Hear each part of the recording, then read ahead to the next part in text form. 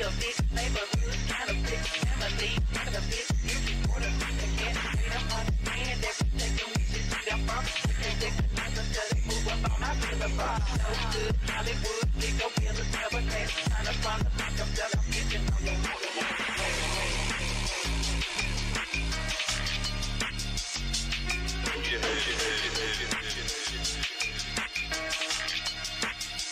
Bonzo, open this joint.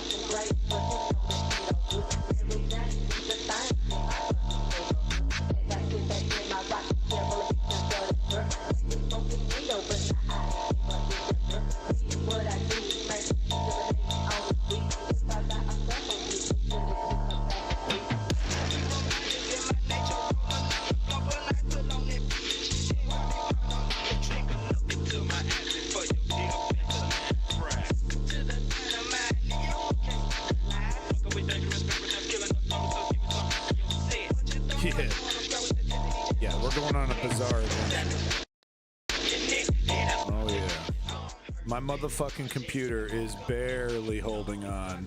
Barely holding on. Barely. Welcome to the motherfucking News Underground, folks. I am Abandoned Nihilism. Started a little too early there. Sorry, had to take care of a couple things. Welcome to the show, folks. And yeah, the theme of today's show is the villains are winning. There's no doubt in my mind. There's no doubt about it. The villains are winning. The bad guys are winning. You know, we got some good news with Trump and Harris and, you know. But I don't have a lot of good news today. We'll just say that. Huh? We'll just say that. Want to give a big shout out to Rebel Phoenix, Zio Duke, Chem Goblin, Davey, Zio Duke, #1 in the chat. Thank you for being here. It's the OGs in the chat that make this stream worth coming to. So you guys are essential, and thank you for coming in, even if it's just for a few minutes. I do appreciate it. Thank you. Welcome to the fucking show. Notification squad up in this bitch. But no, this is the #1 news stream on Twitch. And because it's the #1 news stream on Twitch, it's also the #1 news chat on Twitch. You see, it just makes perfect sense. I'm a background chatter, usually playing computer games. It's all good. It's all good in the hood. You're probably going to want a distraction from what I'm going to be reporting on today. I don't even know where to start. Let's start off slow. Let's start off with something easy. No, that's kind of a funny joke. No, I didn't mean to time that. We're not going to do Gaza first. No. We're doing UK news first. But I have so much Gaza horror, I don't even know what to say. Except, if I were to start speaking in the way that I'm feeling, let's turn this down a bit. If I start speaking in the way that I'm feeling, I would start sounding like Pinhead when talking about Gaza. The horrors. Come and see, come and see the fucking horrors. I'll show you wonderful sights. Look forward to that. Trump truck parked across the street from my apartment on 5th and accidentally tripped, drop a knife into the tires. Speaking from personal experience, it's actually quite difficult to pop a tire with a knife. And if you were successful, you might hurt yourself because you might experience a violent explosion of the tire. And you might get some shrapnel in your extremities. Just speaking from personal experience, you might want to try a different technique. All right, let's get the fucking going. Let's get this shit going. 7 minutes? Jesus Christ, I've wasted enough time. Yeah, I have so much news, it's actually ridiculous. So let's just get to it. Try a grenade. Okay. Calm down. That's actually against TOS, Chem Goblin. So come on. Put a /S in there if you're going to be talking about that shit, for Jesus Christ. Oh, there we go. Hey, confetti grenade. Woo! Just like clowns. Clowns. New fears Brexit has, quote unquote, drained the life out of the UK economy following the IMF report. A confetti bomb. I attached a car bomb. A confetti car bomb. It just farts out confetti as he drives away. All right, anyway. No, so this is kind of, I wanted to start with this article because this is kind of the whole theme of the UK segment. Brexit. Hey, it's so funny, right? It's like when you see one of these studies about men men like to scratch their balls. We did a big multi-million-dollar study. It's discovered that men find scratching their balls pleasurable. Like, did we need this? Did we need this study to confirm this? The IMF are very liberal. Okay. Not much of a fan of social programs. So the theme of today is, hey, go figure, Brexit is bad. Brexit was a complete nightmare. Brexit is not a good thing. The other theme is, Keir, what the hell is going on? He's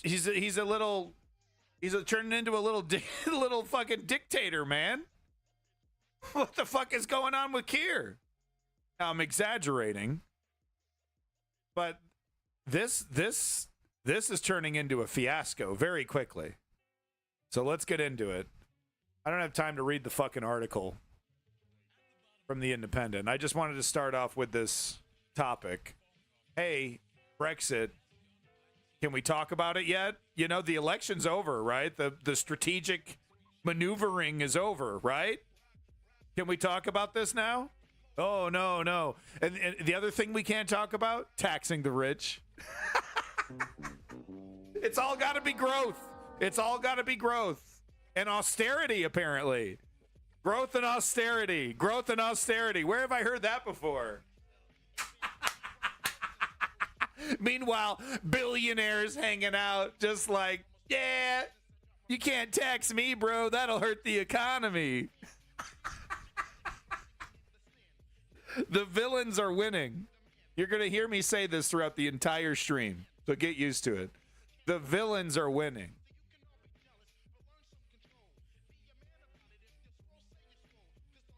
Zeoduke, well, Zeoduke seems to have a counter, seems to be agreeing with I guess the Tories and the Labor Party here, that the economy is actually growing, because there's compounding views. Some, Zeoduke over here saying, oh, the growth is exponential. Others are saying the growth is actually the lowest in the, compared to the, the rest of the Western democracies. It's pretty much flatlined, but no more or worse than Europe. So that's the conservative estimate, Zeoduke. But we're gonna get into it. We're gonna hear a lot about this. So let's not waste any more time. Let's get into it. Wanted to start off with this one here from 6 days ago, but this is kind of the start of this. And don't worry, I got a lot of stuff coming, from the last couple days, couple hours. Okay, so we're just gonna kind of start, not exactly at the beginning, but closer to the beginning, 6 days ago here. So let's take a look at this Channel 4 report on here and start there. On the road to Beautiful Pegua. Did you see that? Look at that motherfucking cherry. Ooh, yeah. Is that a Pegua? Yeah. You can see the logo. I think that's Pegua, right? I like those. Nice looking, on the road. Budget Jaguars, right? Okay. Can we stop? Can we get to the video, jackass? On the road to Labour's election victory last month, the message "things will get worse" was, hardly surprisingly, not a slogan you heard much. A month and a half in, it's now all about grim warnings. Hunker down, says the government. There are harsh choices to be made. It's back to school and politics. Fair enough, Zeoduke. You're definitely more, close to this than I am, so I respect your opinions on this. So let's, god damn, fucking wow! Let's stay on topic. Okay, thank you so much. Politics as usual, with Keir Starmer about to set out his stall for the new term. He warned, we've inherited not just an economic black hole, but a societal black hole. And that's why we have to take action and do things differently. Tax the rich. He'll never say it. He'll never do it. I don't know how bad things are going to get for him before he starts bringing this up. Part of that is being honest with people about how tough this will be. Frankly, things will get worse before we get better. How come things aren't getting worse for rich people then? Okay. Poor people are pretty used to this by now. But how come rich people are sitting pretty? Trickle down economics? I mean, what's the excuse? Oh, they're going to leave? They always say that shit. So cuts or tax rises? People here in Chelsea and Fulham in London, a newly Labour constituency, have glimpsed what's coming down the line, especially when it comes to the end of help for fuel costs for around 10 million pensioners. Let's get serious. Of course I enjoyed the fuel allowance. Very handy, but if that's what we've got to do, unfortunately, it's what's going to happen. You don't run a government the way you run your household. They can plan over plenty of years. They could give people money now and recover it in the future. Yes. Then there's money there. If they want it to be there, they will find it. It's just not fair, really, is it? And they did promise that they wouldn't cut it, so that's poor show. I'm a pensioner. They cut in my money. They promised, huh? Stone Cold promised that they wouldn't do it. Oh man. The honeymoon is over, dog. Why? So 50 days in and the government's theme continues. They say that they inherited an economic situation far worse than they expected.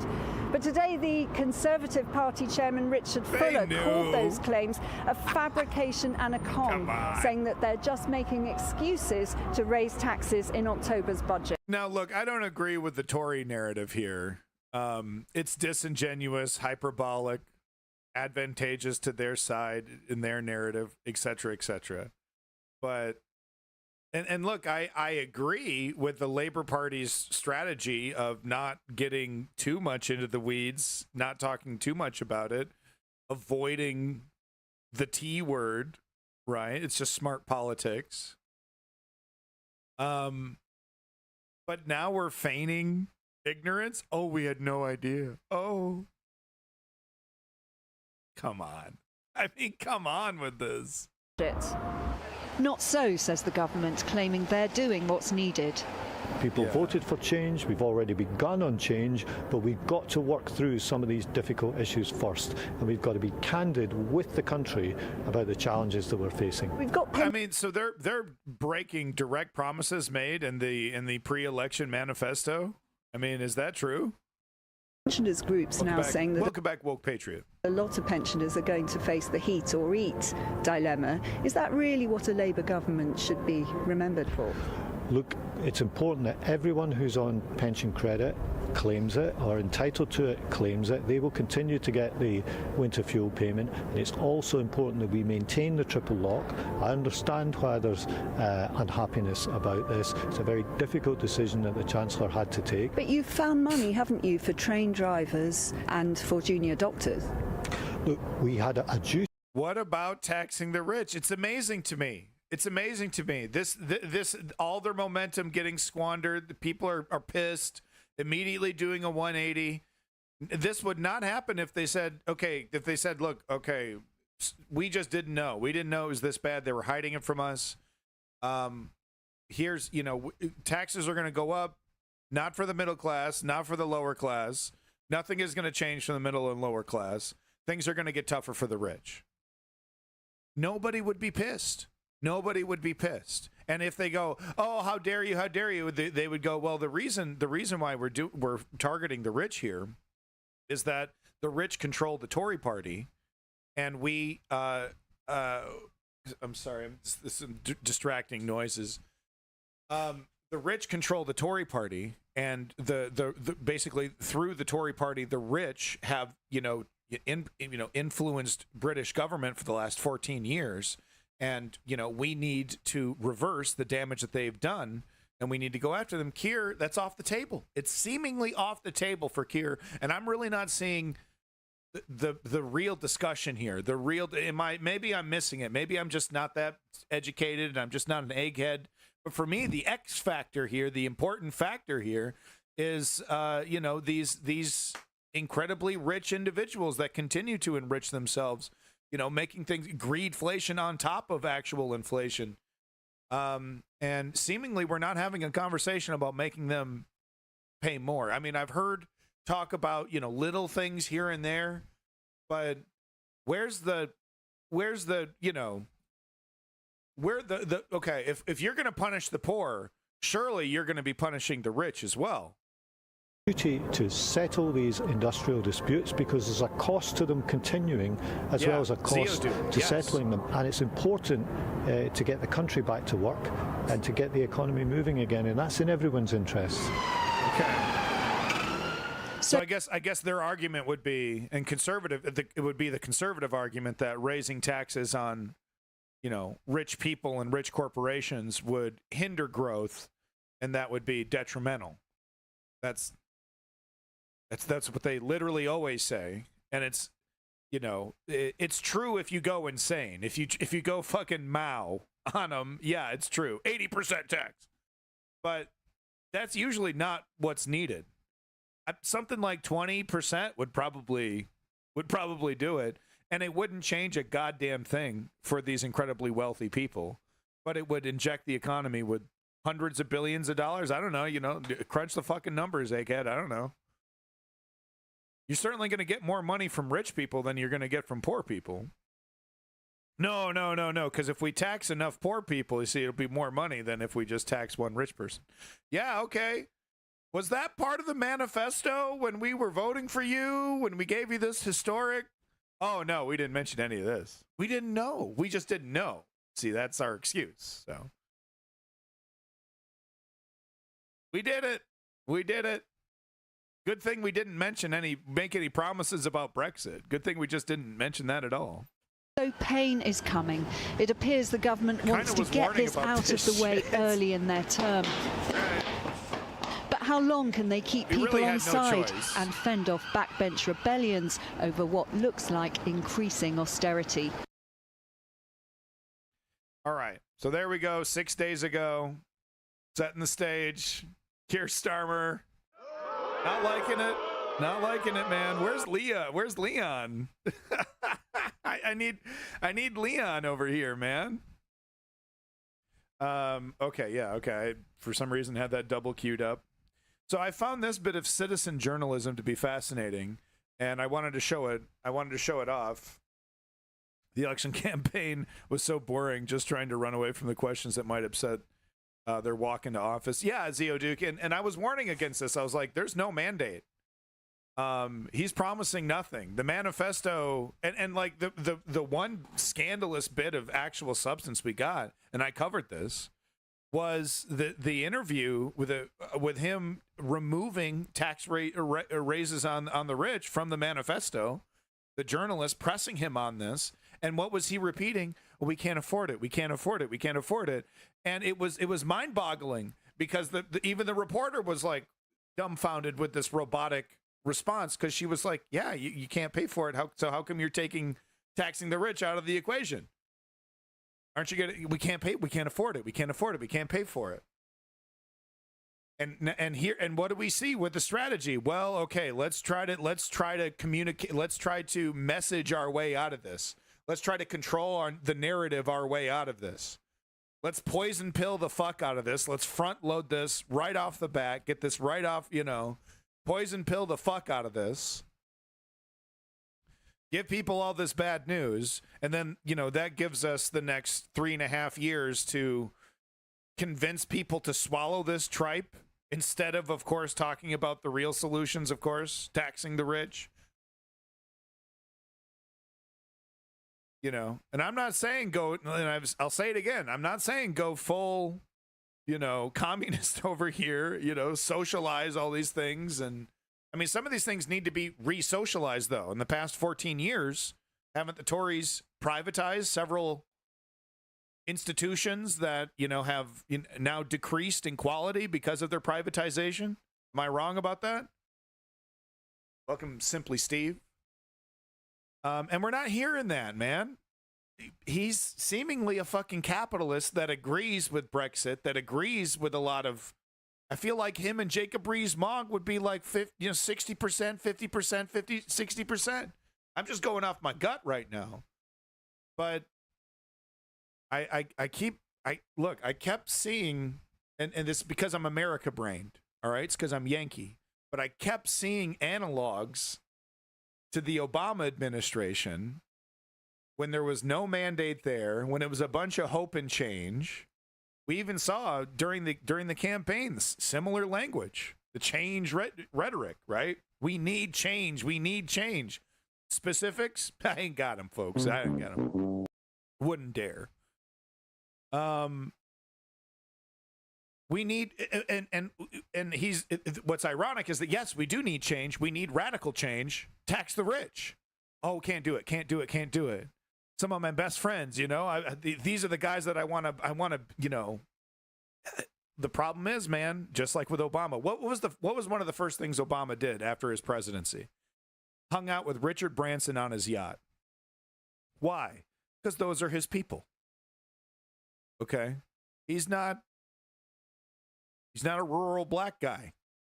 He's a rich black guy.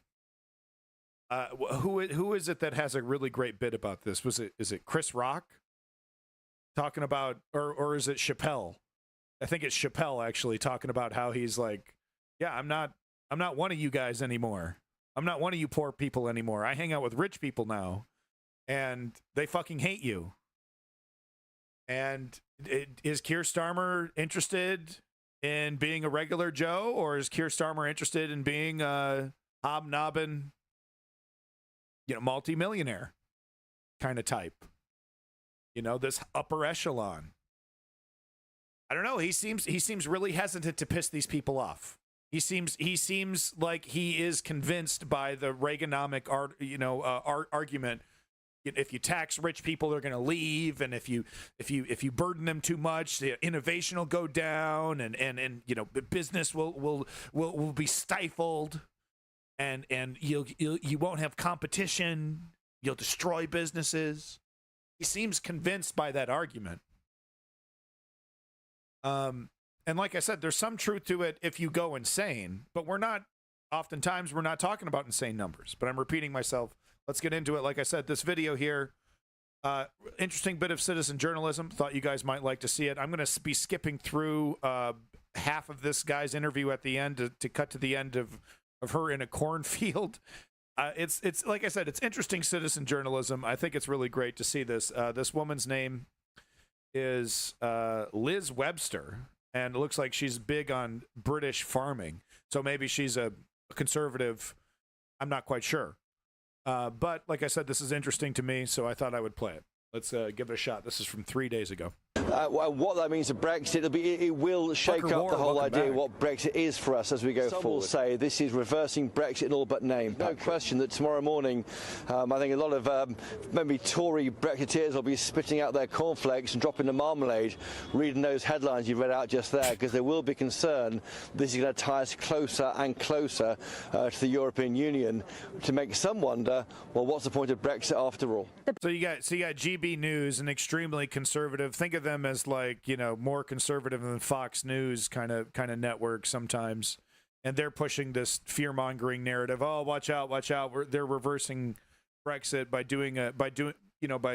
making a new deal, a trade deal, to ease things up on everybody because it's a nightmare right now.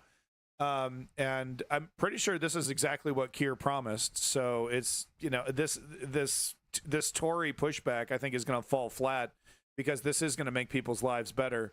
And yeah, no, I mean, Keir has made it pretty clear. We're not reversing Brexit, but I think what he wants to do is remake these deals. And then, I don't know, maybe the subject can come up and 10, 20 years later, hey, we're basically, we've renegotiated all these deals. We're basically in a European Union.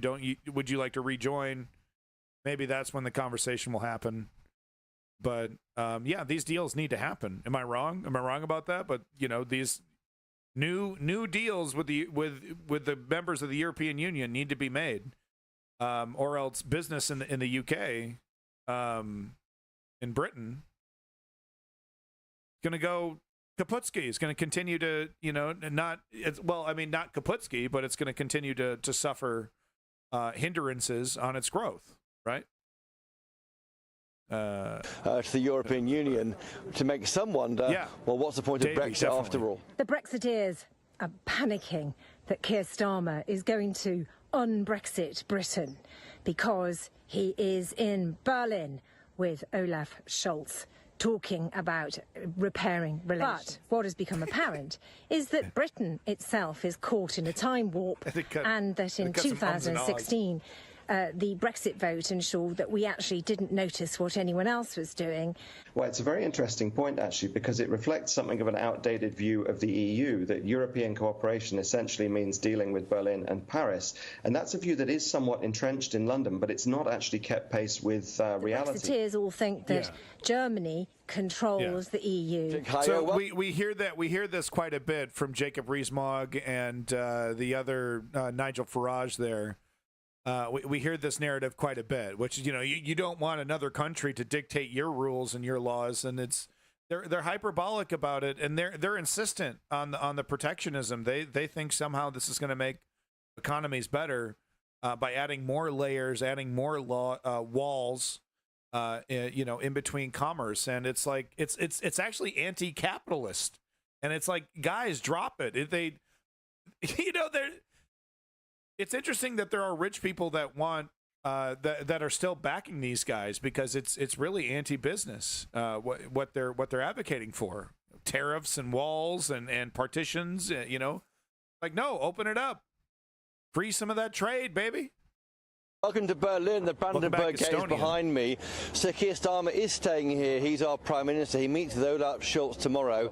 The idea here is to 6 months to work out a deal, a treaty with Germany, covering all sorts of areas to boost trade, deepen defence, security, increase action on. Might undo Brexit, and then what'll happen? What, your economy will start fixing, repairing. Businesses will be, back to, trading, people will be, visiting and vacationing. Money's going to get spent. Oh no, someone stop it. Immigrants. Be scared of the immigrants. You know, it's nonsensical. But what's interesting is that Keir, and because he's avoiding discussing this kind of stuff, he's not really calling out these kind of folks. At least I'm not really hearing it. But to be fair, you know, maybe I'm not paying attention to every PMQ. I'm not watching every single one. So maybe he is, you know, nailing these motherfuckers every time he's talking in front of that briefcase. Was that briefcase from like the 1700s or something? It's got the, what has it got in there? Skull of King Edward I. Some stolen jewels. Did you steal the briefcase? Did you steal the briefcase from Botswana? Legal migration and the like.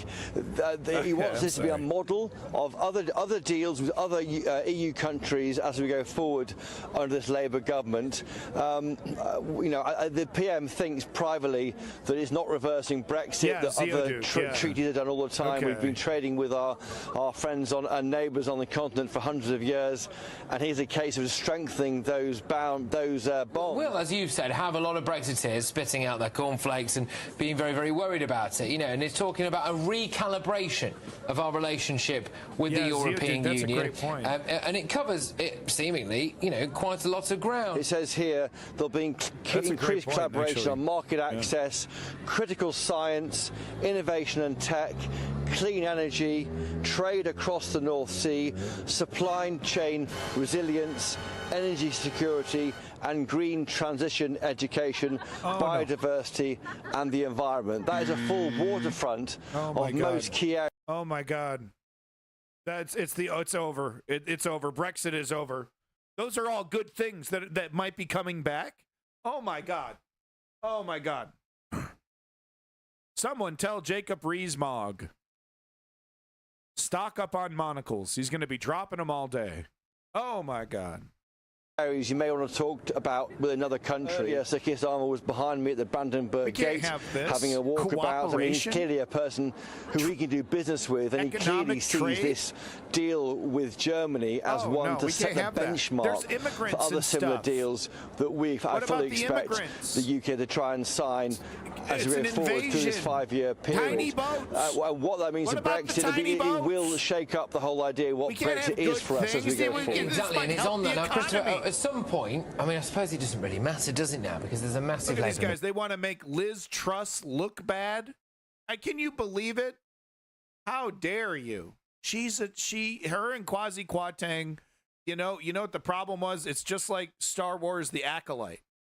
You know? Star Wars Acolyte. It's such a good show. It's such a good show.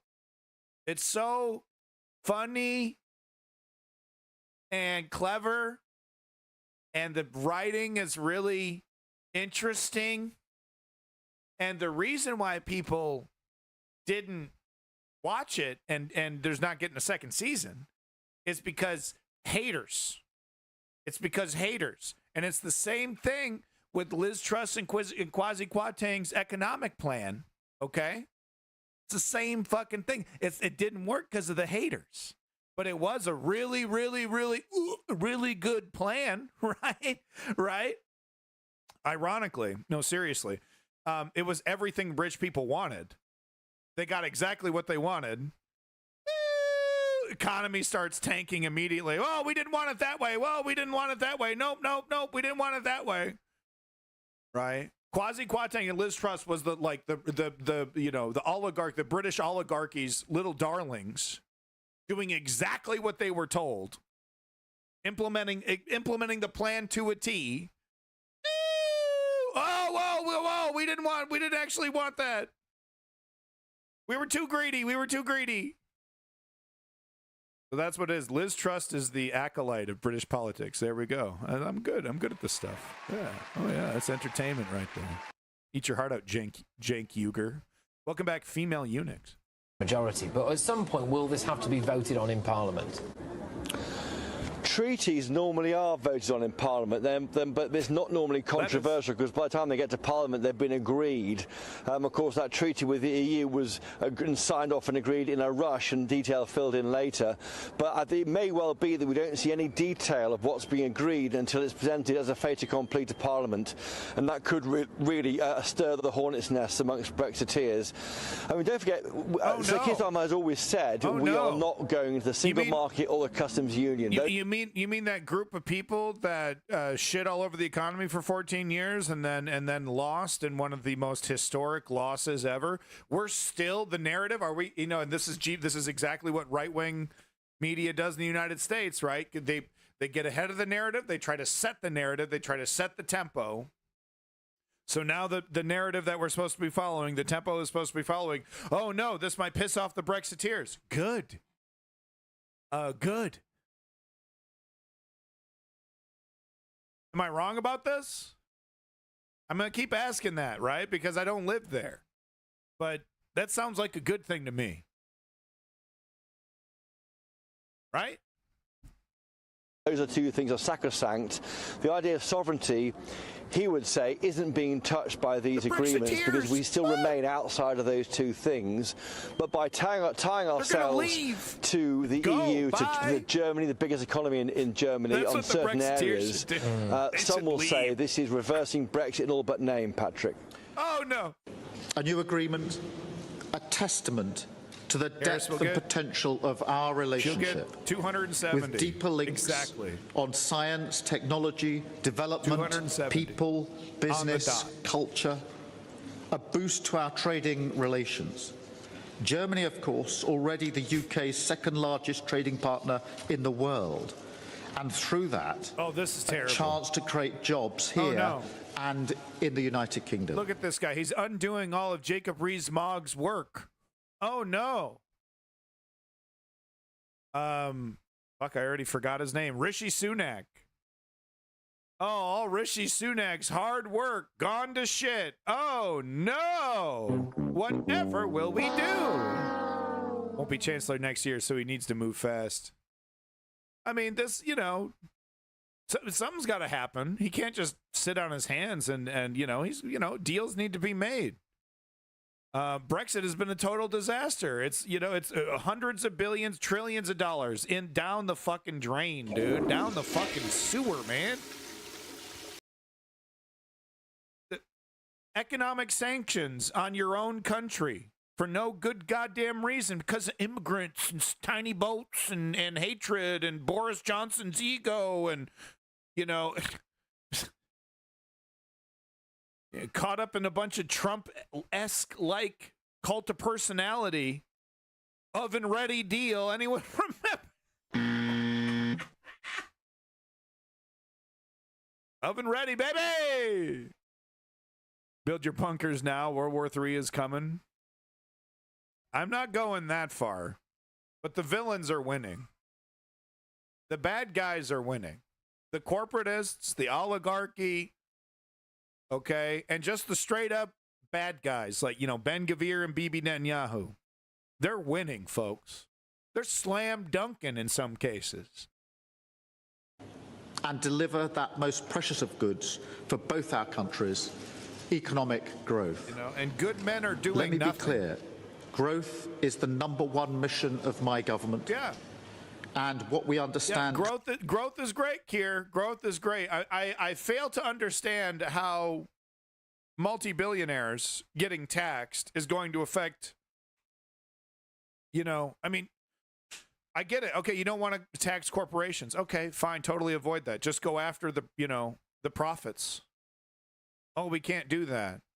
They might leave our country and take all our resources and wealth with them. We can actually make that illegal, though we probably shouldn't. I mean, it's just like there's no action. It's just protect the rich, protect the rich, protect the rich. Clearly, is that building relationships with our partners here in Germany and across Europe is vital to achieving it. So let's discuss this. There's plenty of people who are making lots of money right now that won't make any money during a World War III scenario that absolutely do not want a World War III scenario. They're absolutely participating members of the oligarchy. Okay, it's not, not everyone gets to make a shitload of money during war. So don't think that the oligarchy isn't interested in avoiding that kind of stuff, but their greed supersedes all that. They're willing to make a bunch of excuses if it means, massive returns. Further with Benjamin Tallis, who's director of the Democratic Strategy. All right, so anyway, he basically, okay, we got to hear what this guy has to say for the first 2 minutes, but we're not going to hear the whole thing. It's too long. The Initiative think tank in Berlin. Thanks very much for being with us. What do you think is the significance of this? Well, I certainly think the signal of improved relations is very welcome here in Berlin, but the substance will honestly be a little harder to find, because even though both Labour and the governing Social Democratic Party here in Germany are Social Democratic parties, they don't actually have quite as much in common as one may think. On Ukraine, for example, they're quite far apart. The British government has made clear that they support Ukraine's victory in Ukraine, which is something that nearly 3 years into the conflict, Olaf Scholz has still not done, and his government policy reflects that.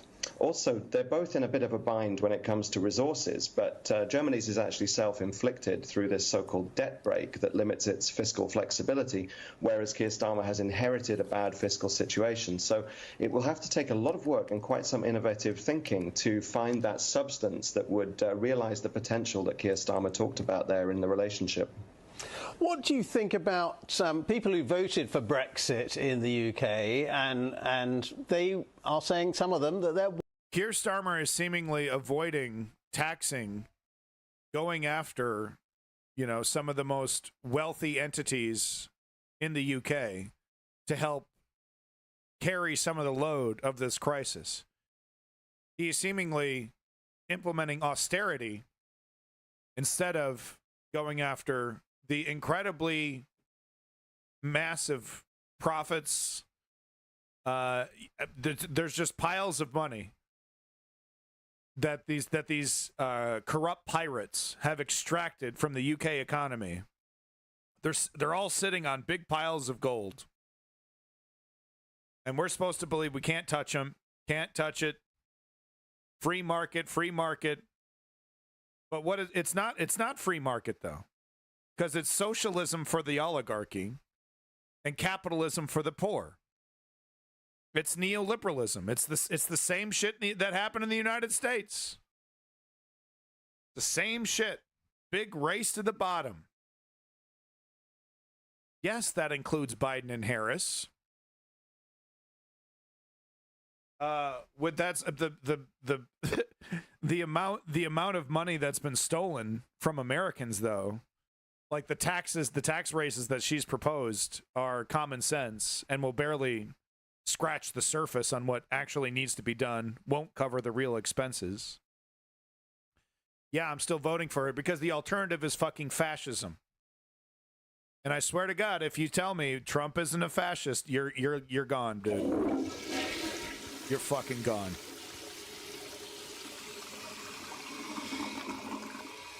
Trump is objectively the American definition of fascism. MAGA is the American definition of fascism. It is fascism wearing a cape, wearing the flag as a cape, and carrying a Bible, just as predicted. So don't you dare start with your fucking gaslighting, what is a fascist nonsense. Just leave before I ban you. Oh, what do you mean Trump's a fascist, right? That was your next fucking question, because you're a fucking robot, probably. Worried that actually Keir Starmer wants to get much closer to our European partners once again. Real chance is not even a human being. Forge new relationships with Europe when they voted to sever those relationships. Yeah, nothing will fundamentally change. That's Back Joe's in the Brexit that's time what Joe warp said. again. All and he that was matters right. is the people that voted to leave in June 2016. But the BBC don't seem to recognise that millions of them have died subsequently, and many new voters have turned 18. Not only that, the vote itself was not a majority. It was merely 27% of the population.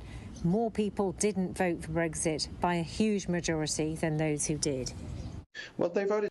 So she wants to do another referendum, and I think this would be a great idea. And Keir Starmer doesn't want to do it. No, we don't want to have the truth out. Ben Hammer, you have two options, buddy. You got two options. Oh, well, I'd like a magic third option that allows me to keep my morality. No, this is politics. You don't get your morality. Throw that shit in the trash. Welcome to the fucking game. Welcome to the goddamn gladiatorial arena of politics. Put your fucking morals in the trash when that steel gate opens up. You have two options. One is fascism. The other is corporate neoliberalism. They both support genocide, jackass. And you fucking know it. You've had this argument 600 fucking times already. So don't come to me looking for a pat on the back to support your stupid fucking morals. We're talking about politics here, one of the most stone cold motherfucking realms of human activity. All right? Machiavelli doesn't even scratch it. So don't come to me looking for validation in your stupid fucking decisions. Make one. You have, your third option is apathy. Because you do have a third option, which is not to participate, which is what you're trying to defend. Your third option, apathy, is still a decision. Howard Zinn said famously, you don't get to be neutral on a moving train. And what he was saying is that jokers like you, even though you're wallflowers, folding your hands and waiting for some kind of fucking magic revolution to come along, are yes, not as culpable, but are, as citizenry, as a member of the citizenry, making a decision. Okay? And you know what? It's a decision the oligarchy loves. It's a decision the rich people love. The empire loves it. The military-industrial complex loves it.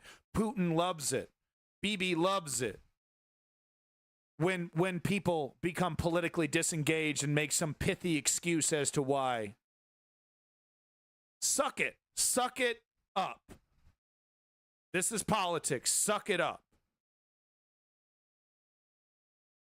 We don't make change being little bitches. That's not how we make change in politics. You make change in politics by winning. So if you want progressivism, and I'm a democratic socialist, and that's exactly what I want, we got to fight for it. Not beg for it. We got to fight for it, and there's a big difference. There's a big fucking difference. So, Ben Hammer, I'm a huge proponent. I get shit on this. I get shit on Welcome Back Strategy member. I get shit on social media about this all the time. You have two options, dude. I just explained it. We just explained it here, buddy. But here's what you got to do, okay? You're typing in all caps. Let me handle the rage. Here's what you got to do. You have to vote Harris. Suck it up. But in 2 years, what happens? What happens in 2 years? The midterm elections. What should we be doing as I don't know where you are, but I'm a democratic socialist, and this is what I believe.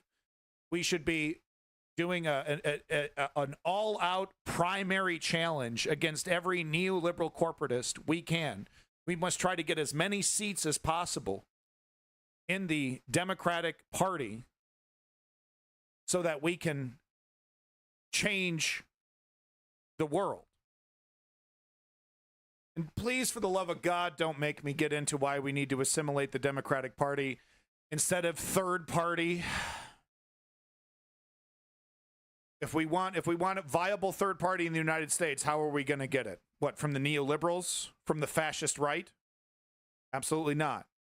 If we want third parties, our only choice is to assimilate the Democratic Party into progressives so that we can actually create real change in the Electoral College and also allow viable third parties across the nation. It's our only option. So yes, vote Harris. Suck it up. But in 2 years, and you should actually start, as right now, volunteering for an organization that's going to be in 2 years challenging neoliberal Democrats across the nation. Find the organization you believe in, volunteer, pay them, give them your time, give them your money, and be ready in 2 years to primary challenge every corporate neoliberal we can find. Every mansion, every all of them, Hakeem Jeffries needs to have a big challenge. They need to feel that pressure. They need to feel that pressure. They need to be pushed to the left. There's too many forces pushing them to the right. So I hope I've answered your question. Mr. I want a pat on the back. Please be okay with my decision that my refusal to participate, basically me giving up. Please give me a pat on the back for giving up. I hope you're done with that nonsense. You're going to take my advice and actually join this fucking fight. You're probably not even here anymore, are you, right? You're fucking gone. Because you didn't hear what you wanted to hear, right? Pathetic. This is why we're losing. Getting back to the stream, she's an advocate for a new referendum, a new vote. That would, but Keir is never going to allow that to happen because that would give Keir a mandate, and neoliberals hate mandates. And Keir is a neoliberal. Keir is a fucking neoliberal. By the way, I'm reading all your comments as quickly as I can. Think tank in Berlin. Thank you very much indeed. So the work that Keir Starmer is doing today is fundamental and important, but there's an awful lot more work to do to ensure that Britain gets back on her feet again. And we can't reverse Brexit, it happened, but we can repair the country by improving trade links with our biggest trade partner, which of course is right next door to us on our own continent. Right. It beggars belief that we're still harking on about a vote 8 years ago and talking about voters that are no longer even alive, but that their vote still counts. I can't think of any country in the world that would be doing this. And it's clear that the only way we can get rid of this Brexit curse is by going back to the polls and showing the world that Britain has changed its mind about Brexit, and we know it has because all the opinion polls shows us that. Yeah, but Keir would never do it because he's a coward, and he doesn't want to mandate. He wants to go trust me, message his way out of it, and I guess protect his rich buddies. Don't forget to comment and let me know what you think. If you haven't subscribed, subscribe. So I don't know why she decided to do her journalism in a cornfield. She's a farmer, so maybe that's why, it's a farmer aesthetic. I think it's great.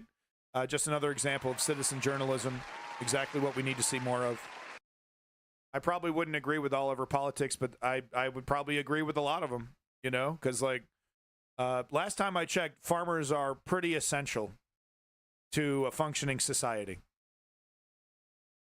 So here we go, getting up to closer to actual news here, actual, up-to-date news that was just from a couple days ago.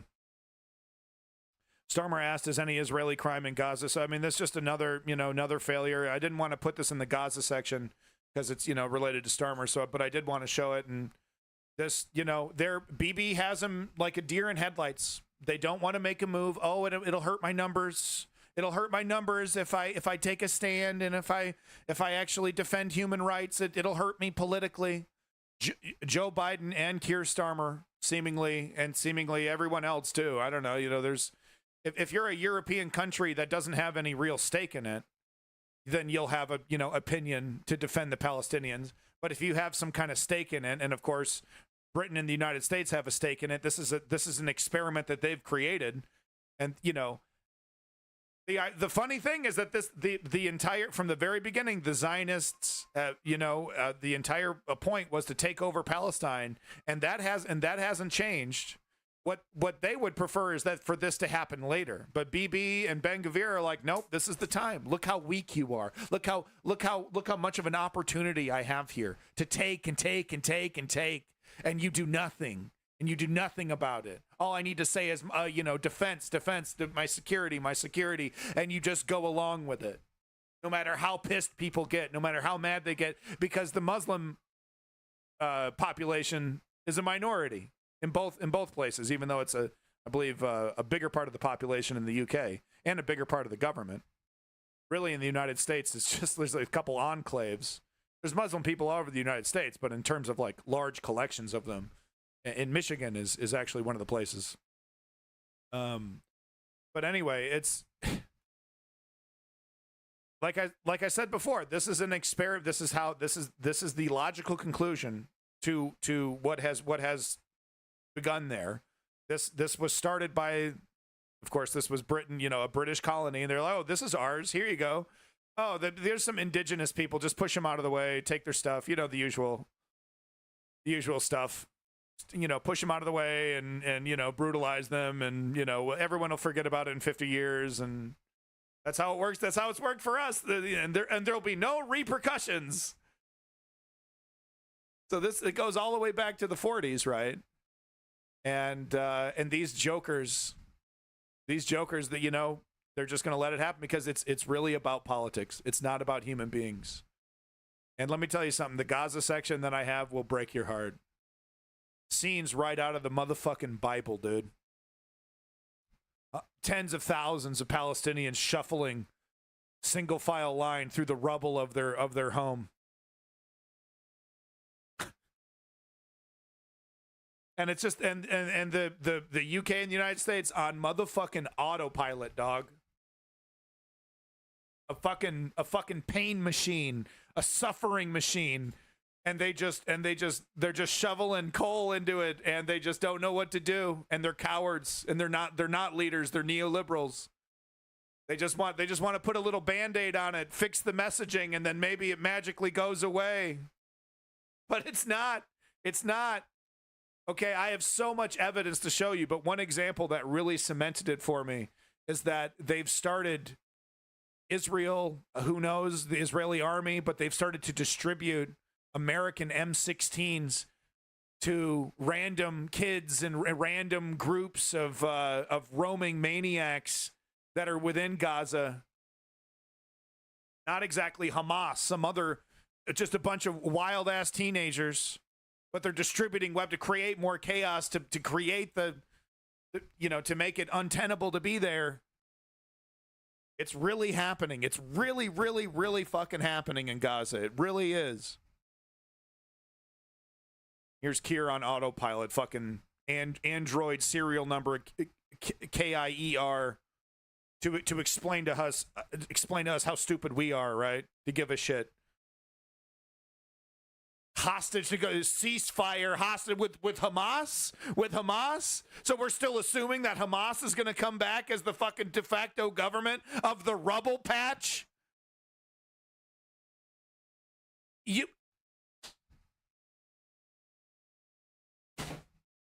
And specifically, what would your red lines be? There's been accusations of white phosphorus being used, of collective punishment, of bombing, of safe routes. What are your red lines when it comes to Israel's behavior?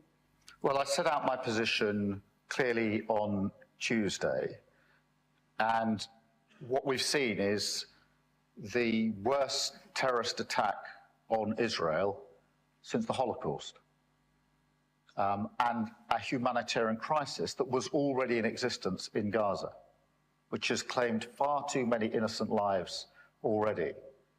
We have to alleviate that. At the moment, the only practical way to do that is with humanitarian pauses.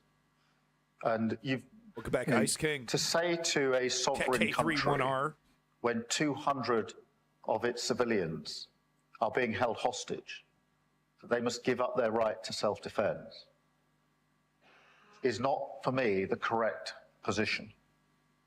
And anyone who's watched the images in the last 2 or 3 days have seen precisely what Hamas is saying about this. So what we have to do is concentrate on the need, concentrate on those innocent individuals who are caught in this, the children, the young people, the civilians in Gaza, those in Israel who's subject still to being subject to attacks through rockets. We have to say humanitarian pauses to get that aid in and alleviate the situation. I think our focus should be on those that most desperately need our support and help, not on political voices in our own country. Yeah, Keir basically, I believe bad things that are happening to good people shouldn't happen, and we should help people that are in trouble, and bad things are bad and good things are good. You got him. You got him, Keir. Nailed it. Nailed it. Look, the reason why it's absurd to be talking about negotiations and ceasefire deals is that it's pretty obvious by now the Israeli government is absolutely never going to move on the existence of Hamas, okay, in that region. Can't happen. It's pretty clear.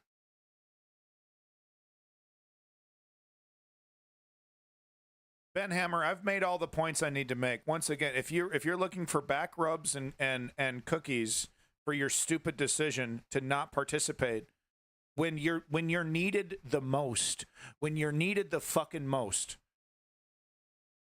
I'm done with you. You're on ignore mode. Don't make me fucking ban you. Okay, I've lost my train of thought because of asshole. Okay, what I was trying to get at though was that if you don't understand by now what is happening, and the actual solution, because if Keir was really serious, if Keir wasn't on autopilot and was really serious, he would say, look, it's obvious we can't be dealing with Hamas anymore. It's what we need is a technocratic government. We need to work with the Palestinian Authority in the West Bank. We need to work with them, bring them in. We need to work with Jordan. We need to work with Egypt to help and assist with rebuilding. But he's not talking about any of that, right? Because he's a coward. He's a coward. He's not talking about real solutions because that doesn't vibe well with the Palestinian or with the Israeli with the anti-Semitic with the Israeli narrative. But we can't have that. We can't have that. It's classic neoliberalism to me because they don't know how to react to things. They don't know how to react to things. They want to message their way around it. They would just prefer things kind of solve themselves. They don't want to take stands. I mean, this guy, the way he's talking, it was like 6 months ago that the stuff that he was talking about was maybe relevant. But Hamas shouldn't be part of the conversation. Ceasefire with Hamas, negotiating with Hamas.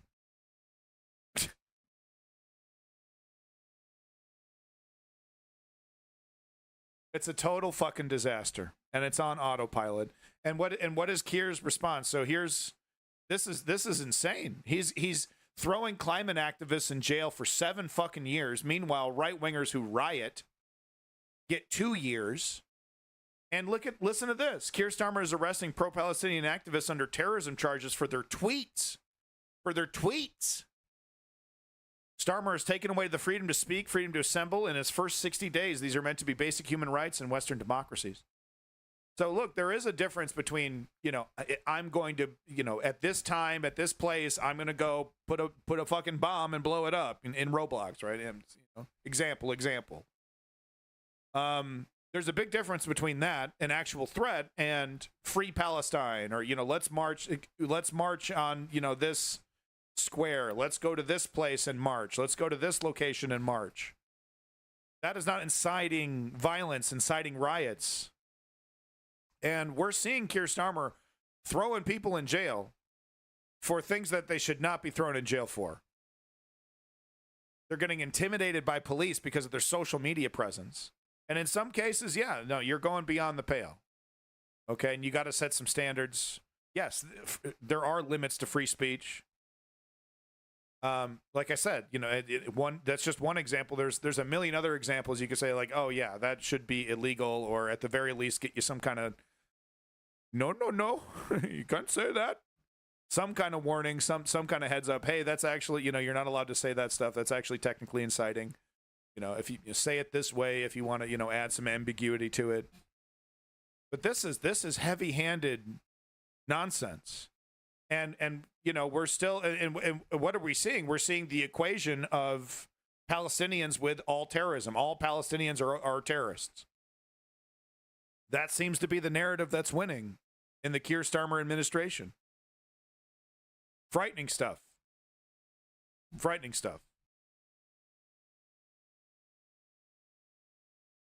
I found this comment to be very interesting and amazing. I hope you agree, but I've said this before. I'll say it again. The comparisons to the United States are there, and it's interesting to me because you guys are experiencing the enshittification of your media, right? You have these right wing, fully paid for by right wing oligarchs and nasty motherfuckers, and Jacob Rees-Mogg has his own show, and Boris Johnson gets his own microphone, and all these nasty motherfuckers get the big spotlight, and they're on all the cable networks, and they're all on the apps, they're all over YouTube. It's all free. You can disseminate it as much as you want. All these characters coming back that that should be shamed out of politics, that should be shamed out of a job. A lot of these characters quit in shame or have had, multiple scandals that should have, shown them the door to politics, but they keep coming back because they're useful. They're useful to the oligarchy. These narratives are useful. And if they can convince people that, it was the deep state, they're exaggerating, and it's not as bad as the liberals make it sound. It's just an attack against me, and it's an attack against our culture and our beliefs. You can convince them to do that. Okay, yeah, they'll eat shit. They'll keep eating shit. And this woman is remarking on this trend that's happening across UK politics, and it happened over here. I remember seeing Donald Rumsfeld back on TV, George Bush being interviewed by Ellen. No, wait a minute. Wait a minute. Like these people that, Dick Cheney on Good Morning America, Meet the Press, right? Wait a minute. These guys that shouldn't be on, it should be, it's set in stone. Okay. They tried, they failed. This was what they tried to do. They were horrible fucking monsters. We should not be giving them an attempt to giving them a microphone so that they can twist history, but they do. They do, because it benefits the oligarchy. Shut the fuck up, Dari. But no, this woman's statements here are really something else. And all I can tell you is that if you live in the UK, do everything you can to stop this.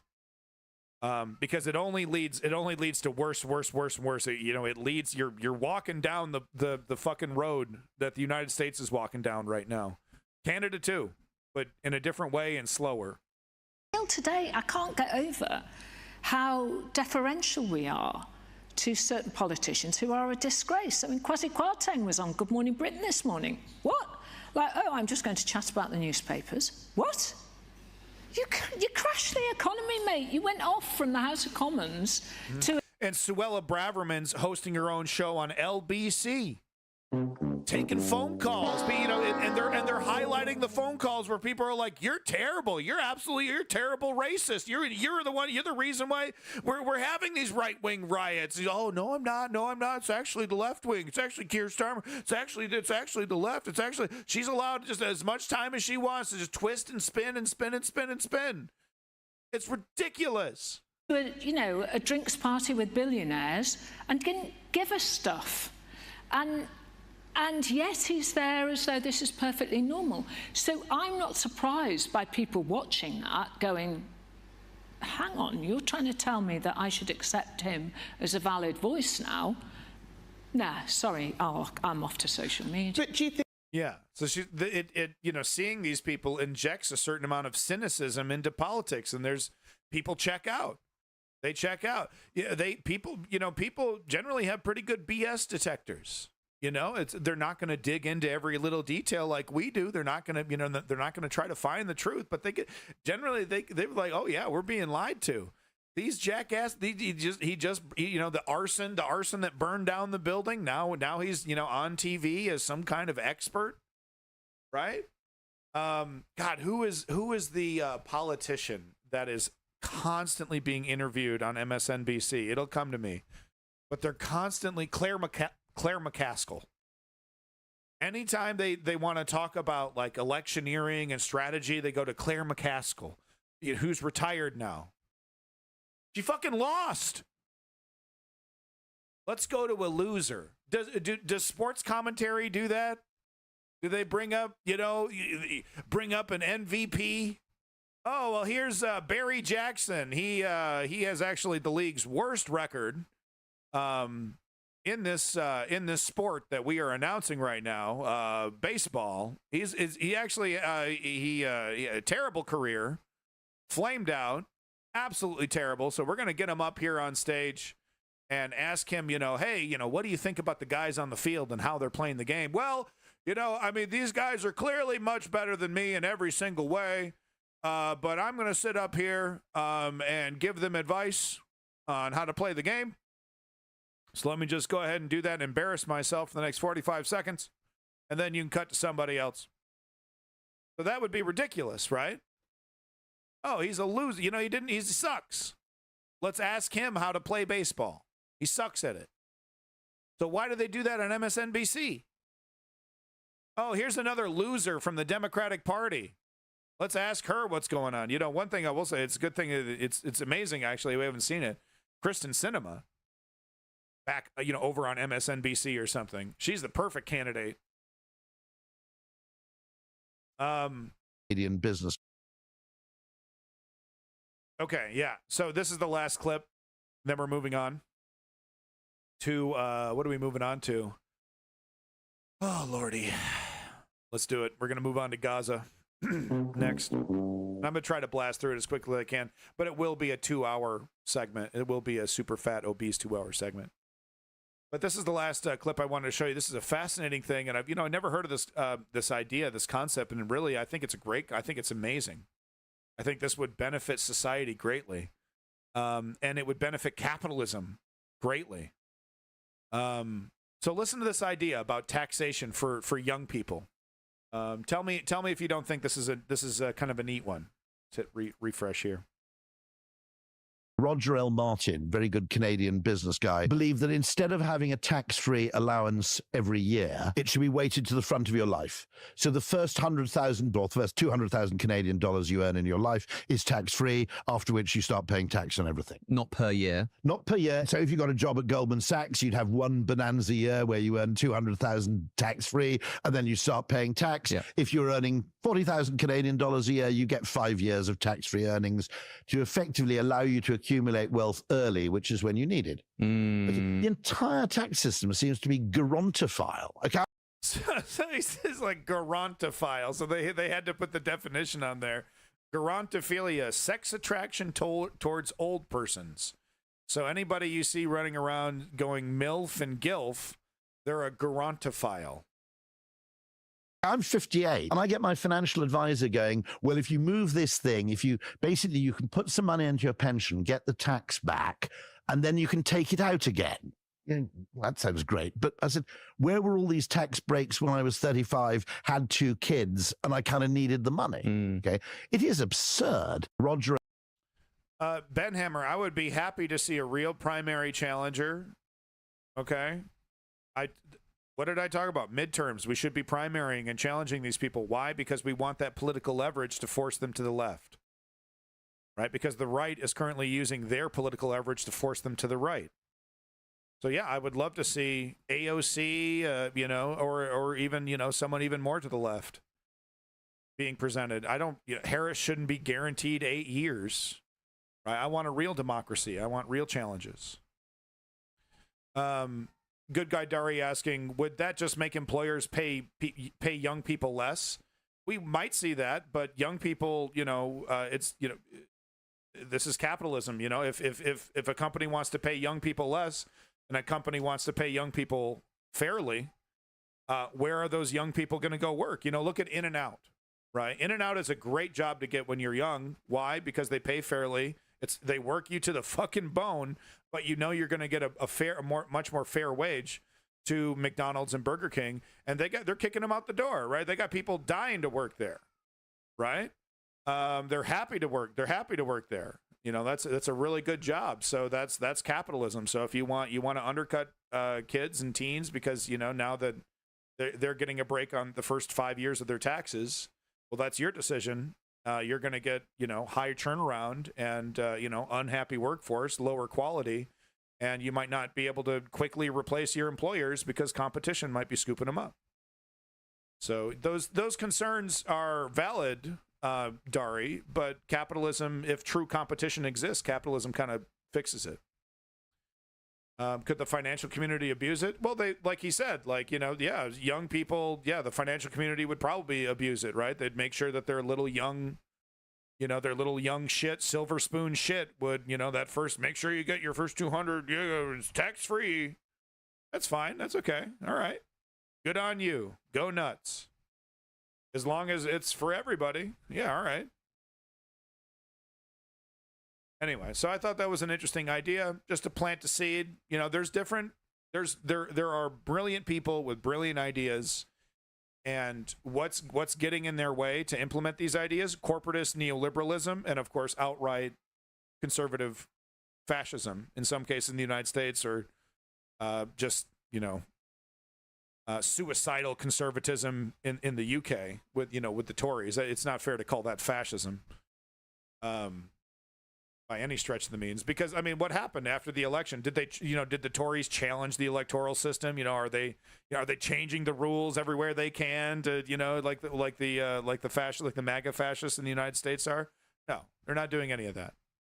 They accepted the results, and they're now they're trying to undermine. You know, they didn't learn the lesson. Come on, this is politics, okay? They accepted the results, but they're not exactly learning any lessons. What they're trying to do is seeing like, well, maybe we can destroy Kier and then just get back into office and not really change anything. Wouldn't that be great? So, anyway. Why are we back in the UK, dog? Oh, my God. I don't wanna.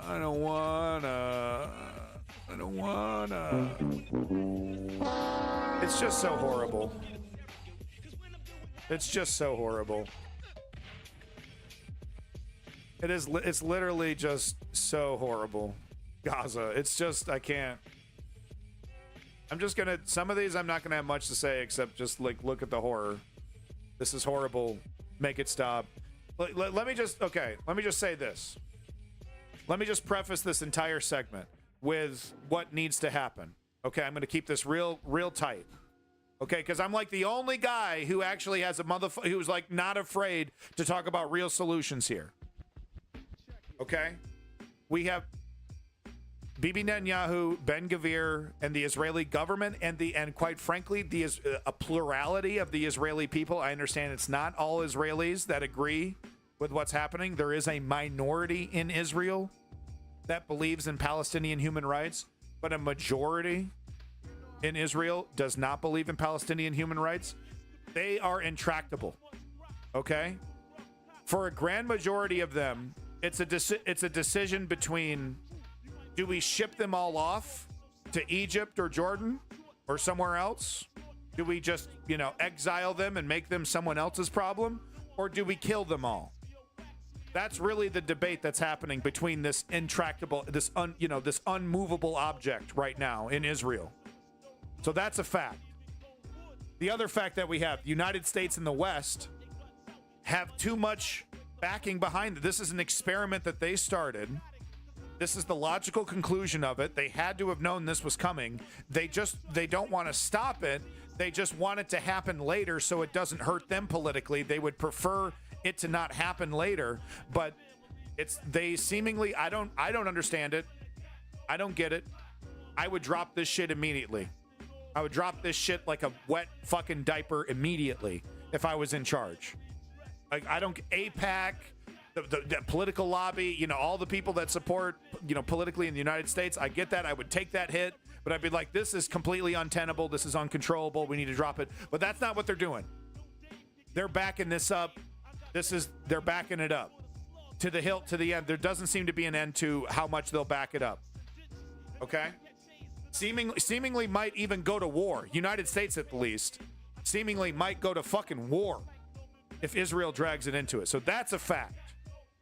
So we got the immovable object in Israel. We got the ego, the geopolitical reality that the United States and the UK are not going to let this go. So that's a fact. And then we have Hamas and Palestine. And the Palestinian Authority, as well as all the other legitimate resistance groups that aren't, you know, associated with Hamas, that are just there to resist occupation. You got all those factors, right? That's a fact. They deserve human rights. They deserve their own country. We acknowledge that, the Palestine existed. And they're, because like that's Israel is trying to say, oh, well, actually, Palestine was just keeping the seat warm. Israel was there first. Ludicrous. Okay. What's the solution to this? The solution is for the United States to carrot and stick Israel. Of course, by restricting weapons, by restricting money. Yes. Oh, it put Israel in danger. Yeah, it might. Yeah, we got it.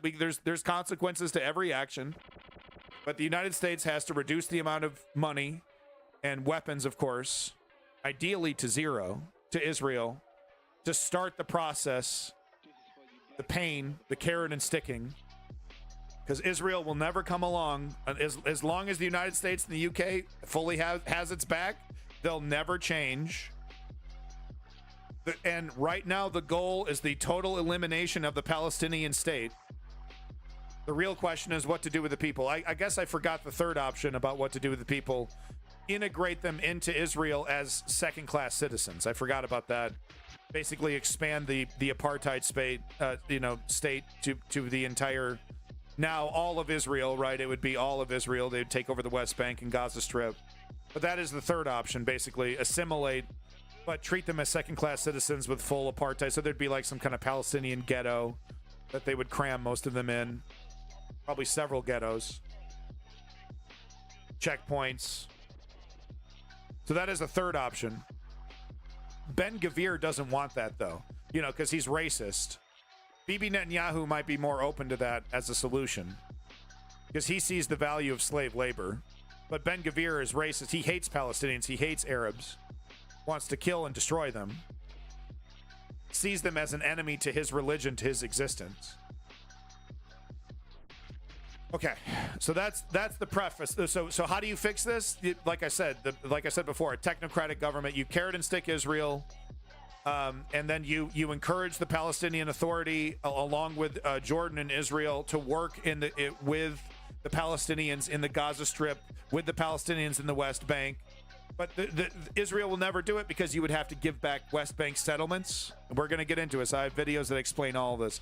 You got to give back the West Bank settlements. You got to create a corridor between the West Bank and the Gaza Strip. You got to give the fishing rights back to the Palestinians in Gaza. All that's completely off the table right now because Israel and because of the West, right? Because of this vicious cycle. That's where it's got to start. So until the United States does the unthinkable, right? According to to some, and starts the actual process of carrot and sticking, nothing changes. The only thing that will continue is the assimilation. And if you think about it, from Bibi's perspective, now is the time to do it. Western governments have never been weaker. They look at him, frozen like a deer in headlights. Keir Starmer, just repeating the same thing he said 4 months ago, basically. 4 or 5 months ago, whatever. Almost the same exact thing. Got to defend themselves. Ceasefire. Got to negotiate. Like nothing has changed. Like Israel didn't even just roll into the fucking West Bank. Like Israel isn't distributing weapons to maniacs all throughout Gaza. Like Israel isn't rolling into the West Bank and digging up the roads and clearly making and blowing up residential buildings and homes. Soon they're going to start on the hospitals. They've already blown up another aid convoy. He's got nothing to say about all that. Same exact robotic rhetoric. Same thing of Joe Biden not even saying nothing, dude. He's asleep. And he would, of course, if you were to ask him, pin him down, he'd just say, oh, the same thing. Defend themselves. Ceasefire. We want a ceasefire. Negotiate hostages. No talk about anything like I was just talking about, right? A real actual solution of a real end to this. No, kick the can down the road. Oh, it's not my problem. Oh, we can't talk about this now. Too close to the elections. But Bibi's saying, no, I'm going to force your hand. I'm just going to keep going. We're going to keep going. And they've never been weaker. It's never been a better time for Bibi Netanyahu and Ben-Gvir to just finish this up, right? And I think Bibi Netanyahu is kind of being pushed. He's like, okay, well, I guess we got to go for it now. So I think there's some reluctance by Bibi, but I think it's happening. I think that this is the assimilation of Palestine. It's happening right before our eyes. And I think Bibi wants to get entrenched in the West Bank, wants to get the IDF as deep into the West Bank as possible before Harris gets in, because Harris is a bit of a wild card. He knows exactly where Joe stands. Harris, surely she will do something after she gets in. Right now, bog standard message, we're not changing a thing. Robotic stance, free the hostage. Same exact speech as Keir, almost to a T, verbally, everything. Might as well have been the same exact speech. That's not going to change until the end of the election. But surely something will change once she gets in. Surely she's not going to just let Bibi roll all over the Palestinians her entire presidency. Maybe she might. I don't know, man. I don't know. But like, Bibi doesn't know that for sure. He knows where Joe stands. He knows where Trump stands. He's not sure with Harris. So get in there. She's winning. Everyone knows that. It's looking really good for Harris. So get in there as deep as possible before she gets in charge, and then see where things go. Right? It's better to ask for forgiveness than for permission. So anyway, there you go. That's my preface. I'm done. Now let's get to the clips. I'm gonna try to not repeat that over and over and over again, but that's where I stand. There's a real solution here. There are actors that are refusing to act. There's a reason why. Okay, it all makes sense. It's ghoulish. It's ghoulish actually in how much this makes sense. Why it's happening. Who's benefiting from it. So let's get into the clips. I'll back up every single fucking ounce of what I just said with proof and horror. But let's start with a little comedy first, just to make things clear, because it's easy to forget. It's actually illegal for another country to invade another country and just take it over. That's actually illegal. Not if you're Jewish, though, apparently. What about the bedrock rule of international Zionist, law? No taking land by force. When Russia does it, we're pretty clear. The entire world has a stake in making sure that no nation, no aggressor is allowed to take a neighbor's territory by force. The American people will never waver in our commitment to those values.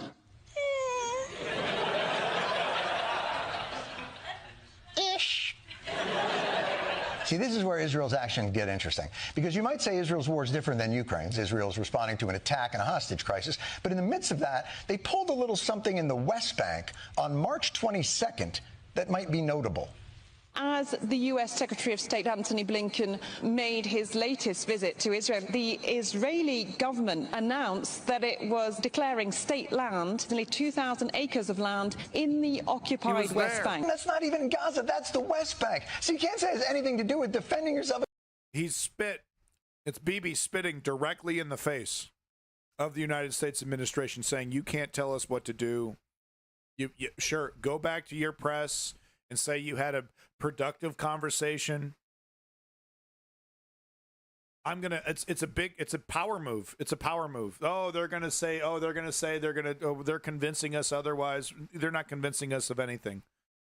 The Israeli government has used actions as a signal to settlers and other people about what the real intentions are. Oftentimes saying totally contradictory things. The settlements are illegal and, they should stop, while distributing weapons to settlers, et cetera, et cetera, et cetera. The settlers know to look at the Israeli government's actions in terms of what they can get away with, what they can do. Occupied West Bank. That's not even Gaza, that's the West Bank. So you can't say it has anything to do with defending yourself against Hamas. Let's see if America upholds its rule against taking land. I haven't seen the specifics of this, but I don't even know what you're talking about. Anyone taking steps that makes things more difficult, more challenging this time, it's something that we have a problem with. You don't know about it. They did it the day you visited. Oh, he doesn't know that. Why do we tiptoe around on eggshells? They slap America in the face, and our response is, well, if anyone slapped us in the face, it'd be concerning, that's for sure. Yeah.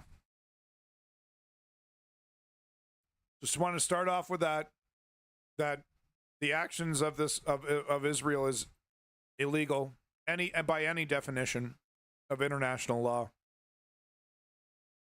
It's 100% rock solid what's happening here. There's no justification. October 7th does not justify this.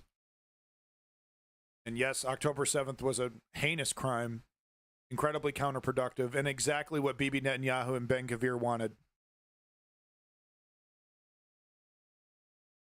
Exactly. Like they ordered it on Uber. So I wanted to start with this. I have a couple examples of Zionists in Western democracies. And I just wanted to show you how incompatible this ideology is with, you know, Western culture, Western society. Oh, now you have to be nice. When you were pushing me and yelling at me, that wasn't nice, right? Police! Police! Help! Help! Guys, ladies and gentlemen, right here. Example. Everything on camera. What's your problem? Ladies and gentlemen, live right here. Example of what they do. Everything on camera. Oh, look at this guy.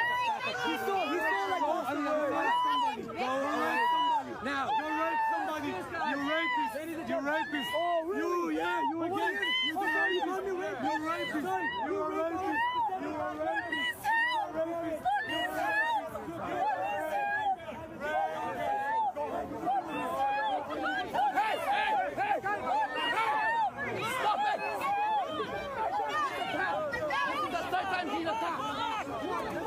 Let's go back. Let's go back for your safety. Let's go back for your safety. Let's go back. Go. Come on. And they respond. They respond. It really this encapsulates this encapsulates the entire situation. You know, performative victimhood, hiding behind authority, while their side calling you rapists and et cetera, et cetera, et cetera. And the state responding. The state responding and having the back of the Zionists who use performative victimhood to get what they want. Now, I mean, to be fair, these police were trying to keep the peace. What they were seeing was Palestinian supporters, pro-Palestinian supporters, getting in the face. So they were likely to come regardless of her pleading. But, you know, symbolically, you know, this 1 minute video kind of encapsulates really the entire situation. I just wanted to show that. Next video here, more performative victimhood. But also kind of a look at, you know,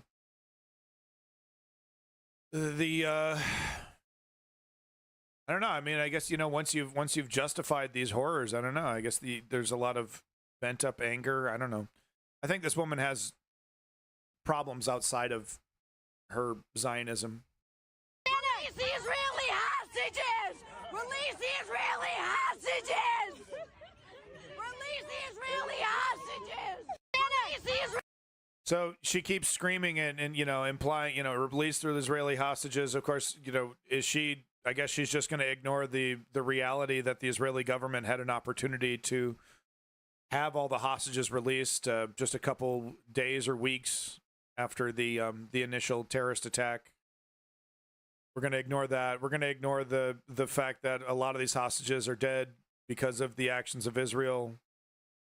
You'd say, oh, well, human shields, human shields.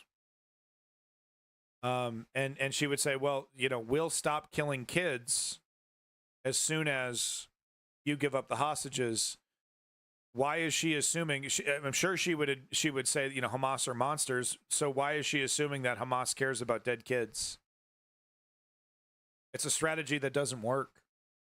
You know, from Hamas's perspective, and this is disgusting and it's true, this is how horrible Hamas is. From their perspective, they think dead kids is a good thing because it benefits. It's good PR. It's bad, you know. It's good PR. It's bad PR for Israel, so it's good PR for them. More martyrs. Hamas officials and Hamas spokespeople have made. I'm not saying that, just pulling that out of my ass. These are statements that they've made, you know, in that realm, talking about how, you know, martyrdom is a good thing for the cause. You know, if civilians get killed, It can benefit the cause. That kind of language. So this woman who would acknowledge that she's dealing with heartless, disgusting terrorists is screaming at the top of her lungs to defend a strategy of killing children, men, women, but especially children. And, it's just, we're not getting through. We're not getting through. Is there any argument that would convince her, any of the things that I just said, any of that would convince, she would just be screaming, calling me an anti-Semite. Cool it with the anti-Semitic remarks. Screaming and screaming. Right, if I was trying to make these points that I just made. So the only thing that works is political pressure. That's the only thing that works. We're not going to be able to talk these people down. We're not going to be able to talk the Israeli society down. The Israeli society, the plurality that agrees with some kind of solution that would be final to the Palestinian question. We're not going to convince them. We're not. You're convincing this woman? Israeli hostages! Release the Israeli hostages! Release the Israeli hostages! Okay, and the argument that she's presenting, this whole what is the Israeli government offering Hamas? If you give us all the hostages, if you give us all of your political leverage, we'll do a 6-week pause, and then it's right back to your annihilation. And there's no guarantee that they'll even uphold that 6 weeks. It's very likely that they would, within the first day of receiving all the hostages, would immediately continue with this program of eliminating Hamas however they see fit. Right, they claim that they took out a commander. Hamas acknowledged that they took out one of their commanders in the West Bank. Commanders, sure. Moving on to the next clip here. Just like I said, some of this I don't have much to say, so this is just the beginning of the West Bank operation. Just to give you an idea, just the footage here. It looks like we have press embedded right here. Wow, right on the front lines. Where's your cameras, boys? Anyway, this is, West Bank is occupied. It's under a full-blown Israeli occupation. So it's, they probably felt pretty comfortable there, these guys right here. I don't know. Speculating. It's happening, man. This is the assimilation. So, during the UK segment, I showed some citizen journalism. I thought I would show some more citizen journalism. It's good to see, Gen Z getting in on this. So I thought I would just give this guy a little shout out. I don't know what his fucking name is, Cutie McSqueaky McGee. I don't know. Mick Chubby Cheeks over here. You just want to pinch him. But he's doing a great job, and I thought I would support what he's doing here. So let's watch. It's a minute and a half. Let's give him credit. Pinch those cheeks. Israel just launched a full-scale military operation on the West Bank, so here's what you need to know. The past week, Israel has been bombing the West Bank in preparation for this invasion that happened last night, where the IDF entered the West Bank and surrounded the city of Jenin, laying siege to it and cutting off access to the hospital to prevent Palestinians from getting medical care. They erected barriers so nobody could get in or out. The IDF is also attacking the city of Tulkarm in the West Bank. And yesterday alone, Israel's airstrikes murdered at least 10 people in the West Bank. Israel's goal with this military operation is to kill all resistance fighters that exist in the West Bank. It's his first mustache. Leave him alone. Have the human right to violently resist against oppression, apartheid, and genocide. Since October 7th, Israel has thrown thousands of Palestinians from the West Bank into camps where they are starved and tortured in the worst possible ways. Since October 7th, I love how he's sourced in every single thing, because there's the haters, right? The bad actors, right? Oh, he's talking shit. He doesn't know what he's talking about.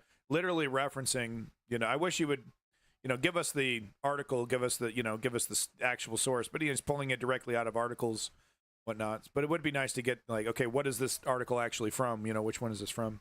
Maybe we had it earlier in the video, but love it. Fully sourced. He knows what he's talking about. The UN has documented over 1,100 settler attacks on the West Bank, and in conjunction with almost nightly raids by the IDF. Hundreds of Palestinians have been murdered in the past months. In other words, the Palestinian resistance is an obstacle to Israel's ultimate goal of settling the West Bank completely with Zionists. Israel's war to destroy the Palestinians and crush the resistance is designed to facilitate the ethnic cleansing.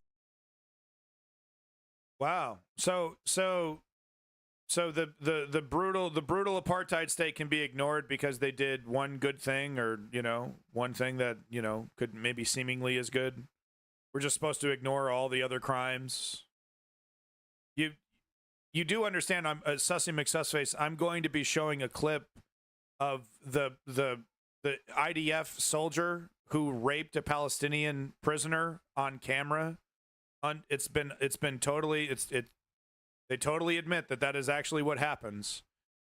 You do understand we're talking about an entity that is trying to normalize in society the raping of Palestinian prisoners. That's happening right now. Are you ready to defend this? Is what I'm trying to ask you. Are you really ready to defend this? Because, I hope you're along for the ride, man, because you're about to see some incredible crimes against humanity. Undeniable, incredible crimes against humanity. You might want to shut the fuck up before you start whatabouting this disgusting tyranny. Okay, that's actually, what is that? That's xenophobic. It's actually against TOS to compare all Islam to rapists. That's what you're doing, right? Mr. Dildo. You're comparing all of Islam to rapists. And dispossession That's of what you're Palestinian saying, land. Mr. Dildo? I'll keep you guys updated on this, and if you wanted to help out Palestinians, there's a ton of links in my bio where you can do that. And if you think more people should hear about this, feel free to repost, copy the link, or send this to a friend. Thank you.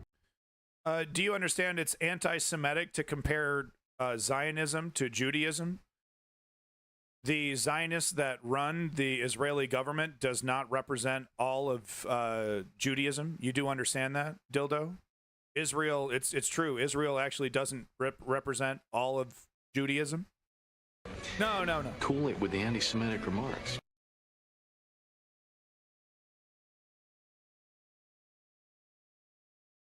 Anyway, if you guys want this sexy little Zoomer's phone number, I don't know how you kids do it anymore. Send him a picture of your genitals or something. I don't know how you kids do it. Skibbity toilet.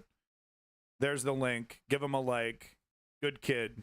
Good job. Give him that little heart. What's up, honey?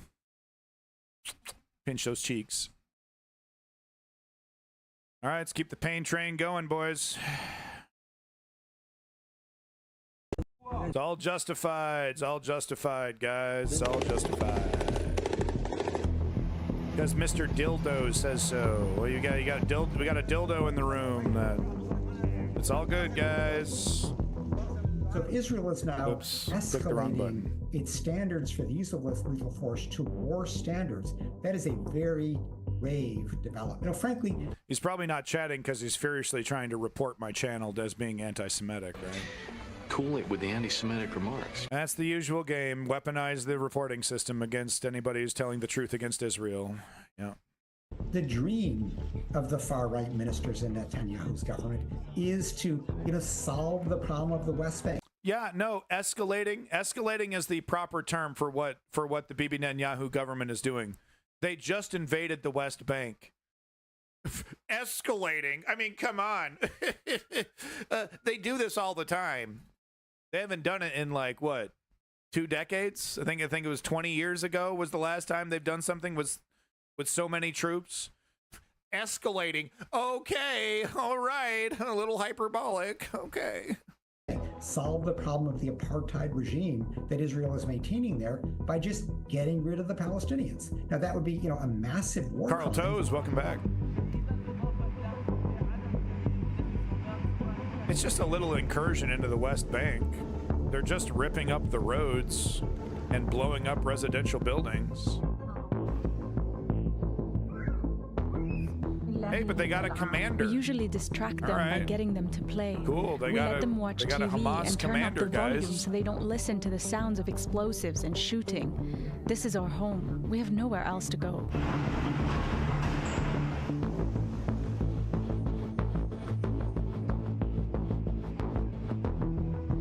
Sussy McSussface, you're aware that the majority of the population that is currently living in the Gaza Strip were under 18, under voting age. What I'm trying to say is that the majority of the population in the Gaza Strip were too young to vote and are currently being punished for decisions made by their parents. Lethal force, except as a last resort to meet an. Also, is Sussy McSussface going to ignore the fact that the Hamas government was propped up and pushed forward by Bibi Netanyahu, and that's of course reported by Haaretz, super pro-Palestinian newspaper Haaretz, reported on the, I've brought this up many times. I've shown the reporting. Bibi Netanyahu literally creating Hamas in the Gaza Strip. We're going to ignore all that too, right? And just but Hamas our way through this through this cavalcade of horrors, right? That's what we're going to try to do, Sussy. Well, these people shouldn't have voted for Hamas. They didn't vote for Hamas. 20 years ago, they were under 18.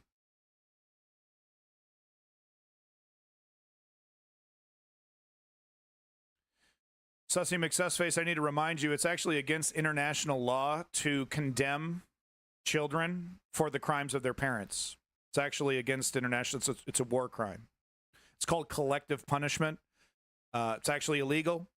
No amount of pithy but Hamas whataboutism is going to change that reality.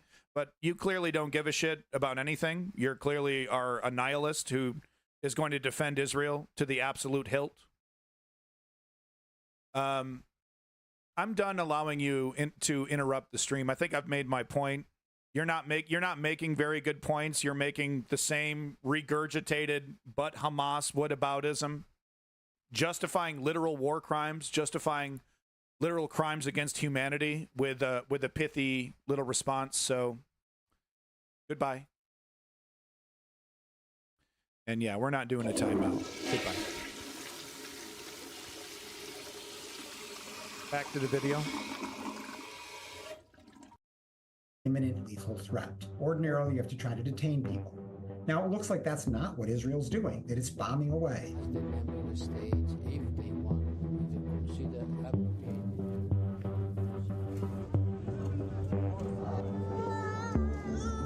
But Hamas. Every time they see an image that horrifies them, but Hamas. You shouldn't have voted Hamas. They didn't. They didn't. How many times have I shown a video of a Palestinian screaming up into the sky, cursing Hamas?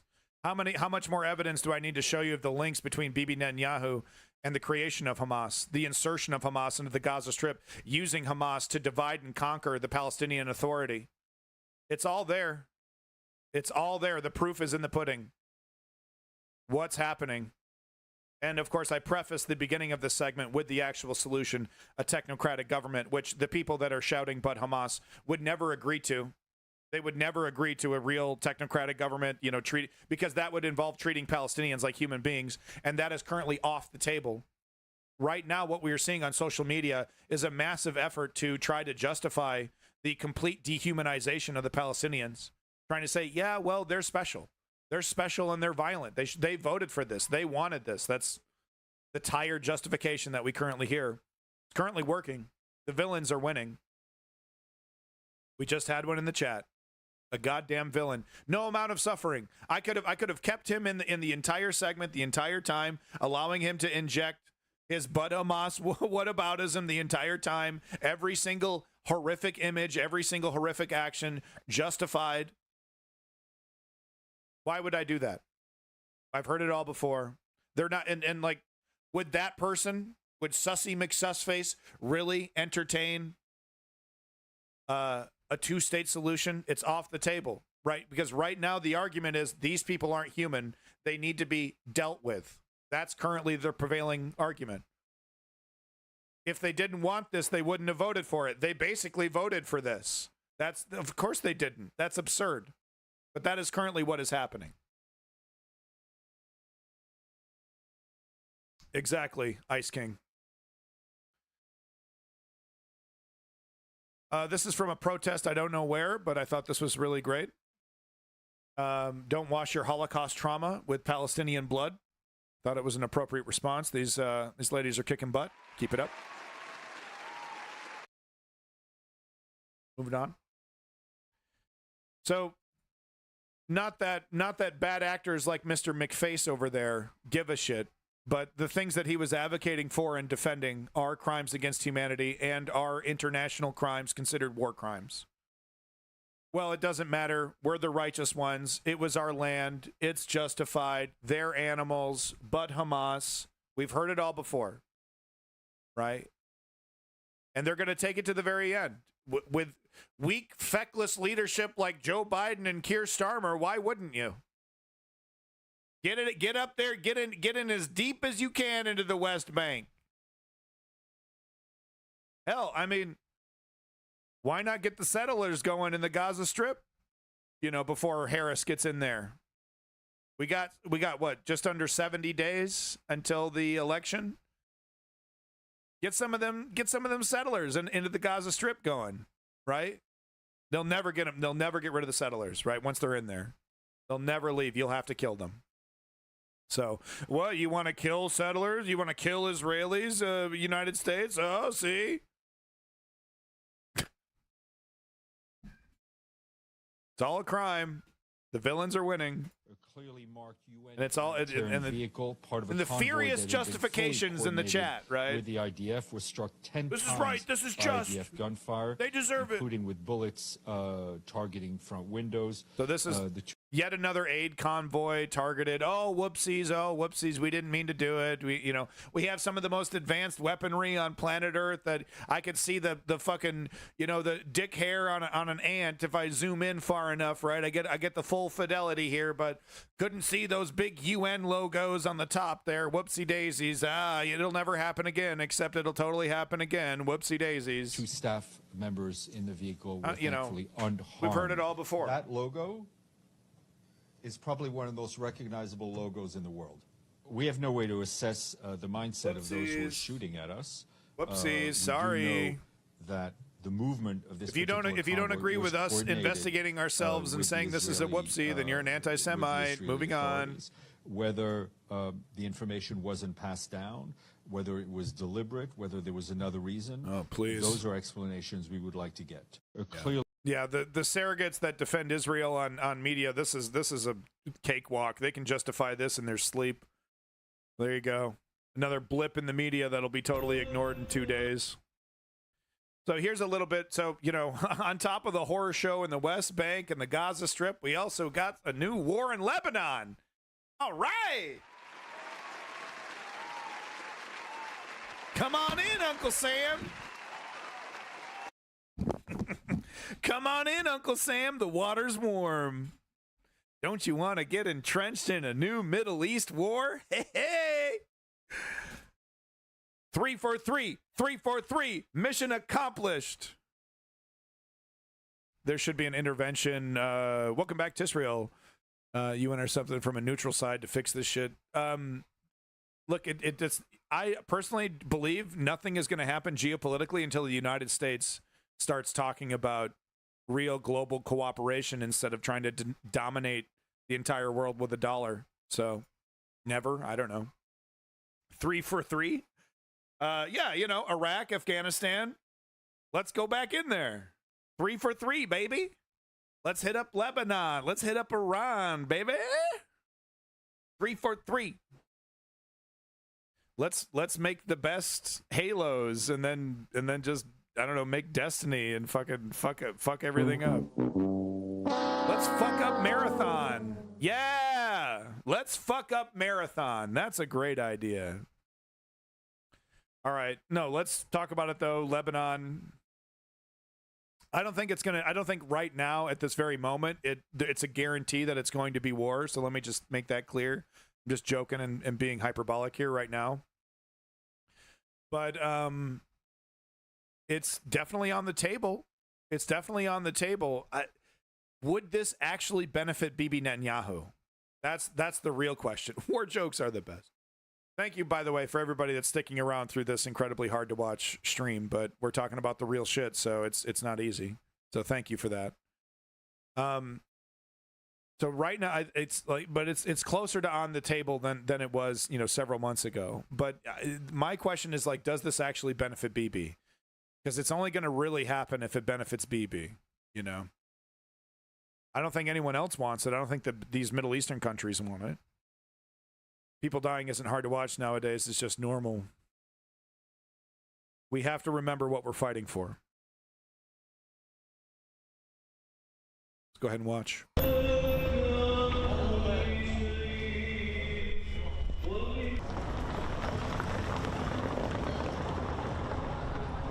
Guessing Gonzo was 100% correct. 5:45 بسمع الباب البيت عم برج. هيدا قالوا بالعاده يرج وقت يكون في هواء. مع انه ما في هواء هلا والرج ذاتها مستمره. انا قلت اكيد في قصف يعني قمت وعطيت دينتي صرت اسمع القصف ومستمر لوقت يعني. مع الاسف انه لبنان عم بيتعرض لحرب ما قالوا فيها. Yeah, kind of.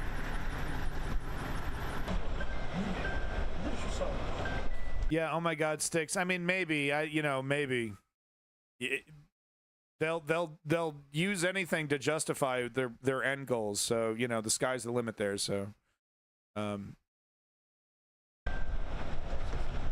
أنا بطلب إنه من كل الدول إنه يتدخلوا لحتى يحلوا هالموضوع بالمنطقة بالشرق الأوسط كله خصوصي بين لبنان وفلسطين. نرتاح هاد لأنه الحرب حرام صار له 11 شهر كثير هالقد. الناس كلها تعبت وفي كثير يعني شيء مش مقبول. Yeah. Well.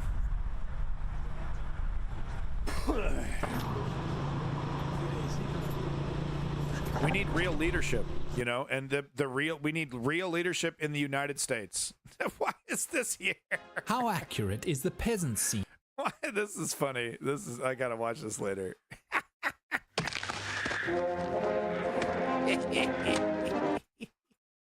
What? Hey? Policy in which the working classes... Oh, there you go, bringing class into it again. Well, that's what it's all about.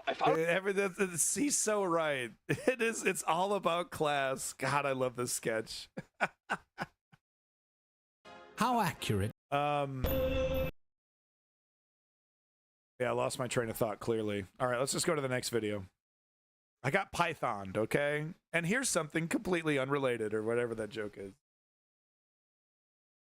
Just a little bit more about what's happening in Lebanon.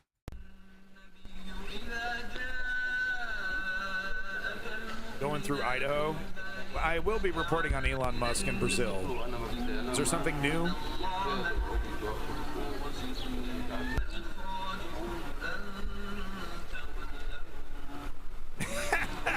Rock's fist. The lady in the lake.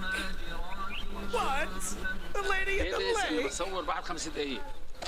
كيف بس بتصورهم بعد دقيقتين. Oh, I see. Oh, I don't know that reference. Just real. Sorry. Elon Musk going through Idaho. Need to watch more Python.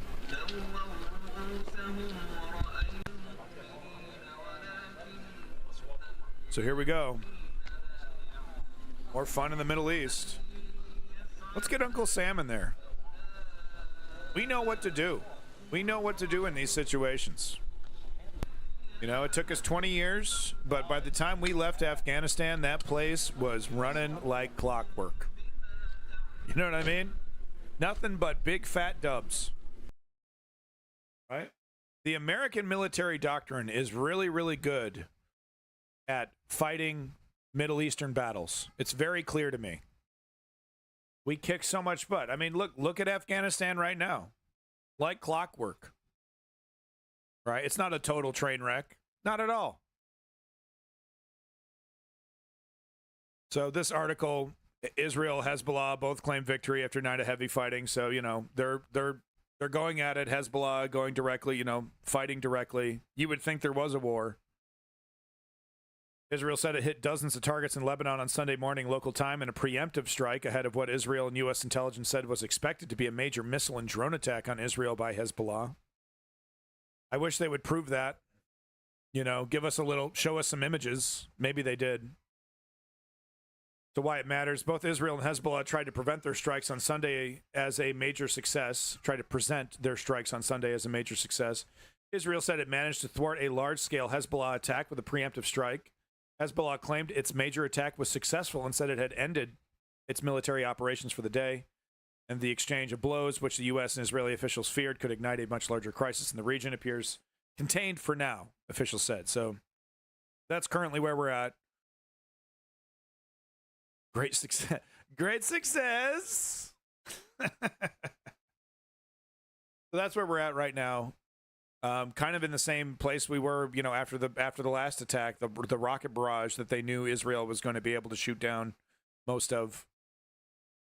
I don't think a single civilian died during that previous rocket barrage. Am I wrong about that? So this an image, you know, just more images I see, and I just wanted to show you. You know, he makes a great point. You know, every one of these children that it's murdered. Oh, but Hamas, they say so cynically. They didn't have guns. They didn't vote for this. Children are still inherently innocent. Right?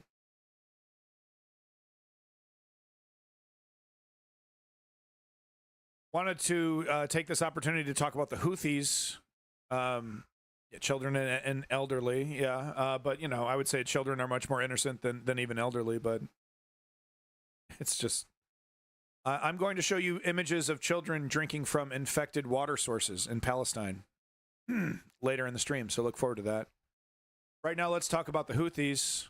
Yeah, the tanker story's got zero traction, but this shit is eco-terrorism, and they're doing this in the name of Palestinian freedom. This needs to stop immediately. Something really does need to be done about this. I don't know if there's a military solution to this or not.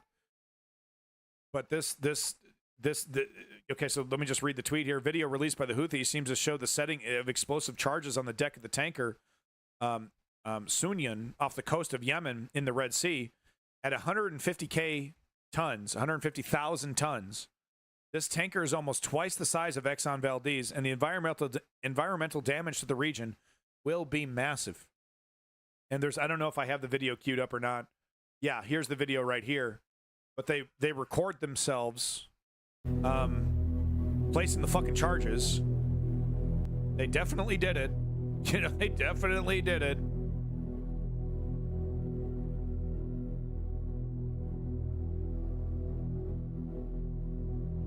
And we're supposed to, and it's like,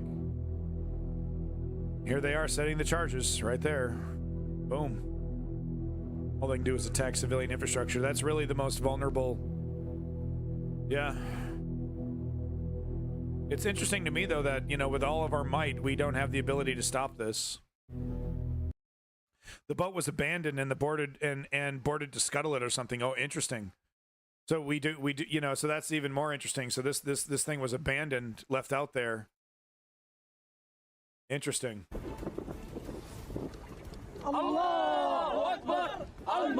Okay, we don't need to hear these assholes and their religious justification. Wow.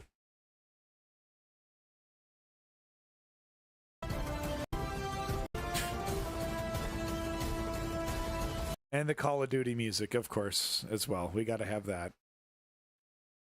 Yeah, so this is eco-terrorism, and like I said, I don't know if there's a military solution here, but like, it's interesting to me how the lack of leadership from the West, just they're frozen. They seem frozen against organizations that are willing to take initiative. Putin, China. It just seems like they're, I don't know, letting it happen. I don't know, man. I'm not saying, like I said, I don't know if military solution would even help with this one. But there's no diplomatic solution here. United States, with all of its might, can't convince a bunch of incredibly poor,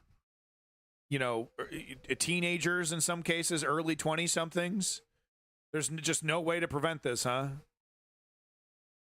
Story I read was the tanker carrying illegal Russian oil, so it had no protection. All right. Bigger than the Exxon Valdez spill. I mean, the two on the show trying to form a thought and start acting. I mean, I don't want to go that far. But, I mean, his silence, Joe Biden's silence throughout his entire administration, you know, has really been deafening, you know. Just quiet acquiescence to things falling apart. Another story that, you know, went underneath the underneath the radar here. 1 second, let me just get the volume right. But Israel bombed a school that served as a shelter for hundreds of Palestinian families. So I don't know, you know, but Hamas, right? It's all justified. There was one Israeli, one Hamas member in there. Welcome back, Ribbons. Good to see you. Welcome to the horror. I don't know about that, Israel. I don't know. But just, you know, a school filled with children, filled with innocents. Oh, there was a Hamas guy in there. Oh, they fired a rocket from the school. We don't have proof. We have no video. We have no images. Whatever. But this is the video. This is a video of them pulling children out of the rubble. If you want to watch it. But just another horror. What you know, like I said, I've said all that needs to be said about what actually needs to be done here. But I need to show it to you. We're paying for it, right? If you live in the UK, if you live in the United States, there's a lot of other countries that support Israel. We're paying for this. It's coming right out of our pocket. There's the article if you want to watch a dead body getting pulled out of the rubble. Go for it. Have fun. I should mention that there's a ton of footage in the Discord that I don't have queued up because of because it's gory, because it's, you know, it's literally children's body parts. But so here's that rapist that Sussy McSussface, you know, I explained to, you know, was trying to explain to Sussy McSussface that he was defending you know, something pretty horrible. I explained the situation where we have Israeli society normalizing, so that if normalizing the rape of Palestinian soldiers. So this ghoulish criminal was on video. I can't show you the video. It's in the Discord. Just search it up. Type that shit into Google. Come right up. Okay. But this is the IDF soldier who was caught on camera, on a security camera, violently raping a Palestinian prisoner until his death, until he had to go to the hospital, and then he died from internal injuries. That's how badly he was raped. This individual did it. He did it on camera. And in a bizarre stroke, in a bizarre stroke amongst Israeli society, what we have seen is them saying, okay, he might have done it. Okay, he might have done it, but, you know, it's justified. So they're in some cases, they're not even denying that he committed rape because it's on camera. Other Israeli soldiers are holding up their riot shields, right? They pull him like he's like Abu Ghraibed, right? He's all like blindfolded. He's got his handcuffs, right? He's Abu Ghraibed, right? Picks him up. Takes him over to like a wall, not even that far away from the other prisoners. Takes him up to a wall. The other Israeli soldiers put up shields to block the camera, but it's right there on camera what's happening. He's violently raping him. This person right here. And what we are seeing right here, this is a popular Israeli talk show, you know, some stupid morning talk show thing. And he's been making the rounds. This isn't even his first appearance. This is like his second, third, fourth appearance. All over talk shows debating. Oh, it's not that bad. It's not that bad. There were protests to justify his actions. There were Israelis protesting in the streets. He shouldn't be arrested. It's okay. He was only raping a Palestinian. That should be allowed. He was punishing the Palestinian terrorist. It was punishment. This is what's happening in Israeli society. I'm not even fucking with you, man. You know, and the commenter here on Twitter was saying, you know, so the rapist from the Seed to Men Israeli prison camp is now becoming a regular TV show guest on Israel.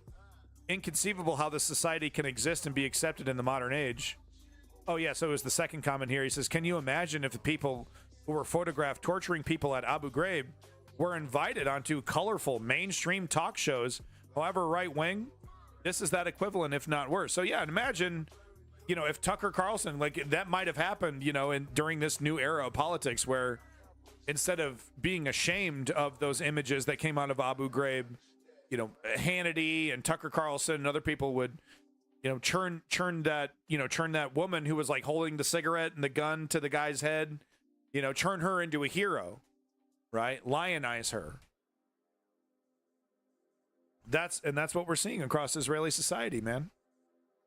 This guy's a stone cold. He raped the guy to death. To death, dude.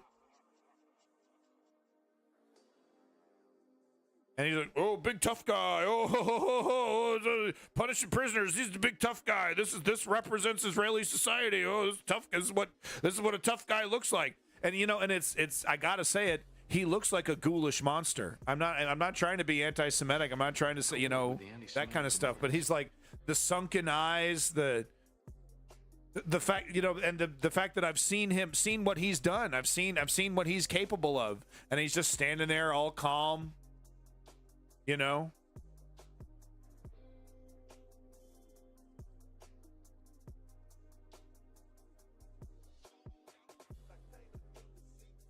You know, I'm not trying to get, you know, conflated with any kind of anti-Semitic tropes. He looks like bad news. He looks like a bad dude, right? And it certainly has nothing to do with his Jewish features. It's just the aura about him, and I've seen his crimes. I've seen what he does. Welcome back, Boeing stuff with a disgusting comment. Just more video. Don't need much context besides the description. Breaking: Jenin refugee camp is now in a blackout after Israeli occupation bulldozers destroyed electricity transmitters during their ongoing raid. So this is in the West Bank. This is in the West Bank. Yeah, ribbons. Yeah. You know, eventually you can't hide that shit. I mean, if someone stuck a gun to my head and told me to, you know, repeat the actions of this man, I would be a complete psychological mess. You know, it'd be like that scene in Seven, you know, with the dildo, right? You know, I would be completely psychologically screwed up if someone forced me to repeat the actions of that guy, and he's just standing there like, you know, it's all good. I'm a hero. Yeah, no, I'm a hero. I was punishing those dirty bastards. I'll do it again too. Would anyone be surprised if he did it again? The guy, he's a fucking micro celebrity within Israel. Oh yeah, I'm the rape guy. You bet, I'm the rape guy. I'm sorry, what did he do? Okay.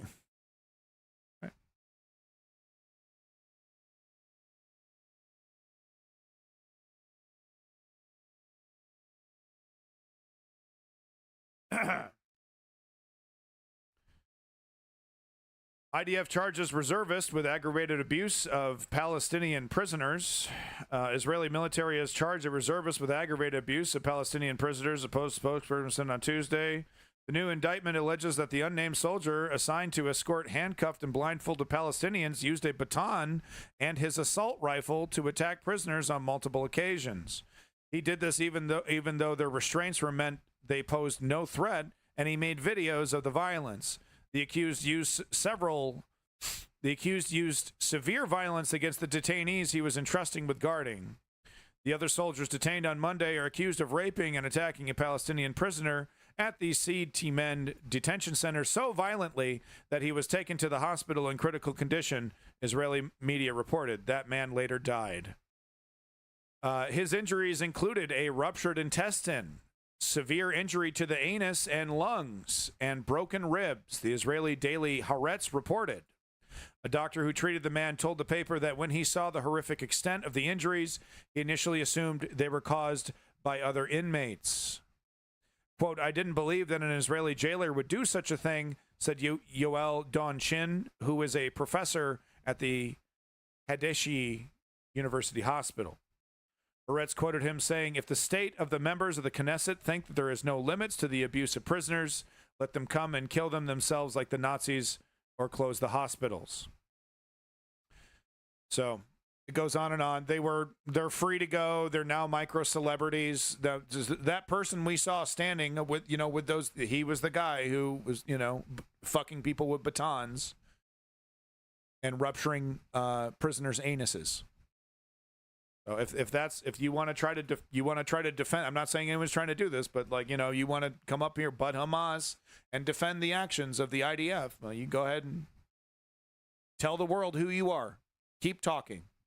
Tell the world who you are. I would in a million years ever justify the actions of the IDF. And that's really easy for me because they're monsters.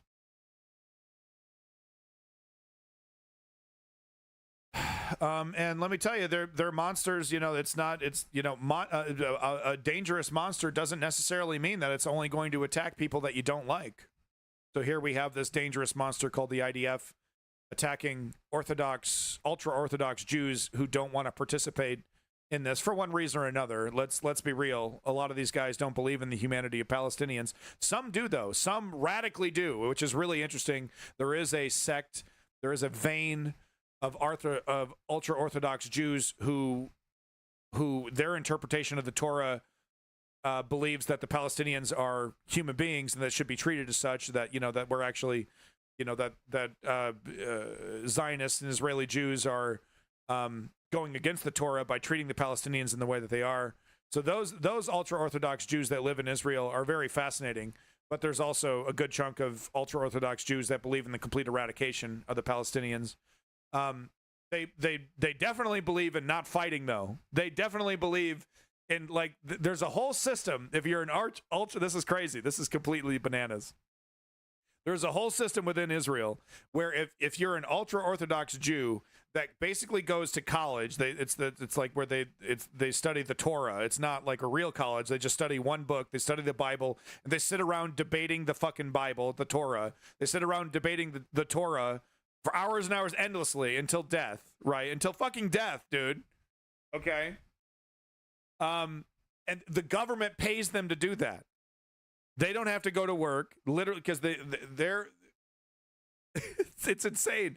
Their justification is that, well, our understanding of the Torah helps Israel, makes Israel more powerful when we understand the Torah. It's kind of like an RTS, right? When you send wizards into the tower to do research, and that increases your tech tree.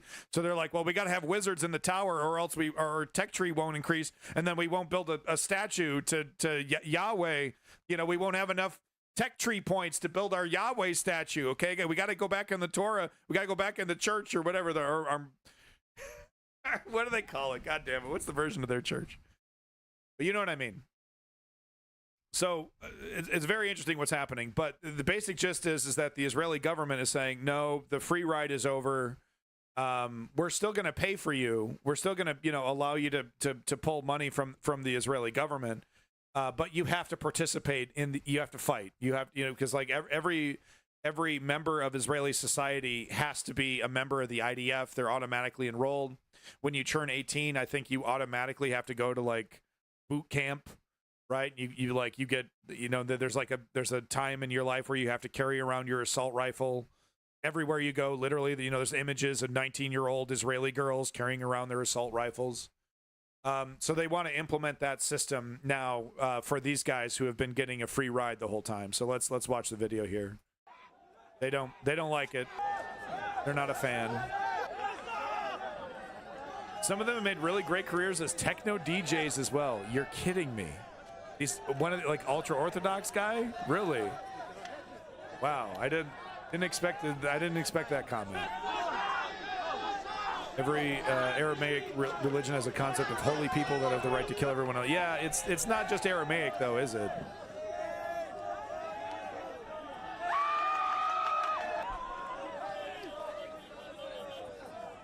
Yeah, prove that. Show me an ultra-Orthodox guy pumping some techno, dog. Show it to me. You know, they're these guys. It's like Children of the Corn. It's like a bunch of Isaiahs everywhere, man. He who walks between the rows. Do Buddhists have that concept? I don't know. Buddhists are on their. That's a different. You know, you got the Judeo-Christian religions, and then Buddhism is a totally different thing. Okay, so go ahead and wipe the smile from your face. Here is a child that is losing her hair because she is so stressed out about the about the crimes that Israel is committing against her people. There you go. Welcome to the horror show. I think I got five or six clips like this. وكنت لما أروح على المدرسة عمشت أكسين وعمشت كثير تمشيطات حلوات لما كنت عمشت والأولى على مدرستي أنا كمان.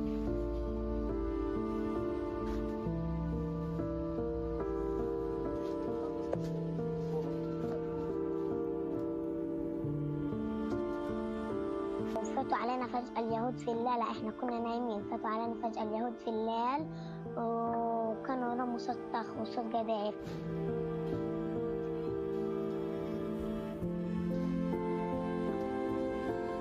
كثير رعب يعني القصف جنبك وصدايع خيمتنا وموت قدامك وسقفات.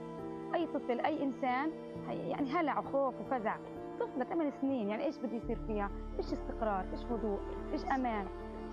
فكان السبب هذا الاساسي الخوف والقصف العشوائي هو سبب نزول شعاع سما. بنتي سما انحرمت يعني حقها كباقي اطفال العالم.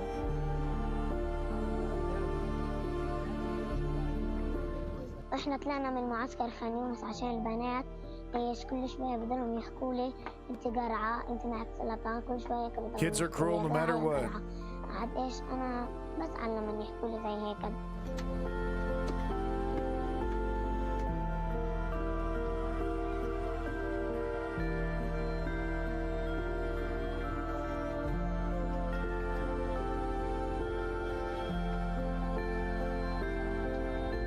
أمنيتي إنه يطلع شعري ومشط عكسين. كمان أمنيتي كمان إنه يطلع شعري قبل ما يجي عيد ميلادي لأنه عيد ميلادي في 5/10 وعمل عكسين لأنه أنا كنا يجي عيد ميلادي كنت بعمل عكسين وبمشط تمشيطات حلوة.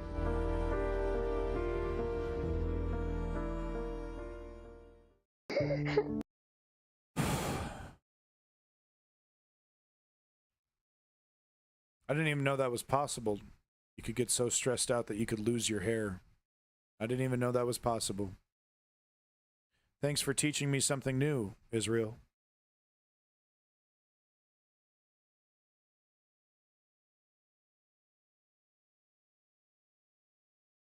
This is a video of 15 members of a Palestinian family were killed in Gaza. Israel is wiping out entire families during quote-unquote ceasefire talks. Guess which story is getting wall-to-wall coverage in the media? Go ahead and tell me. If you're a regular news watcher, go ahead and tell me if you saw this story in your favorite news media of, news source of choice. 15 members of a single family.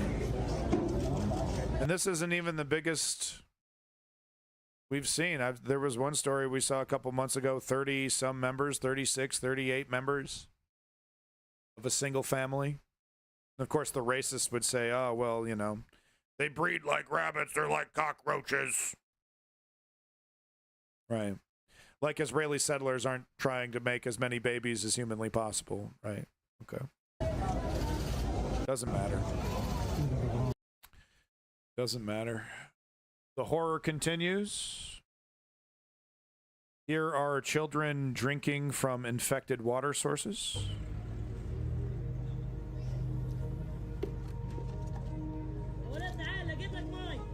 Drinking from infected water sources gives you dysentery as well as a myriad of other stomach diseases and viruses, sicknesses of all different kinds, some life-altering, some incredibly painful.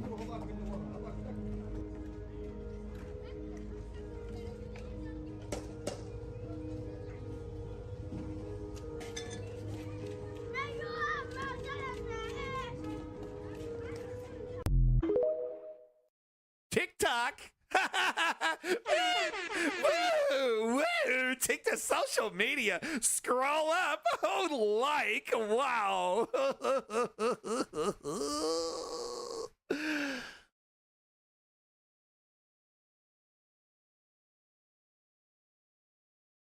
Israel's attack on the World Food Program vehicle in Gaza on Tuesday was a result of a quote-unquote communication error. A U.S. official told the UN. Which they're initially.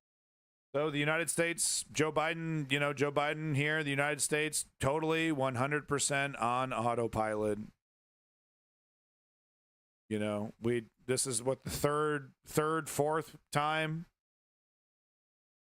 We are alarmed by yesterday's reports. We're alarmed. Just stop saying that shit. I really wish they would. I know they're gonna continue to do it until the fucking apocalypse, right?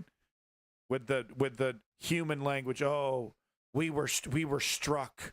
We are really mad. We're really mad. We're alarmed. We're reacting just like you would at this news. Yeah. We are alarmed by yesterday's reports that the IDF fired repeatedly on a WFP vehicle. Israel has said it is investigating this most recent incident. Oh, well, and let's trust those investigations, right? If you were to ask this guy, well, what's your opinion on this? Well, let's wait for the investigation. No, I don't have a personal, I don't even know what's going on. I just landed here. I'm a newborn baby. I just landed here. I don't even know what's going on. Let's wait for the investigation. Let's wait for the investigation before we have an opinion. What they say every time. 6 months down the line, the investigation concludes Israel finds itself innocent. Will anyone from the U.S. be asked, oh, hey, that thing that you said you were waiting for this, so they just said that they're totally innocent. Well, we respect Israel. We respect their right to defend themselves, and we respect the results of their investigation into their own crimes. So if Israel says that they didn't commit a crime, then we trust that investigation. So moving on, next question. That's how it works. It's disgusting. And they're so used to doing it, that Bibi Netanyahu knows that he can take advantage of this automatic response. And I think to me, it's like there has to be a breaking point. Like, we've already started to see, the Israeli narrative of any criticism of Israel is considered anti-Semitism. So we've seen that kind of snap and fracture a bit. But this, the knee-jerk support, there has to be that, that moment. And, I guess it depends on what happens with the refugees and whatnot, but there has to be this moment where it's just like they have to admit what's going on. Are they really going to take this to the very end? Hundreds of thousands of refugees pouring into Egypt or Jordan, and they're still going to be saying this fucking, oh, well, we're waiting for the investigation to cease, and then we'll have an opinion on that. Are they really going to be doing this shit to the very end?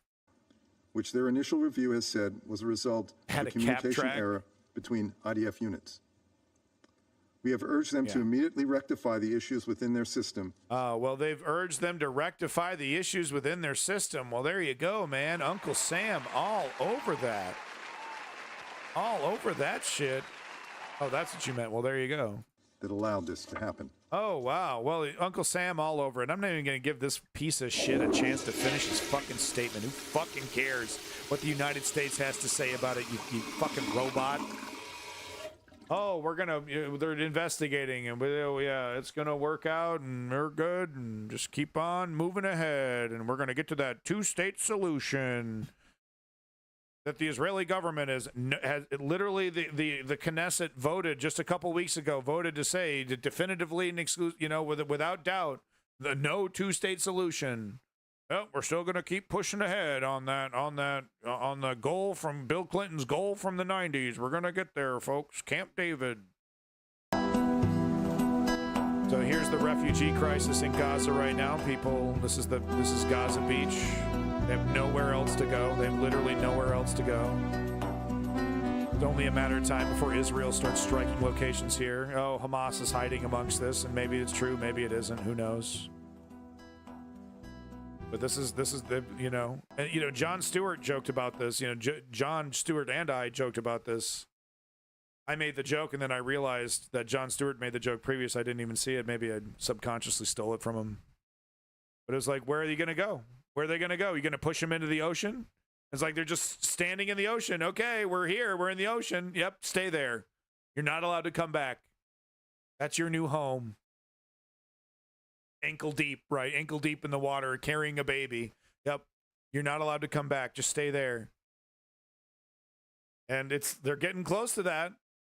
They're getting close to that. Just push them and just do what you want to do. You don't think Ben-Gvir looks at this image and he goes, "How come we can't just push him in there? How come? How come, BB? Come on, be reasonable." That's beachfront condo space. So I do a lot of criticizing of Hassan. You know, we talked about the Houthis earlier. He did some very embarrassing interview with a Houthi terrorist. You know, tried to rizz him up. You know, it was all Zoomer about it. Made references to One Piece because he was a pirate. So, you know, Hassan is really embarrassing when it comes to a lot of things. But he slam dunks it. You know, he still slam dunks it once in a while. And I wanted to show this here. This clip was going a little bit viral. And it was relevant to what we're talking about, so I thought I would show it. So thank you, Hassan. It's been tough bringing this up, but Israel killed a TikTok Instagram influencer in Gaza whose name is Meadow Halimi. He was 19 years old, and Israel killed him. His last post was 3 days ago. Let me show you what a day of my 10th life looks like. He was documenting his daily life experiencing a genocide.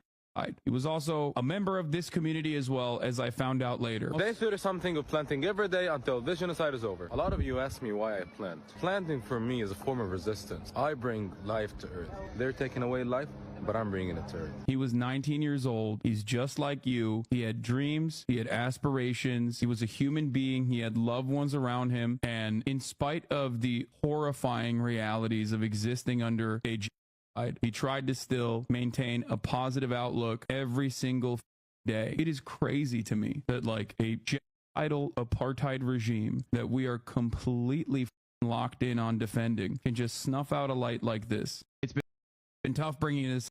Yeah, and that's such a good point because you know we're totally locked in. There's no escaping it, and this is, you know, we need to primary the neoliberal Democrats if we.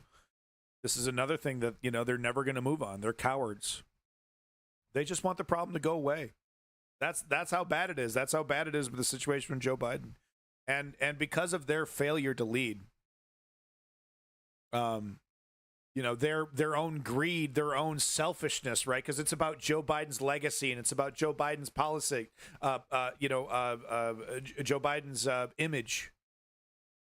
It's not about the Palestinian people. It's not about Palestinian rights or humanity or any of that. It's about ego. It's about legacy, right? And because of that failure, this regime can just snuff somebody out, man. Locked in on defending can just snuff out a light like this. Yeah, just snuff them out. It doesn't even make Morning Joe. Ah! Hey, Willie, you want to talk about some innocent Palestinian killed by America? Killed by Israel, who's supported by America? No, I'd rather talk about Trump. But I don't want to talk about Trump, the pedophile. I want to talk about Trump, who's the bad boy no maker, but he's aging and his speech is slurred. But let's not talk about the Epstein revelations. Let's not talk about that. This is a horrific image. This is like you know, I was talking about at the beginning of the stream, you know, images right out of the Bible. You know, this is the kind of stuff that you would see described in the Bible. You know, just a massive caravan. Is this in the West Bank or Gaza? I don't even know. I think it's Gaza. Look at that. It goes all the way back.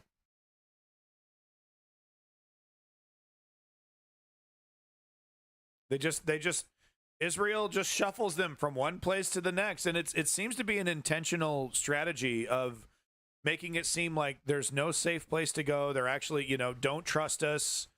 You know, we're intentionally lying to you. We want you to believe that there's no safe place, that, you know, no matter where we point to you, no matter where we point this group of gaggle of people, you'll never find security. You'll never find safety. If you build a hospital, we'll bomb it. And it's intentional. It's intentional. You want it. You want this group ready to extract. Because this is about removing them. But they want to do it. They want to do it in a way that would placate the West. That's what they want.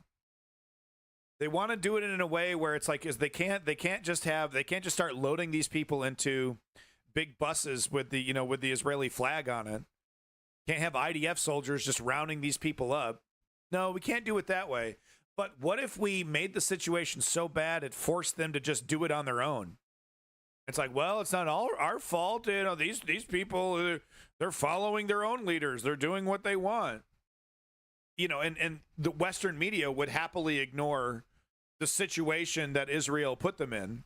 We'll ignore all that, and we'll just focus on, this autonomous group of people are moving into Jordan or moving into Egypt, and they're just doing it on their own. It's a refugee crisis. Let's not talk about the reason why they're leaving, but they're doing it. I think that's kind of the direction they want to go in, because they don't want to, like I said, they don't want to stamp the Israeli flag on this. And this kind of feels like the first stage of that. Like I said, make it feel like there's no safe place. Your entire life is going to be shuffled up and down, left and right. You could be bombed at any second, no matter where we put you. There's no hospitals, no schools. And on top of that, I had it queued up, the final video. We're going to show this again. And now Israel is arming random groups, not affiliated with Hamas, just random groups of extremist youths or with random young people with M16s, American weapons that were donated to them, right? Why would you do this? Why would you intentionally seed weapons into this? Because it's divide and conquer, create more chaos, make it even more untenable, make it more impossible to live there, right? So we're gonna get back to that video. That's the final video. Two videos here. Here's Israel digging up the roads. This is their incursion into the West Bank. This is a strategy. Welcome back, Rob. So I guess, they would say, well, this is about denying the enemy the ability to use these roads. I'm sure that's what they're that's the justification here. But last time I checked, Hamas uses Toyotas, which are off-road vehicles, clearly capable of driving on dirt roads that have been tore up. I mean, I don't know. And until this starts happening en masse, I'm not going to say that this is a definitive sign that they are, that they are going to do to Gaza, or they're going to do to the West Bank what they did to Gaza. But it is a very troubling sign that may be the direction that they're going in. Yeah, maybe strategy. So there's two videos here. It doesn't, like I said, it doesn't really seem to be systemic, like they're doing this to all roads. It seems like they're doing this specifically to this one, and maybe it was getting at this cable, these underground cables, denying their enemy electricity or something. I'm not sure, but it's interesting behavior. Now, in the case of the graveyards being bulldozed, there's several videos of several different graveyards being bulldozed and eradicated, erased. So that does appear to be systemic in Gaza. This in the West Bank, there's just one instance we have so far. I thought that was people. No, it's just dirt. Used to be people.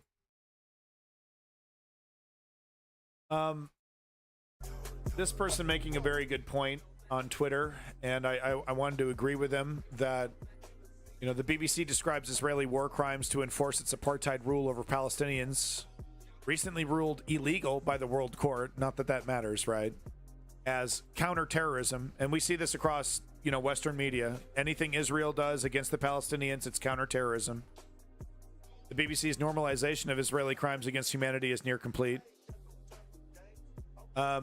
So all they, and it's like, well, Hamas acknowledged they got a commander. They got a Hamas commander. See, it was a terrorist operation. Okay. Take their word for it. Hamas acknowledging it. How many times have we seen Israel do stuff like this?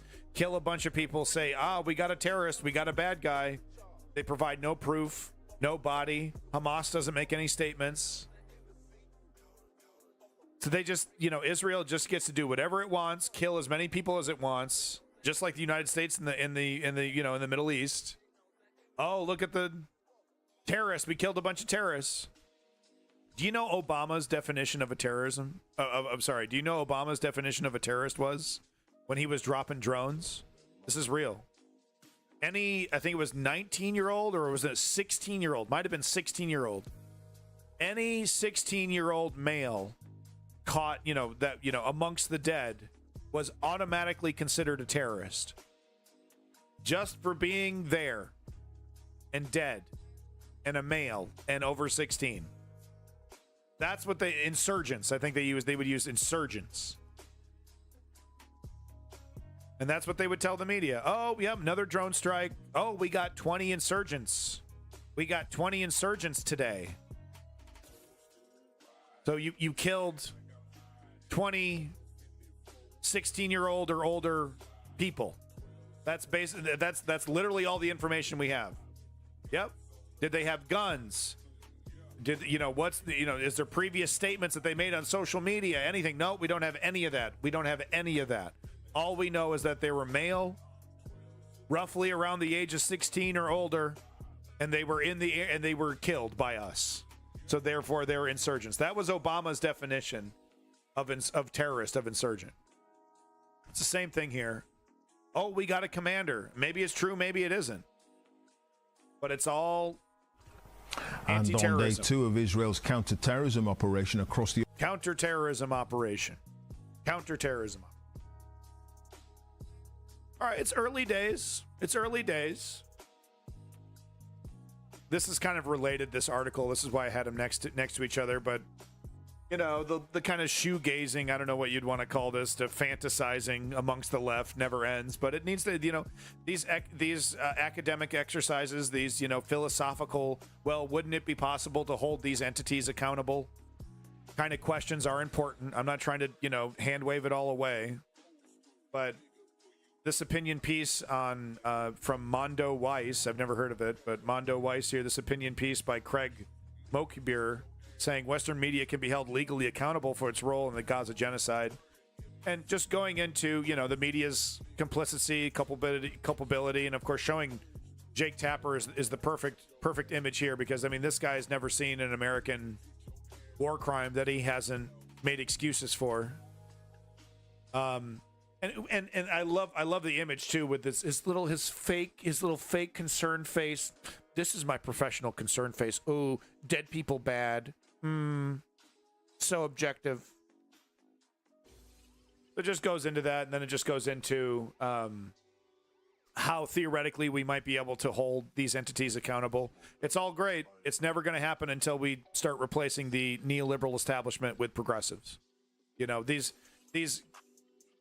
they're considered radical reforms, but from our perspective, they're not radical. They're essential, right? Reforming the Electoral College, making the economy more equitable for all Americans. Holding back the power of the oligarchy, holding back the power of the military-industrial complex. None of these things happen with the current neoliberal establishment. Never. Hey, you can put you're a gay man on your driver's license until the cow comes home. That's great. We're still gonna let Jeff Bezos completely fucking rake you over the coals. We're still gonna let grocery store monopolies totally screw you over, right? Hey, we've heard some good words from Kamala. Let's see what the policy looks like, huh? We're just gonna forget Build Back Better, and we're just gonna forget the Voting Rights Act and all those wonderful promises Joe Biden made us. And we're supposed to pretend that Kamala Harris is somehow going to, she's one of the good neoliberals. So it goes back to what I was talking about earlier. If we want any of this to change, if we want the media landscape to change, if we want media organizations to be held accountable for covering stories or not covering stories, or covering partially a story that benefits a narrative, that benefits the owners of CNN, the multi-billion-dollar right-wingers that own these media companies. If we ever want to see real accountability, We have to assimilate the neoliberal establishment.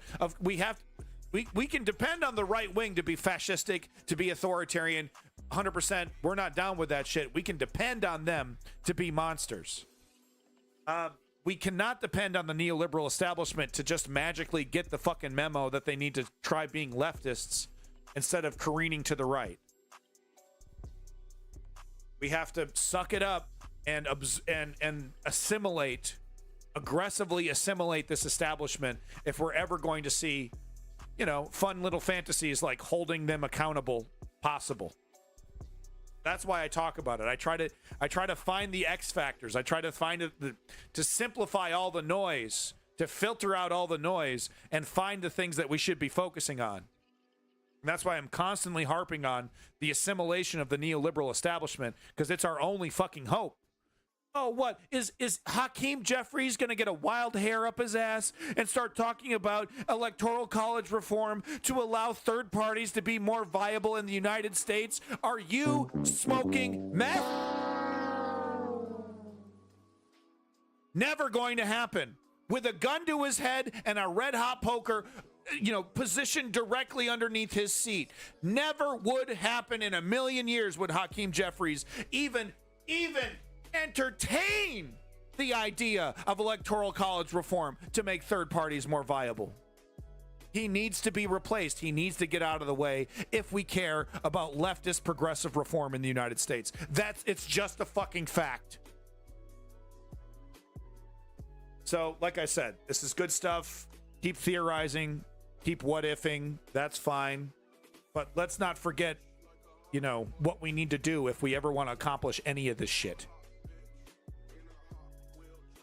You know, stop acquiescing to these, you know, wine-drinking MSNBC, Hillary Clinton-obsessed idiots who, oh, you could depend on us. Honey, we're the adults in the room, honey.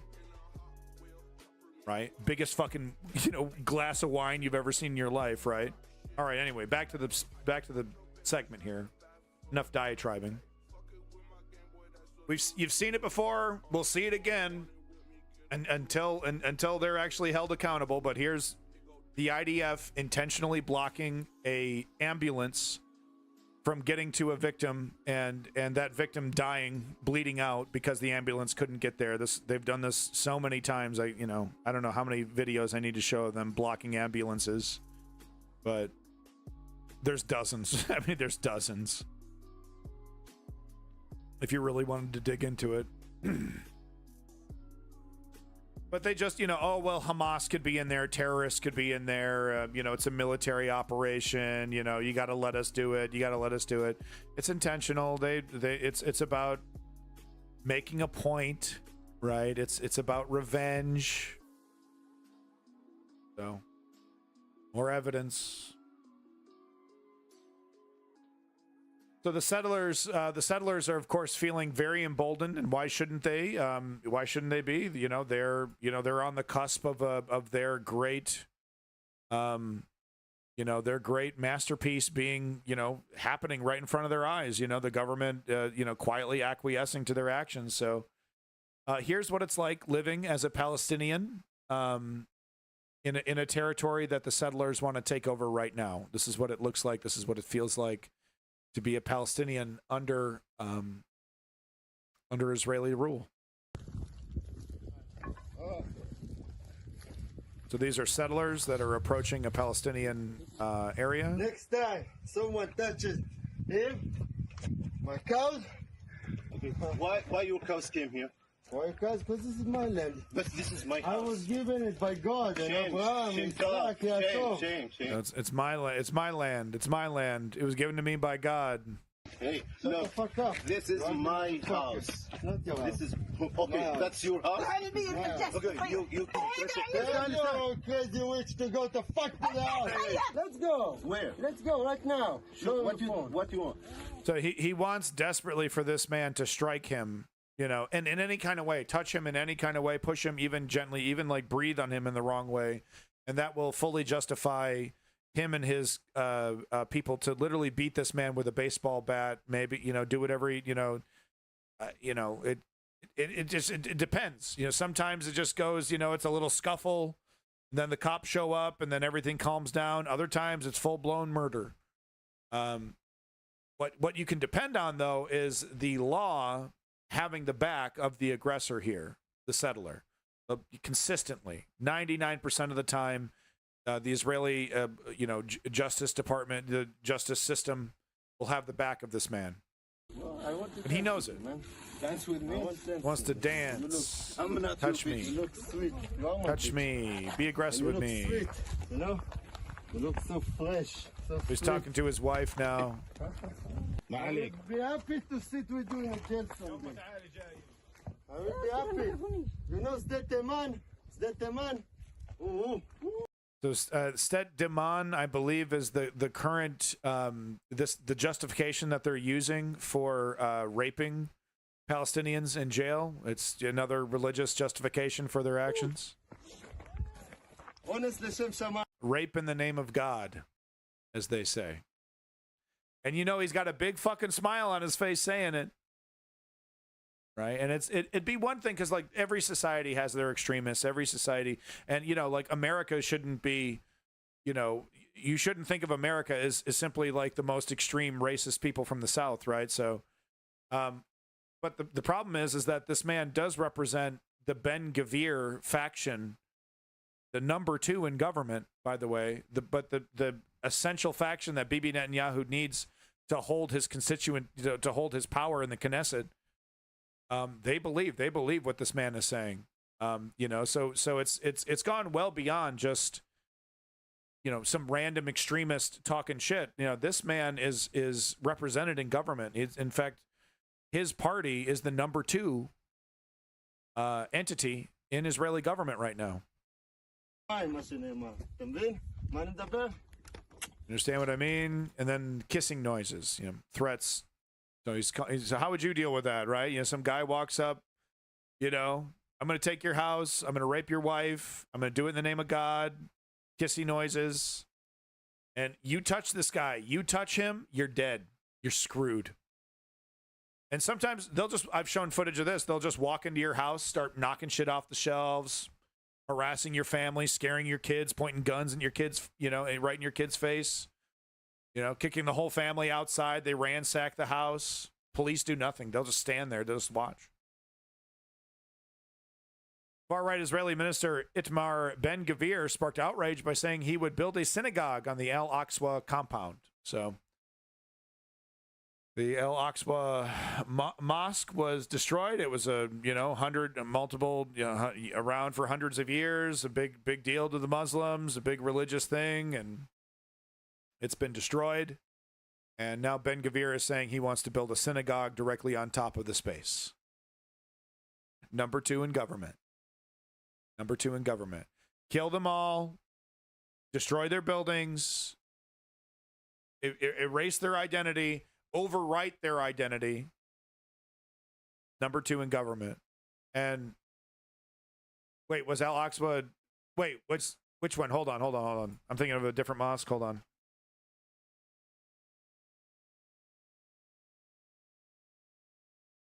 It was like 300 years or something.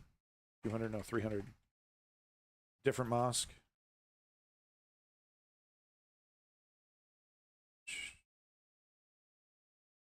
$8 months ago. No, this one happened just a couple weeks ago. Yeah, maybe I'm wrong here.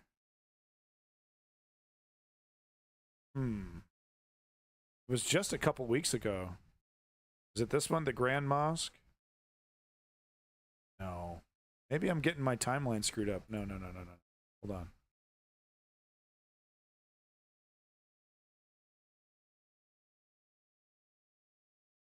Okay. Guess I'm thinking of this one then. Yeah, maybe Al-Aqsa wasn't destroyed. Yeah, I think I am thinking of this one. So I saw a video of this being destroyed. Yeah, okay. No, I am getting this confused. Thank you for that.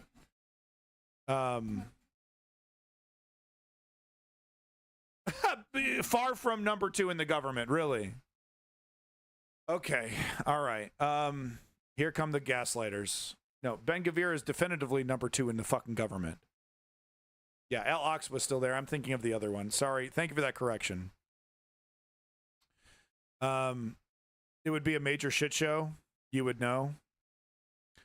Do you agree with Ben-Gvir's statements? It doesn't seem like you do. Do you think it's a good thing for Ben-Gvir, who's not number 2, which he totally is? I mean, that's just like... Yeah. Everyone says that. I'm not even... I'm just repeating what other people are saying.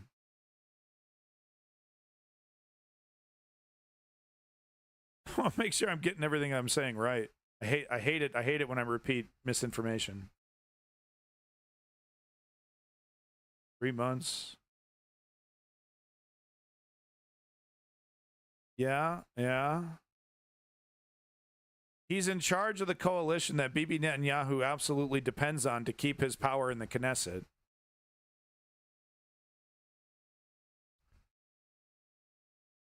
All right. Well, thank you for disagreeing with him.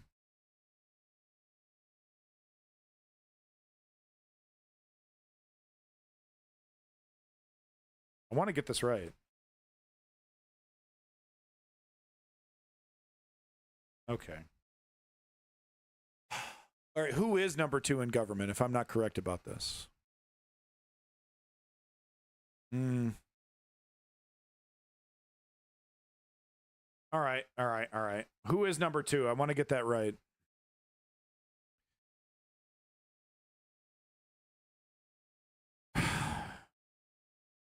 Anyone else in the coalition? Well, he runs the coalition. He's the head of that party. All right, so here's more images I have of Israeli settlers. Vice president. Yeah, there isn't a vice president. I knew that. I've heard him described as number 2 in the government. And until I am corrected otherwise, I'm going to continue to do so. And right there in the distance, I got to say, I've seen several videos from this fella, and I got to give him credit. He's an incredibly brave fella here. It doesn't look like he has much of a fight in him, but you have to have, brass balls to be doing what he's doing, filming settlers, going right up to where the action is and filming it right there. He's doing this to in the defense of Palestinians. So I got to say, this kid is incredibly brave, and I'm very proud of him. And right there in the distance are the settlers who 2 hours ago opened a water pipe belonging to the Palestinian village in order to waste the water and increase the costs. So we called the police, who arrived fashionably late, chatted with the settlers for a bit, and then told us that they are not plumbers and therefore they can do nothing. Bibi Netanyahu definitely doesn't like Ben-Gvir challenging his power, but that doesn't mean he doesn't agree with a lot of his points. The fact of the matter is, though, is that the reason why we're not seeing Palestinians rounded up or summarily executed is because Ben-Gvir is not in charge, and it's because Bibi Netanyahu is in charge. He's trying to find a way to keep the West happy while also getting what he wants. He also seems interested, though, in taking the Gaza Strip. I think Bibi Netanyahu wants his cake and eat it too. I don't think he's given back the Gaza Strip, but he doesn't want to do it in the way that Ben-Gvir wants to do it. He wants to do it in the way that Bibi thinks will keep everyone happy and placated. And keep him in power, of course. Nothing about this. So we came up to close the water pipe ourselves, and then more and more settlers arrived, being so annoying that even the army for a second started complaining about them. But the settlers still opened the water pipe, wasted a bunch of water belonging to the Palestinians, and faced zero repercussions for it. So isn't that cute?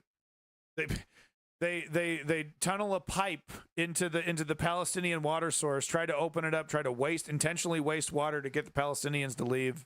It never ends. It never ends. The cops standing around. Look at Mr. Tough Guy. Oh, I'm not a plumber. I'm not a plumber.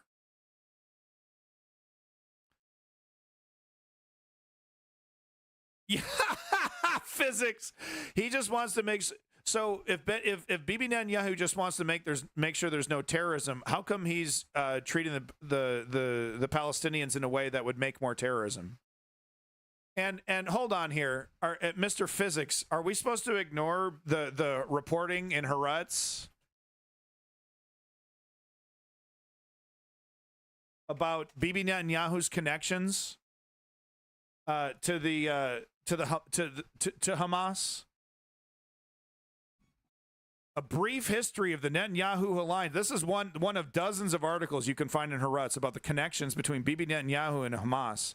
So you're literally trying to say this the 70% of buildings destroyed in the Gaza Strip, everything is being done. This is an anti-terrorist operation? Really? You do understand you don't destroy terrorism at the barrel of a gun. There it is. There it is. Wow, look at this. Look at this Zionist in here. Don't do it. Cool it with the anti-Semitic remarks. Don't call me an anti-Semite. Look at this defender over here. We're still defending what's happening in the Gaza Strip as an anti-terrorist operation, huh? Pathetic. Pathetic. We're just going to ignore, they're biased. Fake news. Fake news. Fake news. Physics. The fact of the matter is you're never going to destroy terrorism at the barrel of a gun. The only way to destroy terrorism, the only way to destroy Hamas would be to create a technocratic government inside Gaza, working with the Palestinian Authority to create an environment that terrorism can no longer thrive in. But you're defending Bibi Netanyahu and his strategy to create total chaos in the Gaza Strip. There's no plan. There's no plan to rebuild Gaza. If their infrastructure is gone, it doesn't matter that a few people are pissed off. They can't do anything about it. Are you a few people? Are you talking about the 2 million plus people in the Gaza Strip? What are you even talking about? It's pathetic, man. Real news source. Real news. All the connection between Bibi Netanyahu and Hamas all over the internet, not just Haaretz, by the way. Haaretz reporting on this, not just Haaretz, but Haaretz all over this story. Fake news. They're biased. Bibi's still trying to do an anti-terrorist operation. Terrorism infrastructure destroyed. Right. So when America did its anti-terrorist operation in the Middle East, that totally failed. Was that their big failure? Is that they didn't destroy 70+% of the buildings in Iraq and Afghanistan? Are they lying? Can you point out one of the lies? It's isn't it cute? They're saying something you don't like. You just hand wave away the entire source. You don't have to say specifically about what they specifically got wrong, right? You're not going to get into specifics. Just don't believe anything from them, right? Oh, they're like Fox News. They're all over this story. There's so many connections between Bibi Netanyahu and Hamas. There's so many scholars and academics that talk about how ineffective as an actual counterterrorism strategy the current IDF strategy in the Gaza Strip is. It's wildly ineffective at actually destroying terrorists. It's a great way to make more terrorists.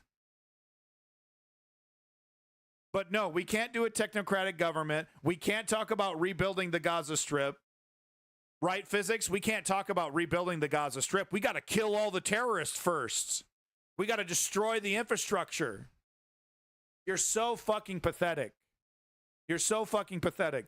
Look, I got the Al-Aqsa Mosque wrong. I'm not perfect, but what you are defending is so disgusting at this late stage, by the way.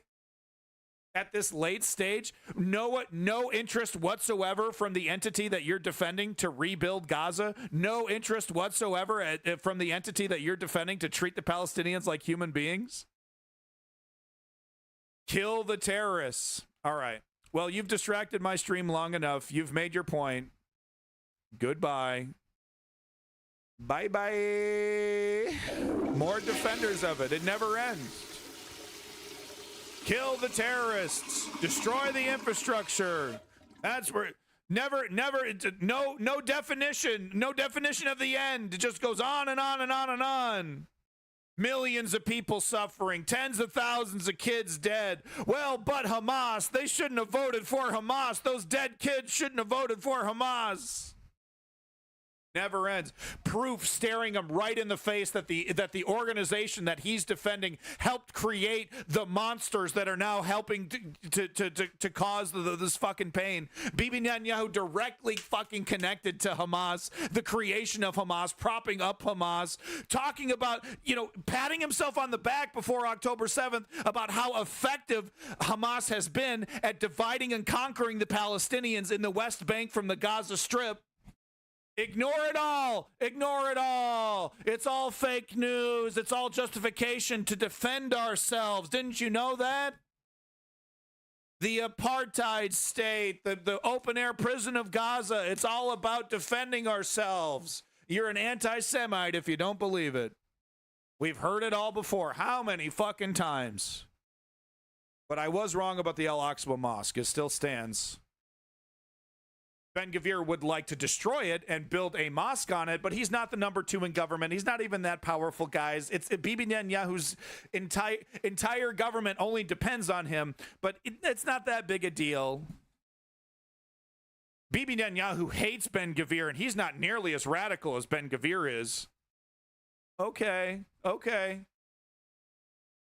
That's why the Gaza Strip is completely fucking annihilated, right? Because he disagrees with Ben-Gvir on so many key issues. All right, I don't have time for this video, but it's a 12-minute video about how the two-state solution has been, weaponized by bad actors to distract us. It's the two-state solution is a great idea. And I when I talk about, building a corridor between the West Bank and the Gaza Strip and returning fishing rights, these are things that are discussed in the two-state solution. What's ridiculous is still pretending that anyone in the Israeli government talks about this. It's a joke. It's literally a joke. You got Andrew Sullivan. You got government representatives getting in front of the TV in front of the United States, earnestly and honestly talking about, we're still doing the two-state solution. We're still talking about negotiations. Total lie. Total lie. No one's talking about two-state solution. They know it. Israel knows it. Right? So anytime you see an entity saying, we're working on negotiations so we can get back to a two-state solution, they're lying to you. They know the state of the situation. Because anybody who actually understands the state of the situation will say, the two-state solution is currently not a realistic solution because the Israeli government is not interested in entertaining it, and we're not going to get to a two-state solution when one of the most important elements is literally laughing in our face when we bring it up. We're so far away from a two-state solution, it's laughable. We can carrot and stick our way back. We can carrot and stick our way back to a real legitimate discussion of a two-state solution. But until we address the elephant in the room about the United States and the UK's undying, unending support of the Israeli government and the Israeli government and the Israeli people, a plurality of the Israeli people defending this, until we get over that hump, what are you talking about two-state solution? It's not even close to being a reality. What it has been, though, is a placation, right? For normies. Oh, well, okay, well, that problem will never go away, but at least the smarties, the smart guys are, the boffins, as the UK people call them, right? The boffins are working on it. Right, that's what it's meant to placate. Oh, well, okay, well, the ultimate goal is peace, right? And it's like the bad guys who don't want the peace, they're the ones that are, let's not have a real discussion about the real motivations, about the governments and entities that are actually responsible for making change. Let's not have a real discussion. Let's just go, oh, well, one day things will get better. Two-state solution. Okay, well, the boffins are still working on it. Okay, that's what it is. It's placating. I don't have time for it. So here's a little clip from Zateo here, former director of Shin Bet. Netanyahu did everything in order to increase the power of Hamas. Oh, fake news.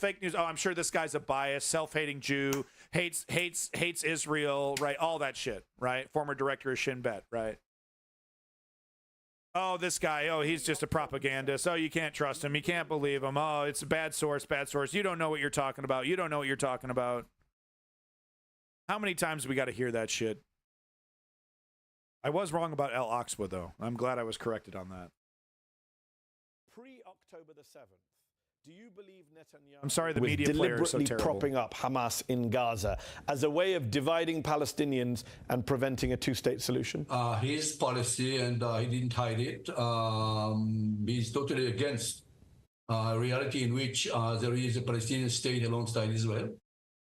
He said it. His policy, the way he explained it, is divide and control to make sure that Palestinians will not have a unified government.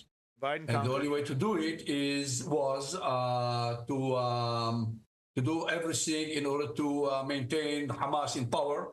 So it's not a secret. Yes, this was his former policy. He did everything in order to increase the power of Hamas and to make sure that Abu Mazen and the Palestinian Authority will not be able to create a unified government. He was patting himself on the back before October 7th. Look how well I've divided the Palestinian people. Like I've created this, this incredibly hard line entity that, even the Palestinian Authority has to say, we don't want to associate with these guys. We disagree with them. And Hamas will never let go. They'll never let go. They, of course they refuse elections, but they want to go full Taliban, right? They want to, the women, enslaved women, and everything going through their theocratic lens. They're not incompetent. They had 20 years to form some kind of government, but they didn't. They were too concerned with, getting ready for their big war, their big intifada with Israel. Yeah, sticks, right? I just fucking banned. I don't even have time. But I mean, look, don't believe the hype, don't believe the haters, don't believe the gaslighters. Oh, you don't know what you're talking about. There is so much evidence to connect Bibi Netanyahu to Hamas, including his own statements, right? Bragging about how effective this has been. Oh, don't believe it. Oh, they're like Fox News. You can't trust anything. Okay, go ahead and refute any of the points. Oh, they're all bad. It's all bad. Everything they say is bad.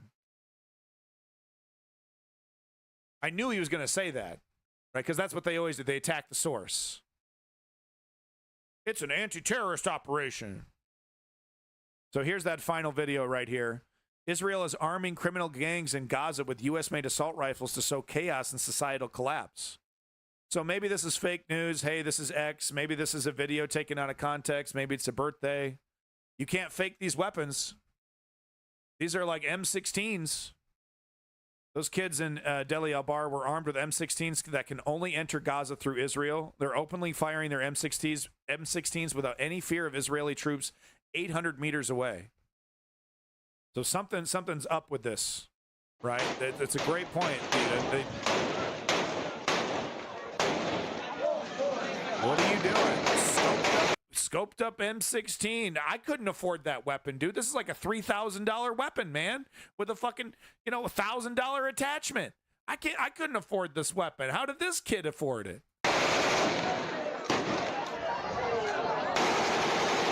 It's divide and conquer. It's divide and conquer. You know how expensive, that's like $50 to fill a magazine with the appropriate ammunition for these weapons. It's Bibi's strategy. Look, it's not happening quick enough, right? So we got to accelerate. We need more Hamas. We need more terrorism. So what we got to find another extremist element, arm them, give them some weapons, give them a bunch of weird weapons. Here we go. Bunch of ideological young people who don't know what the hell's going on, been raised in an open air prison with an oppressor their entire life. They don't know what the fuck's going on. And now they got, top grade military weaponry. This is how Bibi Netanyahu does it, man. And there's no signs of stopping. There's no signs of stopping. What there are signs of acceleration. That's what I'm talking about. It's like, no, it's not foot off the gas. It's not, okay, think about it. It's like, no, take advantage of the situation while we have it. We don't know what Harris is going to do. We know where Trump stands. We know where Joe stands. Keir Starmer, a deer in headlights, doesn't know what to do. Too afraid of his own fucking shadow to act. Now's the time to push, to go as far as possible. Just mix it up more. There's not enough chaos. There's, 800,000 people in a refugee camp, and they're just hanging out by the beach. We gotta need more justification to kill.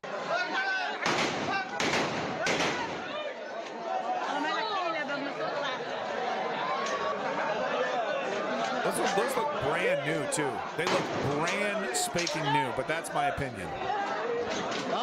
They look brand fucking new, dude.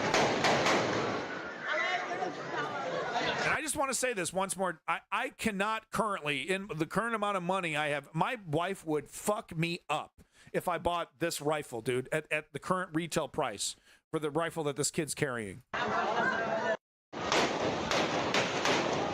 That's like the standard. That's like the military standard, right? Fresh out of a crate. But this one's a little fancier. This one's a little fancier. It's pretty fucking clear to me what's happening. And no, I'm not going to believe the goddamn gaslighters. With the anti-Semitic remarks. All they have is you don't know what you're talking about. And look, I didn't make a good first impression, being wrong about Al-Aqsa. I'll admit that. I'm not right all the time. But it's pretty clear to me that the foot is not going off the gas. The foot is going on the gas, okay? And maybe this is fake news. This is somebody off X, or I don't know. I didn't source this. Okay, so maybe this is all fake news, and I'm just, I'm completely, I'm reporting on, something that happened 10 years ago or something. But from my perspective, it seems like an escalation. So, guys, would you believe... Okay, so that's the end of my Gaza section. Would you believe I have this other... Look at this. I have this other Gaza section from a couple weeks ago that I haven't touched. Should I go through it? Did I go through it? Hopefully Hamas surrenders soon. Oh, wow. And there we have it. Never going to happen. Never going to happen. Hamas is a terrorist organization. Its leadership doesn't even live in the country. It's a useful idiot. It's a group of useful idiots, that is propped up by Hamas. And before October 7th, Bibi Netanyahu, they're never giving up. The only thing that can defeat Hamas is a technocratic government that creates peace and stability for the Palestinians in the Gaza Strip. That creates a disincentive for terrorism, basically treating the Palestinians like human beings. No, well, this is all old news. This is like literally all old news and just a bunch of people suffering and dying. So no, I'm not going to show it. So goodbye. Delete group. We're done. I'm not going to try to force you to watch another 2 hours of old news out of the Gaza Strip. It's just more... a democracy. I said a technocratic government because no, it wouldn't be a democracy at first. It's a completely shattered and destroyed area. Okay, no, there wouldn't be a democracy. There would have to be like military to defend the Palestinian people from Hamas terrorists. There would have to be a full. I don't have time. Read a fucking book. I literally don't have time for you. Go away. Okay, moving on to my next segment. U.S. news. I don't have time for you, honey. Go find a different daddy, okay? I got shit to do. I literally don't have time. You seem stressed out. Just 1 second here. Just gonna go ahead and time you the fuck out for 30 minutes. 10 minutes, I guess, whatever. Relating to a character characterized by the government. Yeah, okay, you guys are trying to don't fucking bother. Okay. Don't bother. Yeah, we're not talking about that. We're not talking about that. Yeah. Ugh. Talk about that later. Talk about that later. That's not important. Okay, let's start with this one.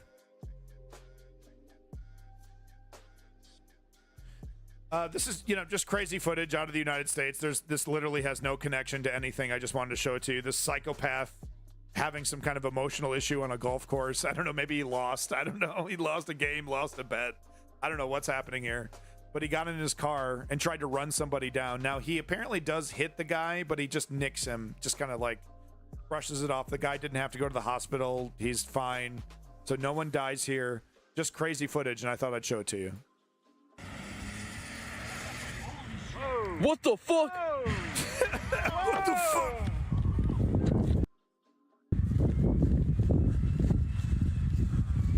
So there you go. Slams into that fucking golf cart. And it's not the only footage. Someone else. So no serious injuries sustained by person hit. Another video looks like a blonde woman is driving. Oh no. Oh no. Here we go with it. So I am in this video. I'm the guy that runs out of the way right before the driver plows into the golf cart my buddy was in. Oh, so there was a person in that golf cart. Oh shit. What the fuck?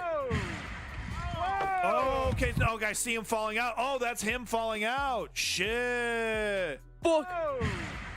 Okay, remember, no injuries sustained, so he's super lucky. Whoa. Pulled out my phone. Driver saw I was recording him, turned on, tried to run me over. At this point, we all knew the driver was apprehended by the police. Okay, so here's the other camera angle that someone had. What the fuck? That's a perfect reaction. But damn, dude. I mean, she's like clearly not targeting people every time. Clearly not, you know, like, because people standing right there, right now, she's not steering towards him. So yeah, it seems like she's going after one particular individual, maybe, or maybe being GTA totally, or maybe she's just having an emotional, you know, breakdown. Very possible in the United States. I like how she's all careful. Isn't that cute? Look at that. Doesn't want to hurt the resale value, guys. 28152. Wow. Here, I got my holy shit. And then she smashes. Yeah, great job, cameraman. Awesome job. Give the Pulitzer to this guy. Yeah, after getting caught cheating, maybe. Yeah. Hey, you never know. We got a lot of news, so I'm just going to keep it going here, folks.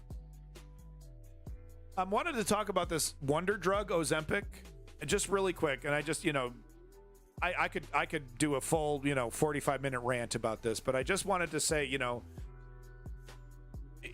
a lot of times in science fiction, you know, like the science fiction story will, you know, be about, welcome back, Arbitor. You know, the science fiction story will be about like a wonder drug that changes society, but the evil corporation, you know, holds it, you know, in an effort to control society. Deus Ex, I think Deus Ex, Human Revolution gets into this, right? Because there's a whole, you know, are you still human if you augment yourself cybernetically? And then there's a drug that prevents your body from rejecting those implants that you need to live. So there's like, technically there's this drug, you know, pharmaceutical company that has control over your life. So all these, so we're there. We've made this. We're here now. Okay. If you don't know about Ozempic, about these kind of drugs, they're frickin' wonder drugs. Okay. Yeah. They help you lose weight, and they work. They work, dude. You definitely lose weight. But not only that, it helps you with a bunch of other diseases. There's a bunch of things that they're finding that this thing is like literally a frickin' wonder drug. They can make it for $5 an injection, literally, and still make boatloads, still make enough money to make the pharaohs weep. You know what I mean? At $5 an injection. But no, they're charging $1,000 or more.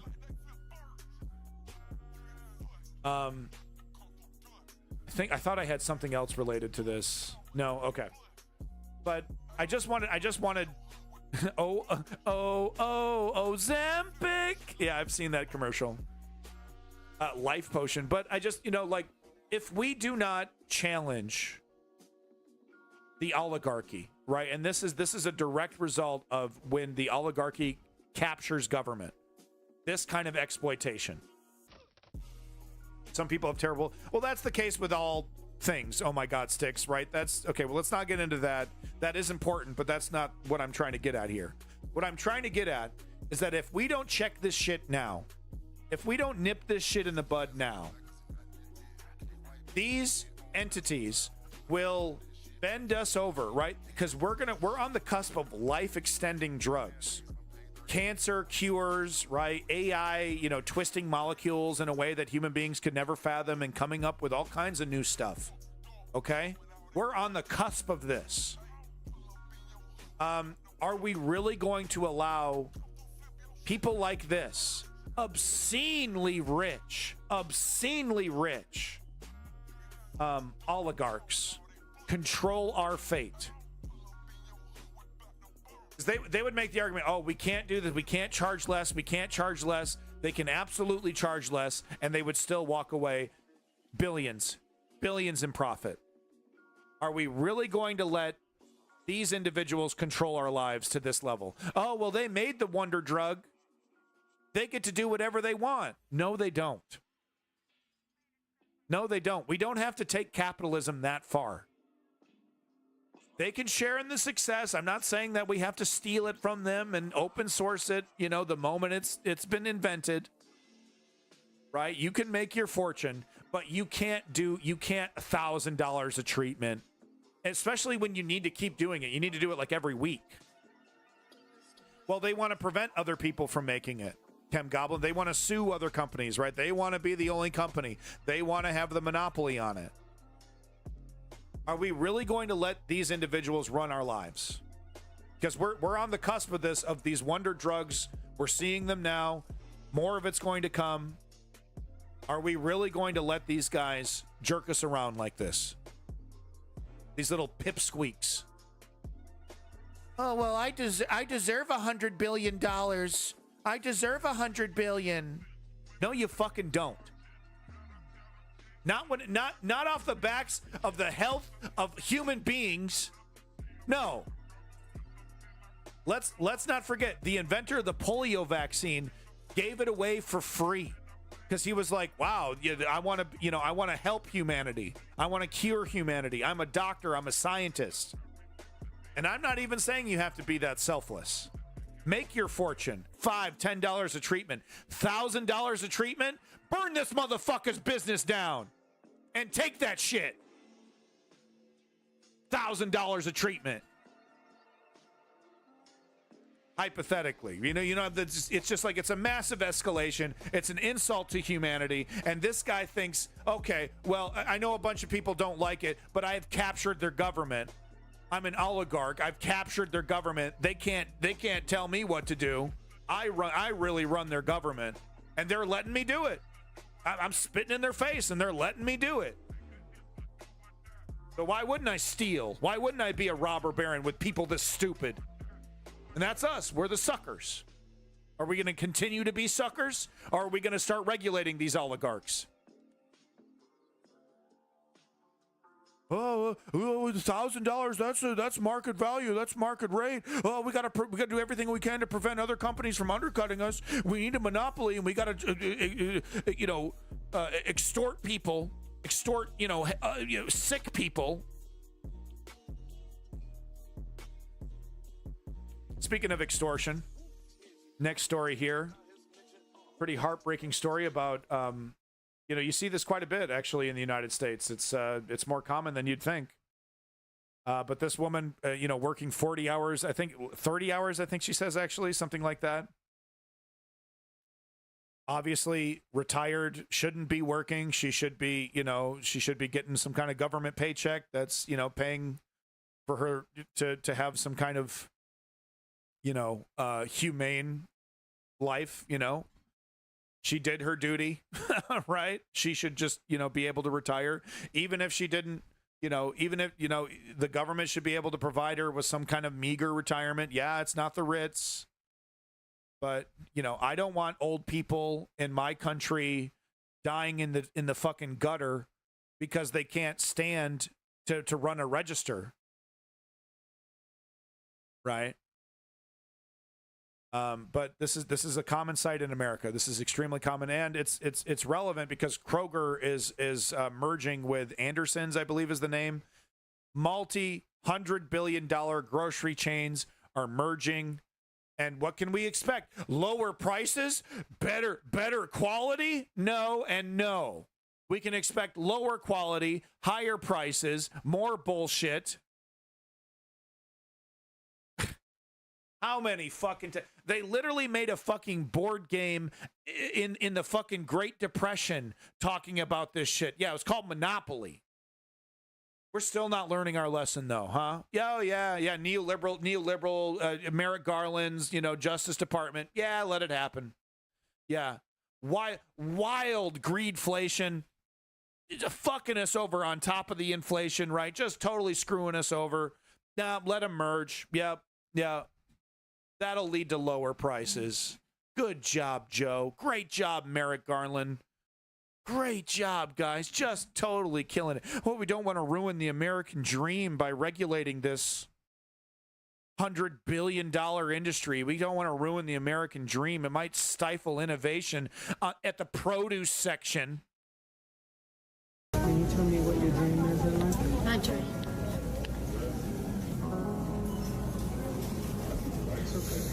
I need some housing, affordable housing. I'm staying at a women's shelter. What is something you're praying for? And strength. How do you? And she deserves, she deserves to retire in peace. And it's I'm happy to pay this is why I'm paying my taxes. I'm not paying my taxes to blow up a kid in Palestine. I'm paying my taxes so that she can live comfortably in her old age. That's not happening. It's not happening. And let me tell you, we're going to see more and more and more. Zeoduke, shut the fuck up, man. This is clearly an elderly person. It's not a drug addict. Watch yourself. You get between here and the shelter. Show some fucking humanity. Down the street. It'll take my time because, it's hot out there. How long have you been in the shelter? Oh, this is the third trip. Sonia is an elderly lady I met yesterday at Kroger. She told me that at the homeless shelter, she has to sleep on the floor on a little mat. Affordable housing in Nashville is about $1,000 a month. Let's try to raise enough money to get her housing for at least a year. Click the link in my bio. I need y'all to step up with me on this one. All right. Yeah, it's good. Yeah, good job for this influencer, right? He's, This is a whole lot better than the influencer trend from a decade ago of putting a $10 bill next to a sleeping homeless guy and then recording him when he wakes up. Right. This is a little bit different. This is outreach. So good for this fella here. This is from More Perfect Union. So I'm not sure who the influencer is, but here's the link if you want to track this guy down. Give him some props, maybe help this lady out. I would encourage it. And no, she's not a junkie. Okay, she's an elderly person. Maybe she didn't save for retirement. Maybe she made some bad life decisions. That shouldn't, there needs to be a baseline standard for people, okay? And having a roof over your head and, 3 meals a day is a basic. It doesn't cost much for the American taxpayer to treat old people like human beings. Vector, leave Zeoduke alone. It's okay. It's all right. Don't start a fucking fight. We got to take it more seriously in the United States. Chicago police knock near 80-year-old woman to the ground with their batons. Don't let her pick up her cane and refuse to help her up. It perfectly captures the truth of the CPD at DNC. So this is a pro-Palestinian protester. I probably should have had this in the Gaza section. Yeah, and Davey, I'm happy to pay that, and I know the bill's going to be high. That's why I'm paying my taxes. I know, Zeoduke. I know. You're just trying to keep it real. But even if you were right, which you're wrong in this instance, but even if you were right and she was an ex-junkie who wrecked her life on drugs, there should still be that baseline, right? Especially if you're off drugs. If you're no longer taking drugs, then you should definitely be assisted when you're that age. But I digress. Here's another elderly person being abused by the United States. This person was protesting for Palestinian human rights. You tell me if they look like a pro-Hamas supporter. I don't see any Hamas iconography here. It says stand with Palestine, end U.S. aid to Israel. And this is how the United States police treated her. She's an 80-year-old woman.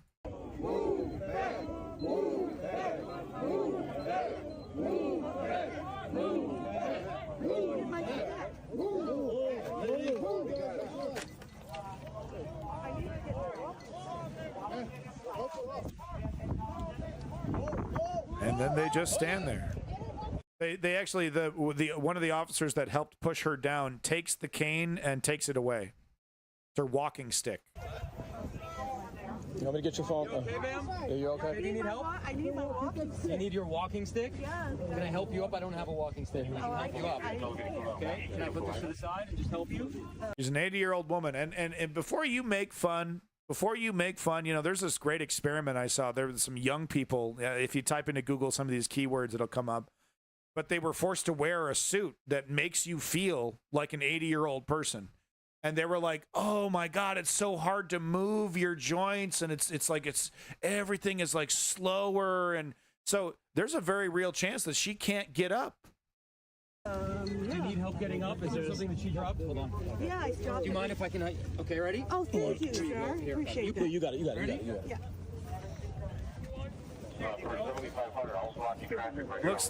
It looks like maybe off camera, the cops gave it back. Okay. So it looks like maybe it might come around the back here because her walking stick magically appears. So it looks like the cops showed a little fucking humanity. Wow, wow. Everyone give it up. Give it up for the stormtroopers. Oh, I guess we can't just stomp this old lady's face in and keep marching. We kind of have to stop. We have no choice. She can't move. Do we kill her? I don't know. What do we do? So someone with some fucking common sense decided to hand the walking stick back to the 80-year-old woman protesting Palestinian human rights. I got your glasses. Here, hold on. By the way, let's remind everybody, Palestinian representation was not at the DNC. It was not. It was too spicy of a topic. The humanity of Palestinians. Oh, it's bad for politics, so we just don't talk about it. She can take them. That's okay. I don't do bad for almost 80. There you go. Okay. And can I get my flag? I'm 80. I can kick.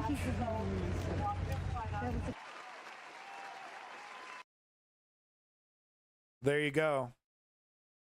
Zero Palestinian representation inside the DNC, but outside the DNC, harassment, kettling. You know, if this woman should have been, you know, chanting for the end of the U.S. government, then maybe the cops would have left her alone, like a J6 protester, right? Right? Maybe a right-wing protester against immigration. You see half the amount of cops, just magically, just half the amount of police presence there. Maybe it's because that half that would normally show up are in the crowd protesting against immigration, right? Every time there's a left-wing protest, just massive police presence, overwhelming. Look at back this. Shit. You heard the move back. Familiar in D.C. and other places. Yeah. Kettling. Pushing people out of the park.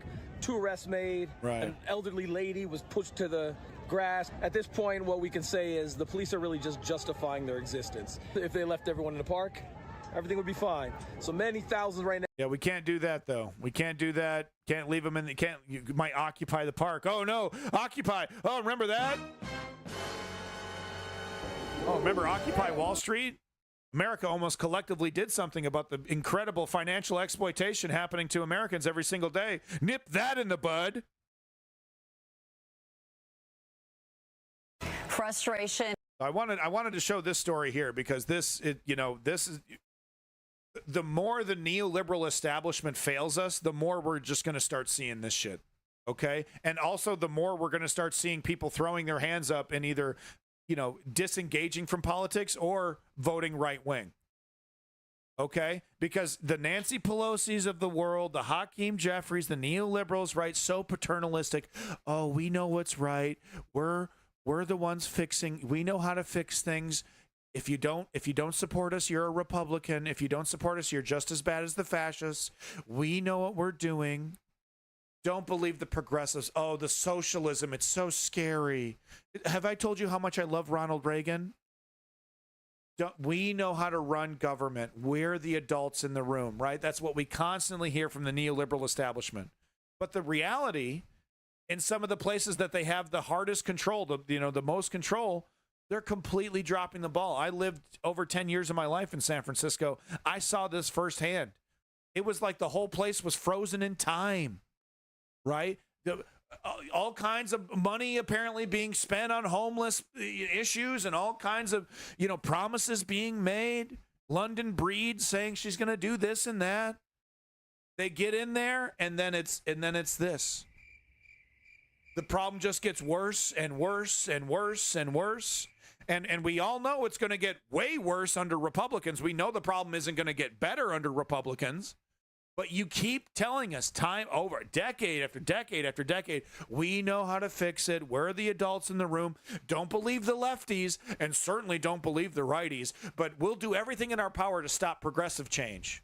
Right? Whenever there's a Bernie Sanders or someone that's, threatening the neoliberal establishment from the left, we'll pull out all the stops. We'll spend all the money to destroy that progressive challenger. We'll ads against them. Oh, we'll get AIPAC involved. Oh, they think Palestinians are humans. Oh, AIPAC, go after them, right? With the full support of the DNC. Destroy that progressive, kill it. Right? So they do everything they can to destroy a real progressive political alternative. They say, we know how to run the show. And then it's this. It's this. You think people are doing this because they did one letter and then a week later they didn't get a response and people are just, they're being unreasonable? No. People were begging for a solution to this problem for fucking years. And they do nothing. They do nothing. Welcome back, Lenny. Greetings from south of Boston. It's your boy, Lenny, the #1 Twitch streamer on this platform. And, of course, the #1 political or financial contributor to the News Underground. Thank you so much, Lenny, for coming back. Folks, don't you forget to check out Lenny, accidentswaitingtohappen.com. Like and subscribe, folks. You will not be disappointed. # more Lenny. But this is perfect time for Lenny to come in here because, yeah, he is a consumer rights advocate. That's the focus of his stream. Corporations, not, being allowed to hurt people, right, in various ways, lawn darts, think of that kind of stuff. So this is a perfect example of exactly the kind of stuff that Lenny, I don't know if he talks about this kind of stuff directly, but this is definitely in the wheelhouse. So perfect time for Lenny to be here. Let's watch. Frustration in East Oakland. Neighbors taking matters into their own hands, installing street barriers to deter reckless drivers. But tonight, city workers removing those roadblocks. This is what happens when you frustrate citizens. We have been asking them for help for several months with zero response. The city has done absolutely nothing.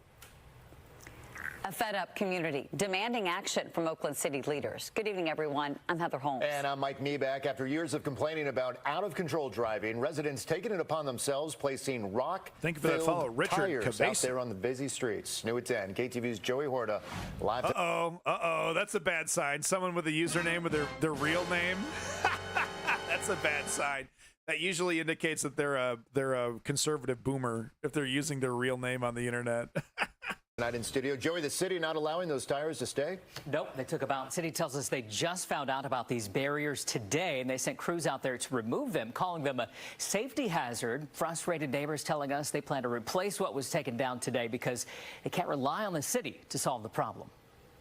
It's a celebrity. Homeowners along this stretch of East 21st Street in Oakland's San Antonio neighborhood are outraged.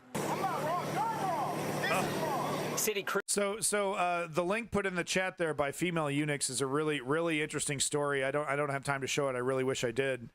But there are vigilantes that are going across Oakland that are just literally filling potholes, right? Oh, what are these vigilantes doing? Are they mugging people? Are they doing graffiti and ruining? No, they're doing the work that the city should be doing. They're literally filling the potholes. And sometimes, because the work isn't, up to code or whatever, right? The city will come out and unfix the pothole. They'll unfix the pothole. Yeah, it is illegal. It's totally illegal. And but it's like, it's tough though, because in the case of there's a reason why these rules exist. And there's, and like, you don't want people to just fix things on their own. Right. It's not a good thing, because this is really dangerous. These tires, people got into a bunch, the story, you'll get all the details here. So it's not a perfect solution, but it's just showing that people are fed up. They're tired of waiting and being, and the messaging being tweaked. Oh, you just don't understand how good the economy actually is. You just don't understand how good things are, right? And you're a Republican if you try to fight against us and argue with us. Meanwhile, nothing's getting done. Things seem to be getting worse. Everything's getting more expensive. And these grinning fucking millionaires in fucking expensive suits get in front of the microphone and say, oh, well, the economy's actually doing really, really well. Joe Biden's really kicking ass in the economy. The fuck? It's like, not for me, dog. I don't know. Maybe there's someone else who's making some money. I'm not. That's the consensus when it comes to the middle class and below.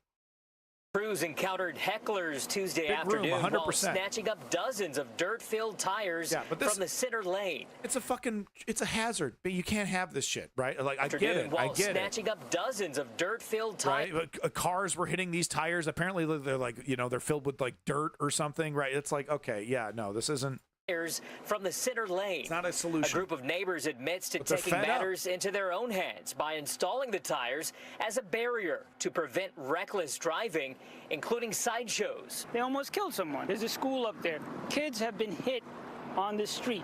There are people whose cars have been crashed into and totaled. Neighbors claim the city isn't doing enough to protect them. Odilson Souza says his 2-year-old son almost got hit by a speeding car on the sidewalk. Please help us.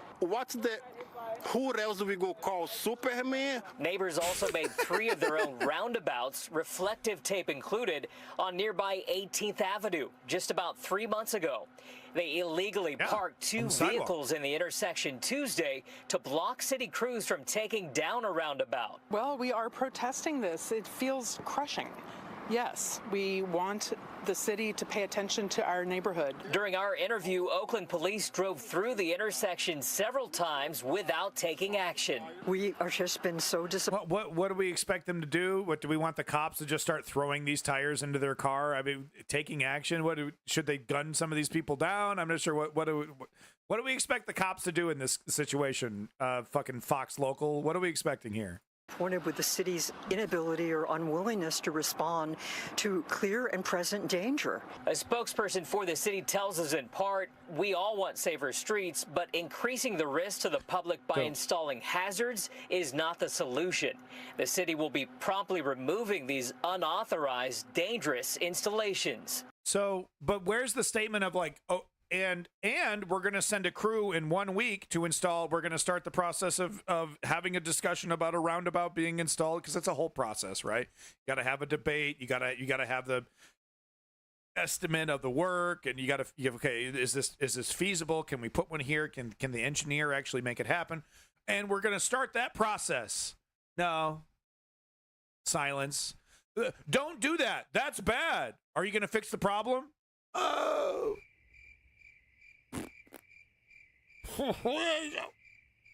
Better show up to that next city council meeting where we'll ignore you after 30 seconds. Enough for the performative, making everyone feel better, renaming streets after dead rap artists. Do your job. He's referencing recently they named a street after Tupac, I believe, in Oakland. Feel better, renaming streets after dead rap artists. Do your job.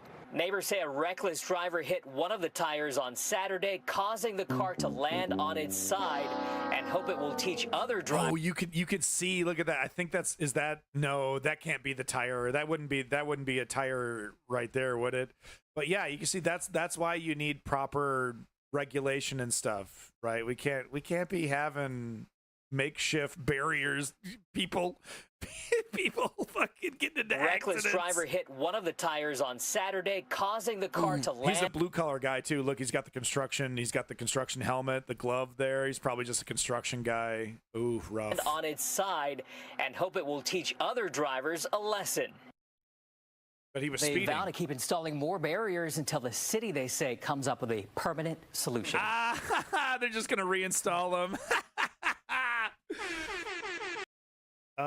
Okay. Well, my point's made.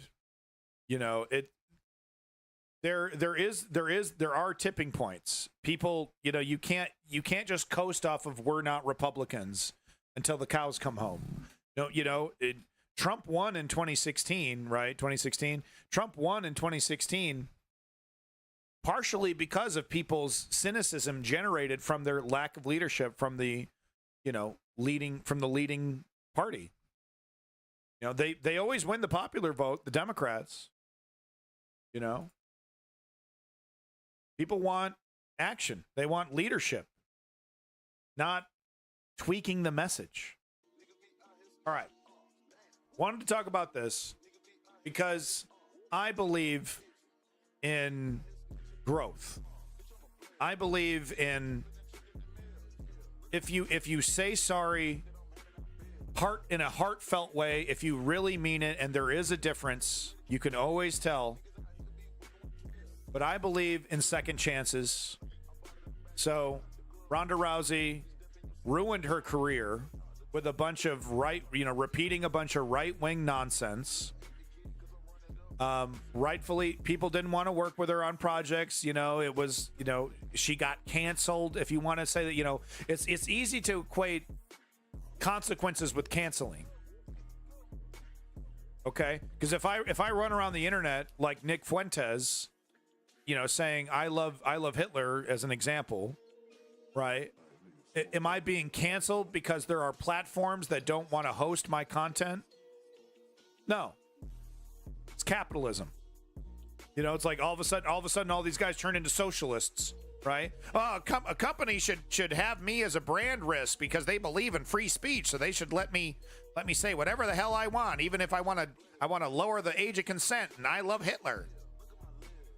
That's not how it works.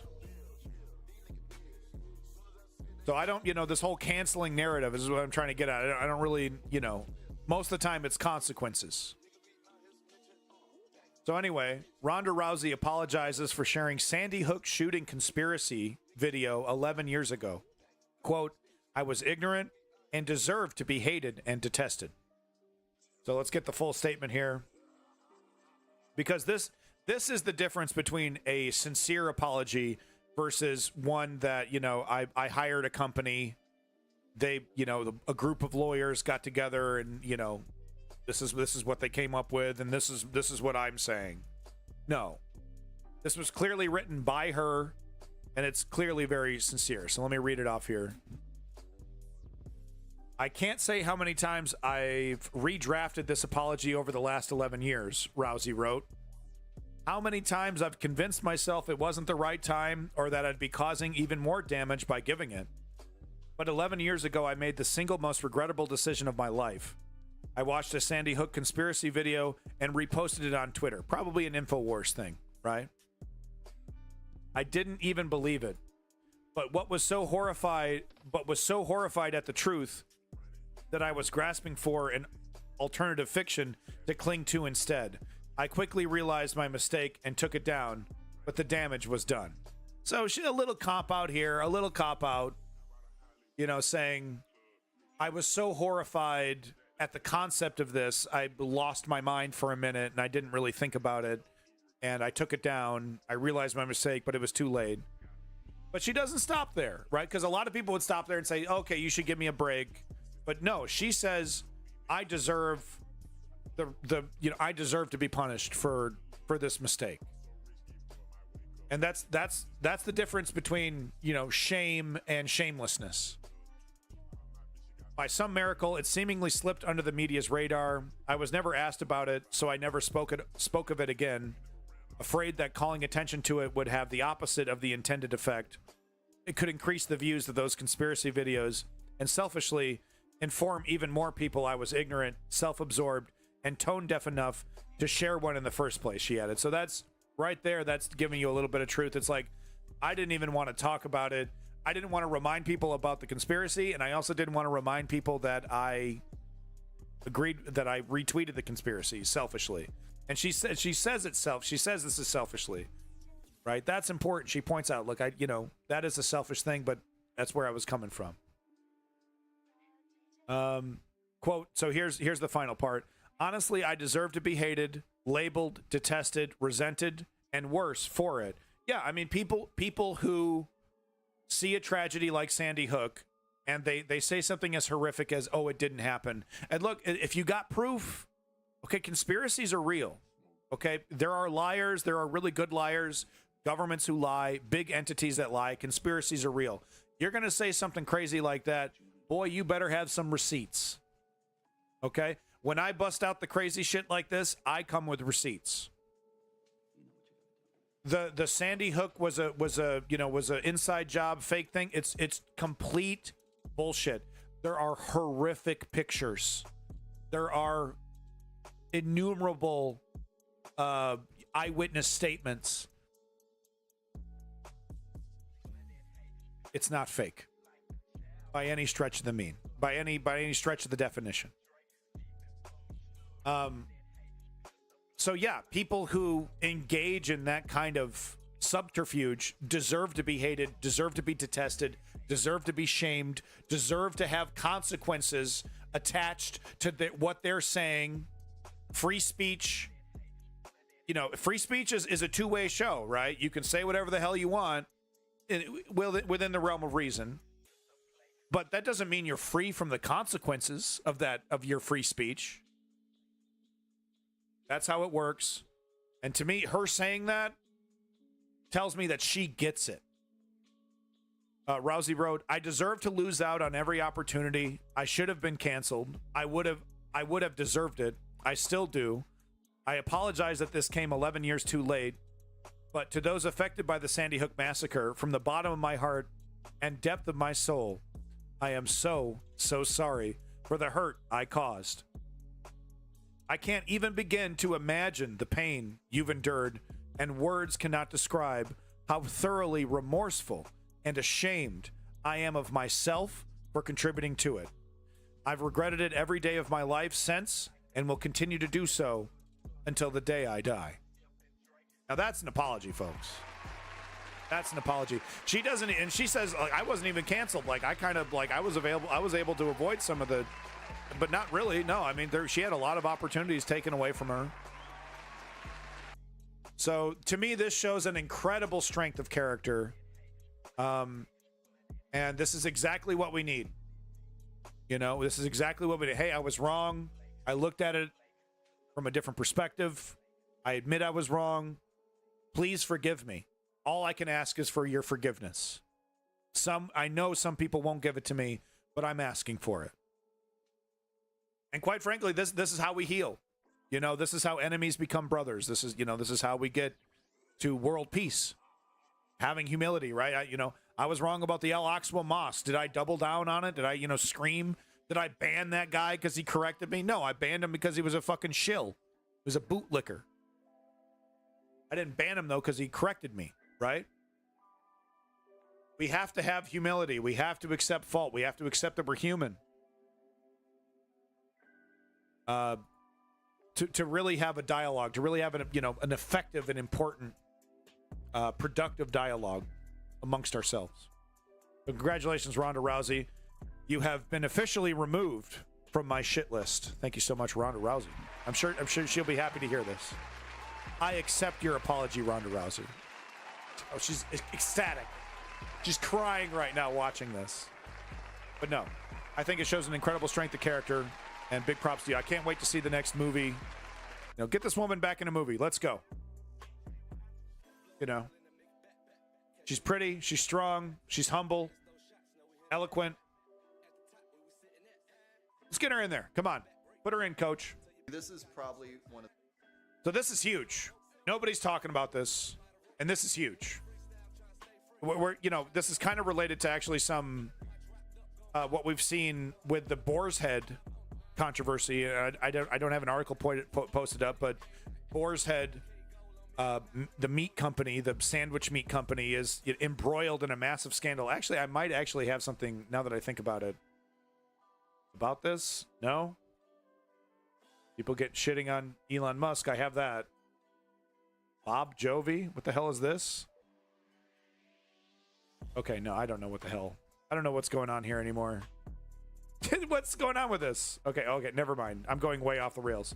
Anyway, there's a massive scandal in food right now that is being totally ignored. I did a stream on the Listeria. Okay. Rousey came out of the doghouse. She's off the shit list. It's official. She's ecstatic. But no, there's a big scandal. Tapper Jake isn't talking about it, but More Perfect Union is talking about it. It's a 10-minute video here. I wanted to show it to everybody because this affects our health, right? This is about the food that we eat. You know, this is a very important thing. Upton Sinclair. Do we have to bring Upton Sinclair into this? It's very important stuff. Let's get into it. One of the top 5. Let me just close this of the 21st tab. century. Acting and up. We can't underplay it. This is probably one of the top 5 food scandals of the 21st century. Yes, big room. Trump is responsible for the deregulation that is the direct result of the Boar's Head situation. I forgot to bring that up, but yeah, Trump deregulated the industry. Boar's Head took advantage of that and is poisoning millions. Yes. And we can't underplay it. People need to go to jail. People need to go to jail for this. Hold on. Let's start at the beginning. Oh, okay. Right here, tucked away in a nondescript office building, right across from a doctor's office, lies the heart of what could be one of the most significant conspiracies in American business history. Yeah. It's home to AgriStats, a data company that built a network used by the nation's largest meat companies. And inside that network, America's meat barons share secret data. It's alleged that AgriStats organizes and then launders that information across the industry. So this is happening in every industry, in real estate, groceries, any industry where there's competition. Because pricing is public, they've found a more efficient way to keep track of everybody's pricing, and they've started to centralize that data. And in effect, they've created a kind of unintentional cartel, even if they're not directly working with some of these massive, companies that are doing the same thing that they're doing, because they're using these services that are aggregating this data. They're basically able to price fix and monitor their competition in a way, kind of collude with their competition in a very anti-competitive way. No, Richard, no.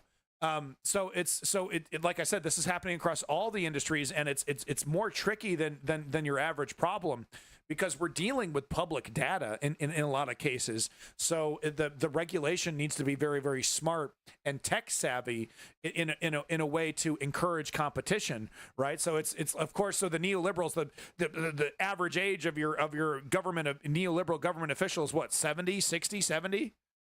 Right? And things are going down now as people are retiring and dying. But I think right now, your average politician, went to school when there were typewriters.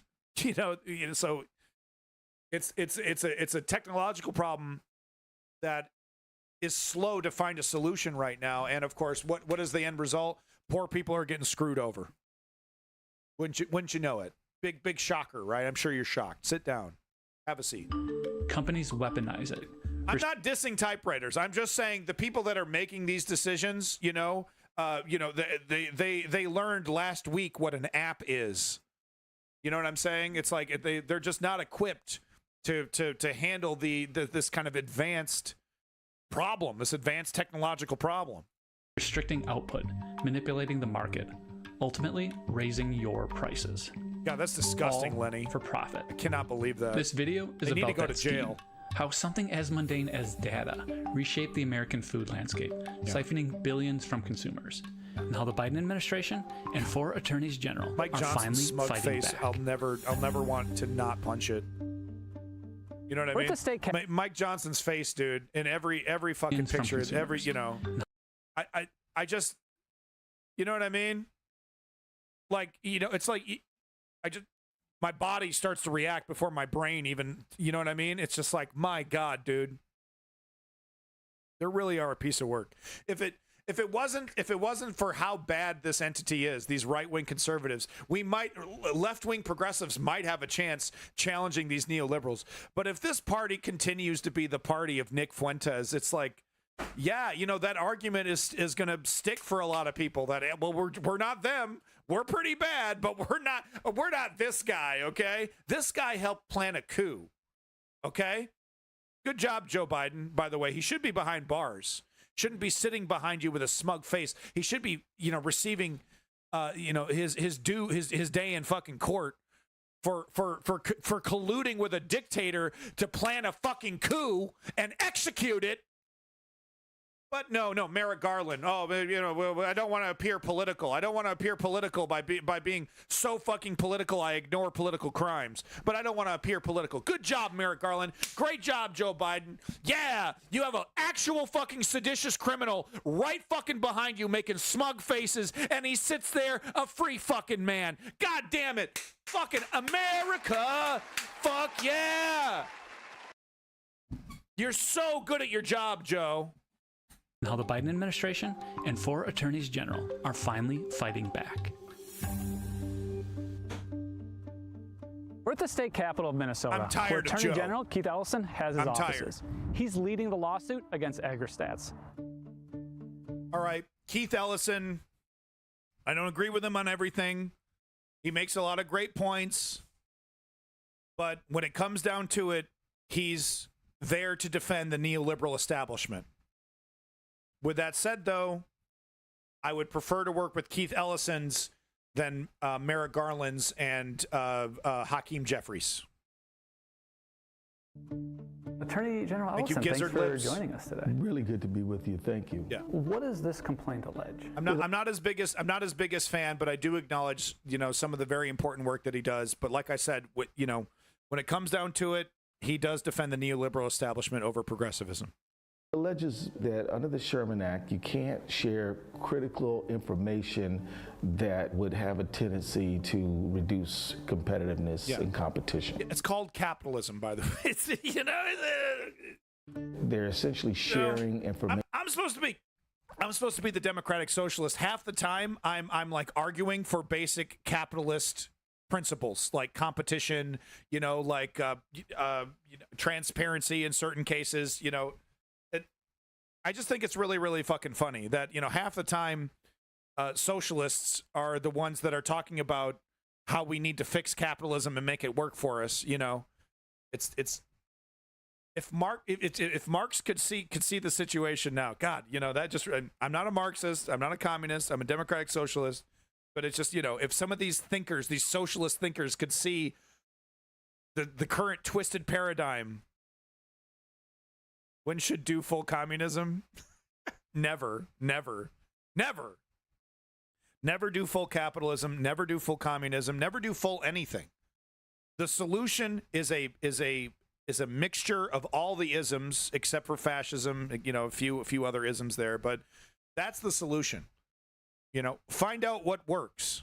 There's some things in society where an anarchist paradigm is the most appropriate. There's some things in society where a full-blown communist paradigm is appropriate, and there are some things in society where a full-blown capitalist paradigm is appropriate.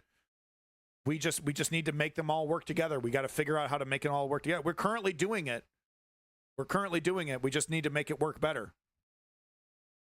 In a way that violates Section 1 of the Sherman Act, which prohibits things like conspiracies, collaboration. What is the primary philosophical difference between progressives and neoliberals as you think of them? Capitulation to a damaging status quo.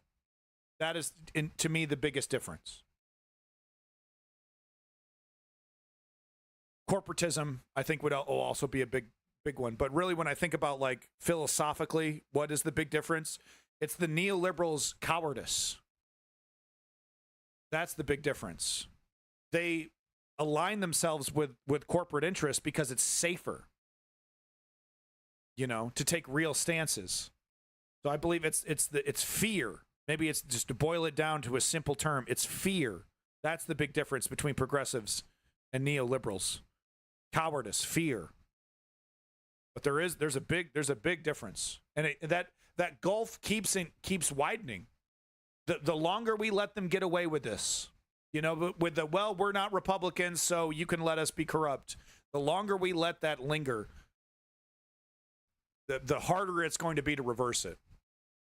Collusion, things like that. AgriStats is the heartbeat of the meat industry.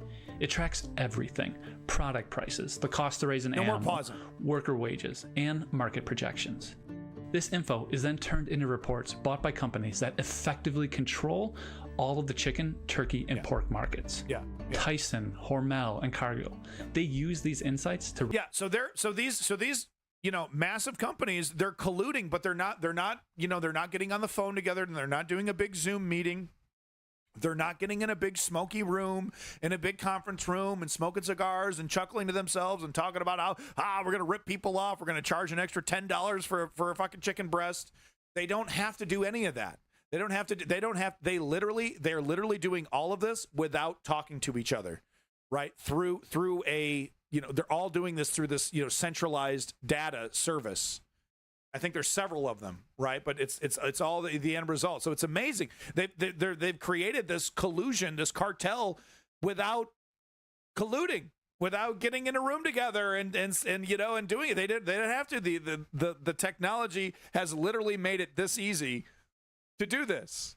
Turned into reports bought by companies that effectively control all of the chicken, turkey, and pork markets. Tyson, Hormel, and Cargill. They use these insights to raise prices and limit supply, with each other, driving up cost for everyone else. But profits for the industry, they go up. You get information that'll allow you to figure out how to maximize your profit. And we're talking about, my customers are this poor, right? So if I charge them just under this amount, they'll buy it. They could barely afford it, but they'll buy it. If we charge this much more, they'll put it back. Okay, they just simply can't do it. So they literally by the penny. How hard, how far can we ram, right? By the inch, right? By the centimeter. Ooh, can we get a couple more centimeters? If we pound the elbow, can we get a couple more centimeters up there, right?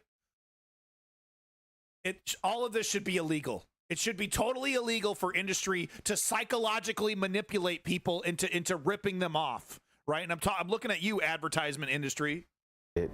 Without having to take any chances. Last time I heard capitalism and free markets were all about risk taking, right? This is a risk-free endeavor because you know what your competitors paying for labor inputs, how many chicks they got, because you have the report right in front of you.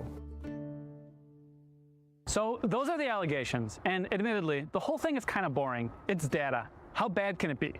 To find out, we talked to someone who would know. He's Earl Schweizer, a former vice president of Whole Foods who helped lead the firm's rise. This is a de facto cartel. I mean, this is a racket. Here's how it worked.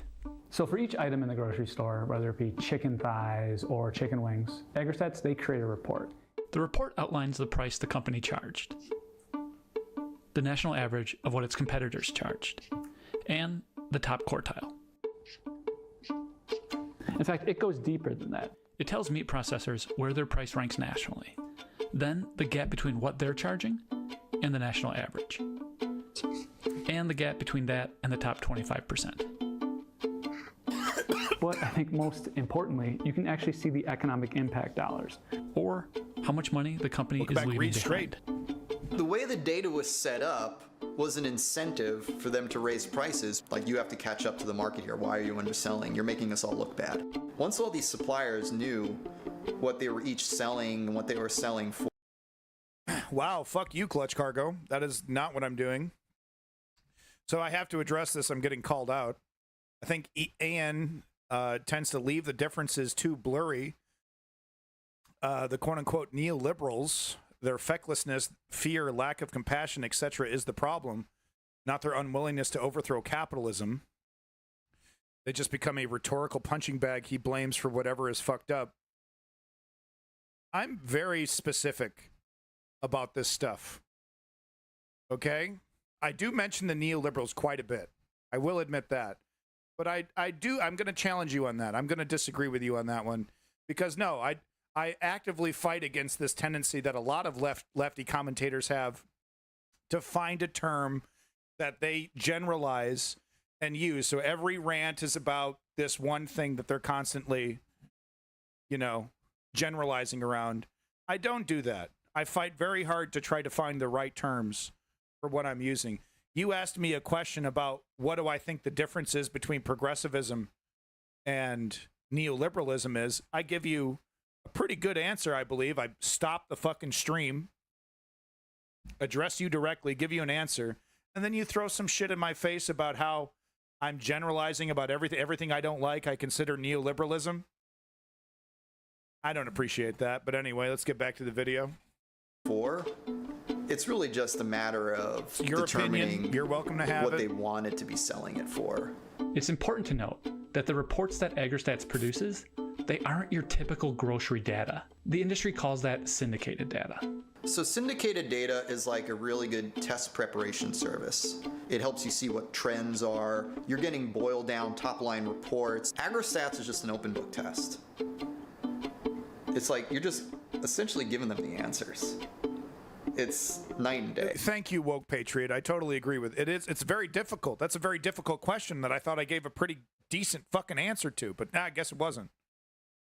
I'm not saying I'm a goddamn genius. I know everything, but shit, dude, you do need to understand the difference between what a progressive and a fucking neoliberal is. The difference between a liberal and a neoliberal, and I would say the big difference between a liberal and a neoliberal is the acquiescence to the military-industrial complex, on top of course, the corporatism and whatnot.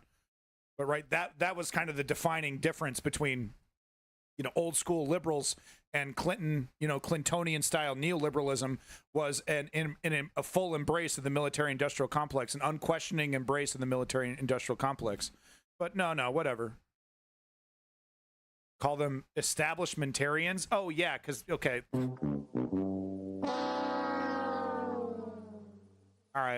All right, dog. Good tip. Thank you for your advice, Clutch Cargo. Thank you so much. They stole money from might be technically the public, true, and they took food off people's tables. Just 20 miles from here, Cargill was leveraging AgriStats data. In 2013, they charged slightly less than the AgriStats average for turkey. When they found out, they started charging more. By 2016, they had surged above it. It's alleged that AgriStats didn't just provide the information, they actively helped their subscribers interpret it. Video. According to discovered emails, in 2016, AgriStats consultants told Cargill that at Walmart, it was charging 20 cents more for ground turkey than its primary competitor, but could presumably charge more because it was 11 cents less than another. At one big distributor, the same consultant told Cargill they were 45 cents cheaper than two rivals. And what is the end result of all of this? Higher prices for all of us. The prices never get lower. Would you believe that? They never fucking get lower. If this is not capitalism. This is not fair. Okay? Capitalism is about fairness, is about, trying to equalize it's not about fairness. What am I talking about? Meritocracy is about fairness. Okay? And if we want to have fair capitalism,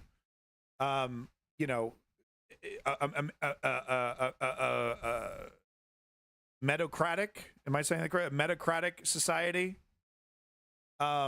We need to regulate this stuff. We need to get in the way of this. Cargill even had a presentation. It's a one-sided arms showing race. The goal Yeah, of great the whole comparison. Thing, boosting industry-wide prices. JBS did the same thing. AgriStats reports show they were charging less than their competitors for pork. Meritocratic? What do they do? They hike up prices on at least 10 products. Everyone followed suit. The outcome?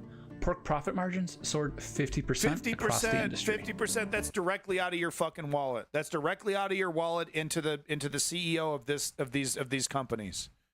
Okay, that's not fair. That's not capitalism. I mean, well, it is capitalism actually. I keep no. Capitalism loves this. This is unfair competition, having information that no, this is capitalism. What am I talking about? It's not fair capitalism though. There's more. Tyson, Sanderson not Farms, regulated Hormel. capitalism. Think It's of a meat unregulated company. capitalism. They're probably one of the 40 listed as a co-conspirator. Coincidentally, Eggerichs paused selling turkey and pork reports in late 2019. Why? Well, they were faced with private antitrust litigation. This is among the most widespread scandals in not only food pricing, but food availability that I've actually ever heard of. The reason why I say this is these price increases force consumers to buy less food because they couldn't afford the same amount of calories that they had before these increases came through. This is a food access scandal, and this is a food apartheid scandal.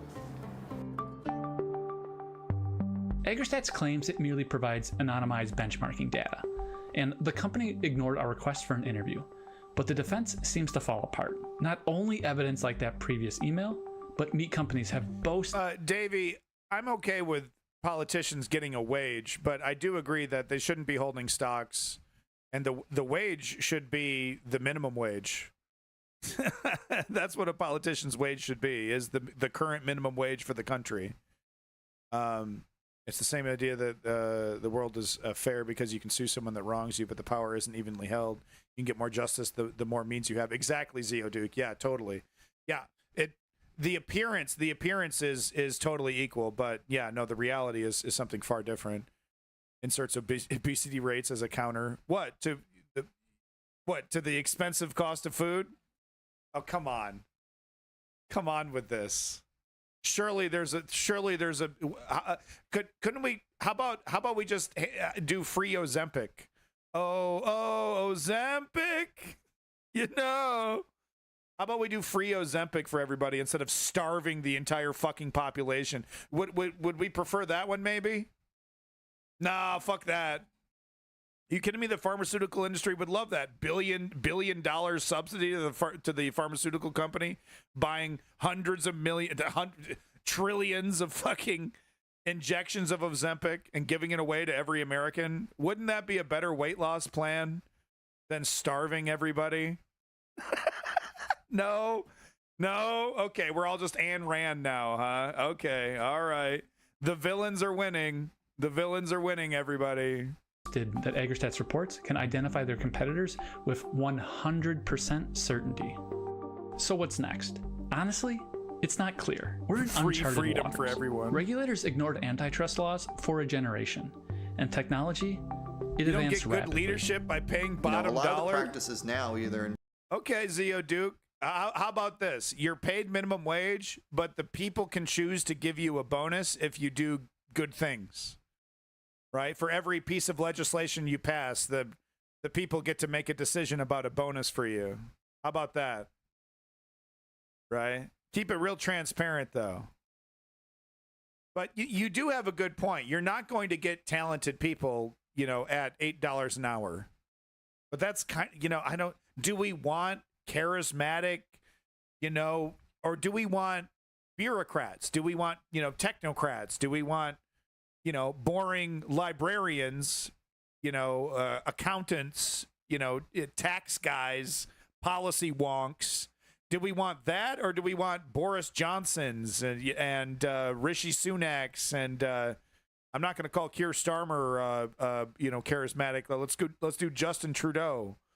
Is what's better? What's actually better there? But that is an interesting point. If you get what you pay for. We do have to think about that.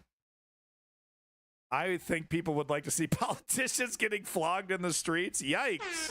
I just don't think it would encourage talent to the task. It'd encourage the wrong kind of talent. Oh, don't flog me. I've been a bad boy. CPG probably wouldn't be legal if they actually enforced and updated antitrust laws. Yeah. And now we're left with the consequences. Anti-charisma politics. I think that this monopoly problem, this market concentration problem is driving inflation. The goal of the lawsuit is to have fair competitive. I don't know about the shirt, dog. I don't know about the shirt, man. You should probably put the shirt back on the table so that we can all have a picnic and maybe go buy a real shirt. Pricing. It's lower grocery prices. It's grocery prices that people can afford. That's the goal. But again, it's tricky. Last year, a federal judge ruled in favor of meat companies and Eggerichs in a civil antitrust case. He wrote, Just because AgriStats provided so Clutch Cargo, I think it would start with regulation, and we would, it's got to start somewhere. So I think, regulation of these industries is important. And then, we can start talking about public ownership and, socializing some of this stuff later down the line. But first things first is that we do need regulation. Animal Farm, the book, right? Animal Farm, Upton Sinclair, is that the right one? No. Animal Farm's the one about communism. The Jungle. Upton Sinclair, The Jungle, right?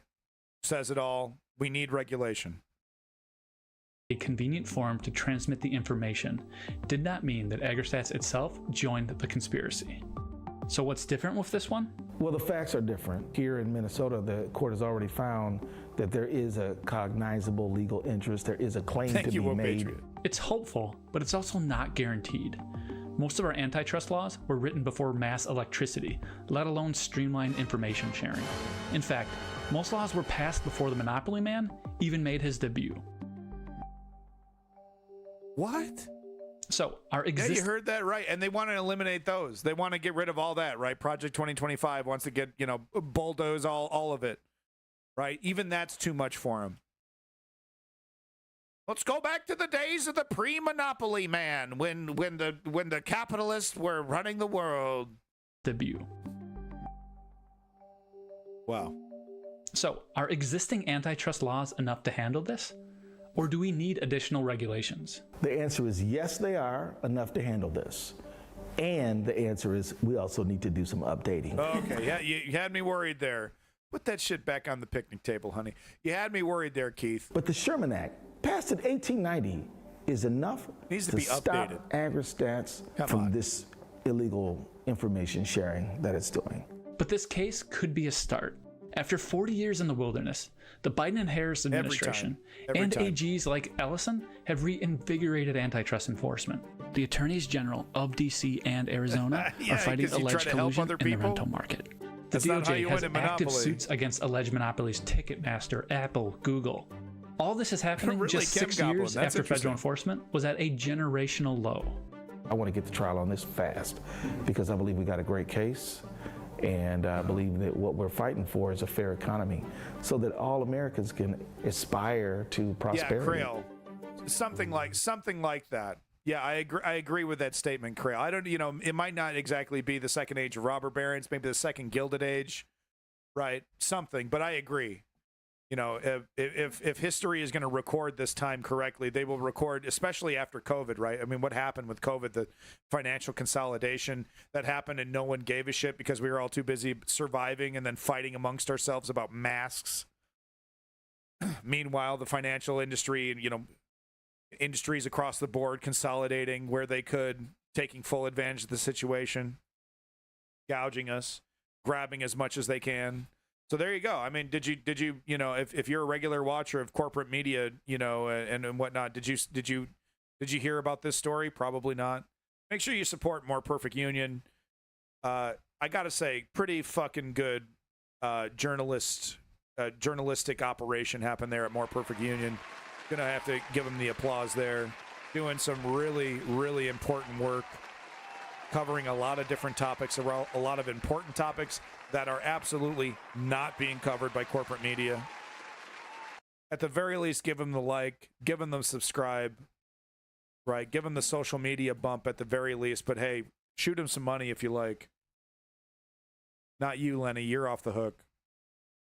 We got a new merch store, by the way. Speaking of Lenny, who likes to buy our merch, but so my merch store, Stream Elements, they completely switched merch providers. Like completely new website and everything. And wouldn't you know it, going to the new website, none of my old designs came with it. It's literally fresh fucking start. I got to remake all my t-shirts and all my everythings. So I'm going to be doing an upkeep stream. We're going to do that together. Make a bunch of products. So look forward to that. And don't bother going to the merch store right now. It's literally closed. And big props to your boy Woke Patriot, who made a exclusive poster for Abandoned Nihilism, for the News Underground, for the stream, It's amazing. So make sure you look for that as well at a merch store near you. Just a heads up, folks, on that. But all the Garbage Fuel stuff gone. It's all gone. I'll have to remake it.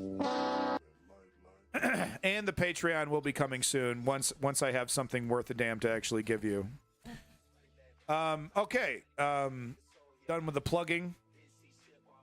Like and subscribe. Done with the plugging. Let's get with the other plugger fucker, mother plugger, Elon Musk.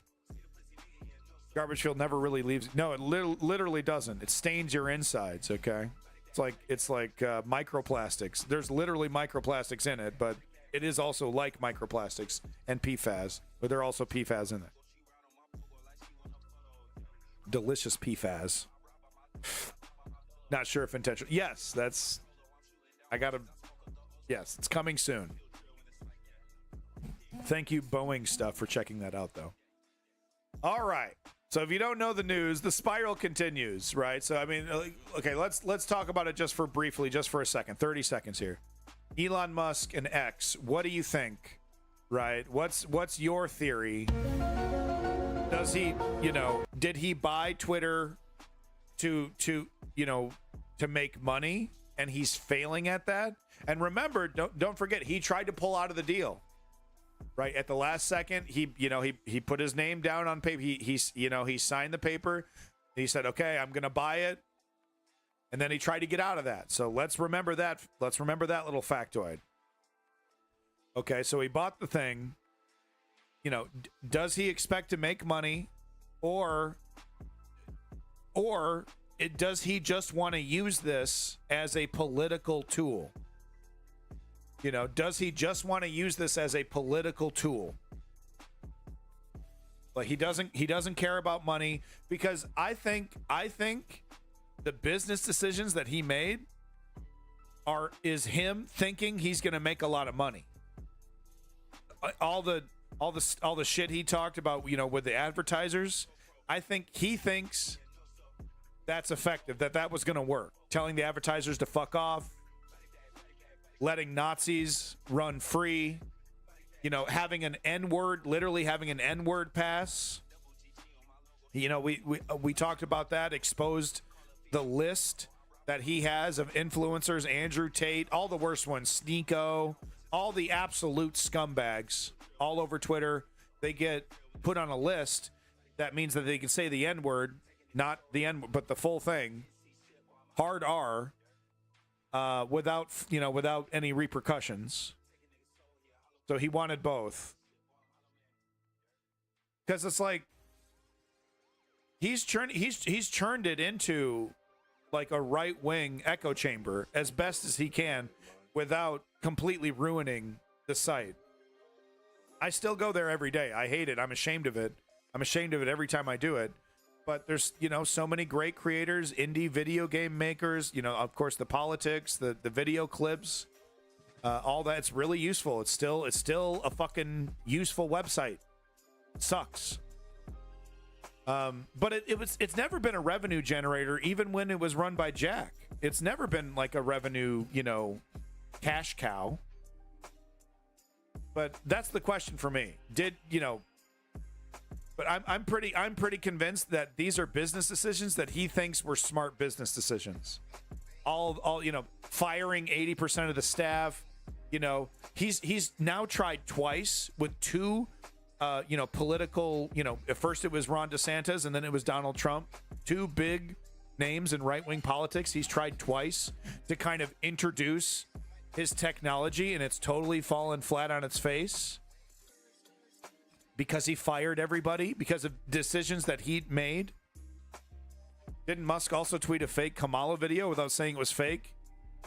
Now you want from a major media platform? Not what you want from a major media platform? Yeah. The fact that, the information, the independent investigations into the bot problem, massive bot problem. Of course, they're all right-wing bots. We also reported on X's business relationships, the other people that are invested in X, bunch of connections to the Saudi royals, bunch of connections to the Russians, right? It's a whole shit show. So now the next chapter of this shit show, the Brazilian government, you know, Morales over here, who's a dictator. He's sending requests to X, you know, ban this information, ban that information. This political commentator's posting this, you know, kill their account. He's probably being like super egregious about it. And, you know, Elon Musk is saying, no, we're not going to do that, right? Because he cares about free speech. More on that in a second. Right. So because Elon Musk isn't clamping down on misinformation, according to Morales, which is ironically probably true information, because it's so funny. He has no problem with misinformation. He has absolutely no problem spreading that. No biggie. Elon Musk, no problem. Fake news, spread it all over my platform. What Morales is, I keep saying that, Morales is probably talking about, Evo Morales here.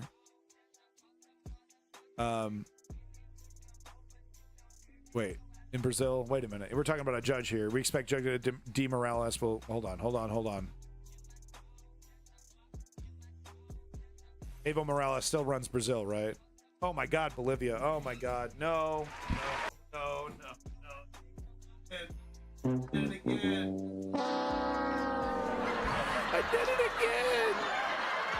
I did it again. I'm sorry. No, hold on.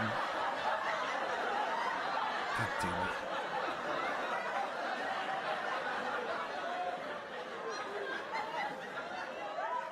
Did it again. Lula da Silva. Duh. Of course. Lula da Silva.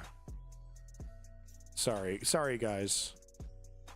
4.5 hours of streaming. It's starting to hit me. No, so of course Lula da Silva was supposed to be this, you know, progressive, and you know he did save, you know, he is effectively saving the rainforest. Lots of tabs. Yeah, my whole computer's slowing down. Of course. Okay. Not Evo Morales. My God. I'm so sorry.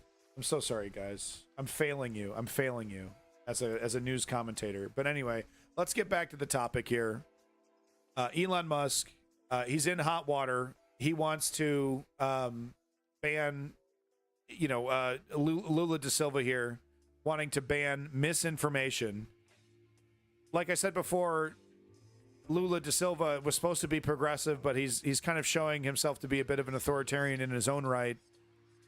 But he did help with the rainforest. I remember that was a big priority for him, and he did effectively go in there and do some major reforms to help save the rainforest.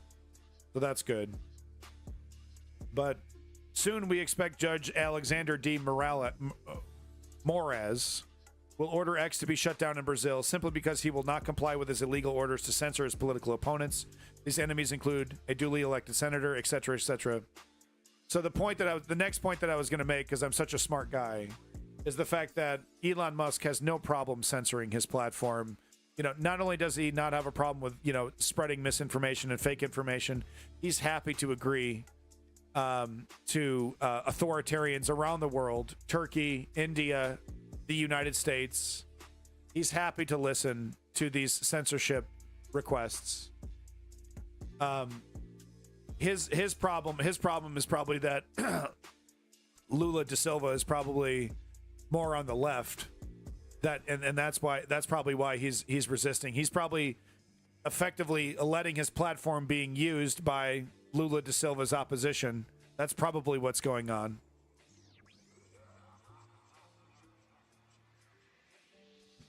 So Lula da Silva is like, you know, you got actors on your platform spreading lies. That's probably what's happening. And Elon Musk, no, I care about free speech. And can you believe this guy is making requests to ban information, or to get to stop certain misinformation from spreading across my platform? I would never do that. I'm a free speech absolutist. He probably continues to say that. This fucking smug face. I'm a free speech absolutist. No, you're not. You ban all kinds of shit. You're happy to ban shit when an authoritarian asks you to. When a right-wing authoritarian asks you to, you're happy to do it. But a left-wing authoritarian starts making those requests. Oh, no, we got to do something about that.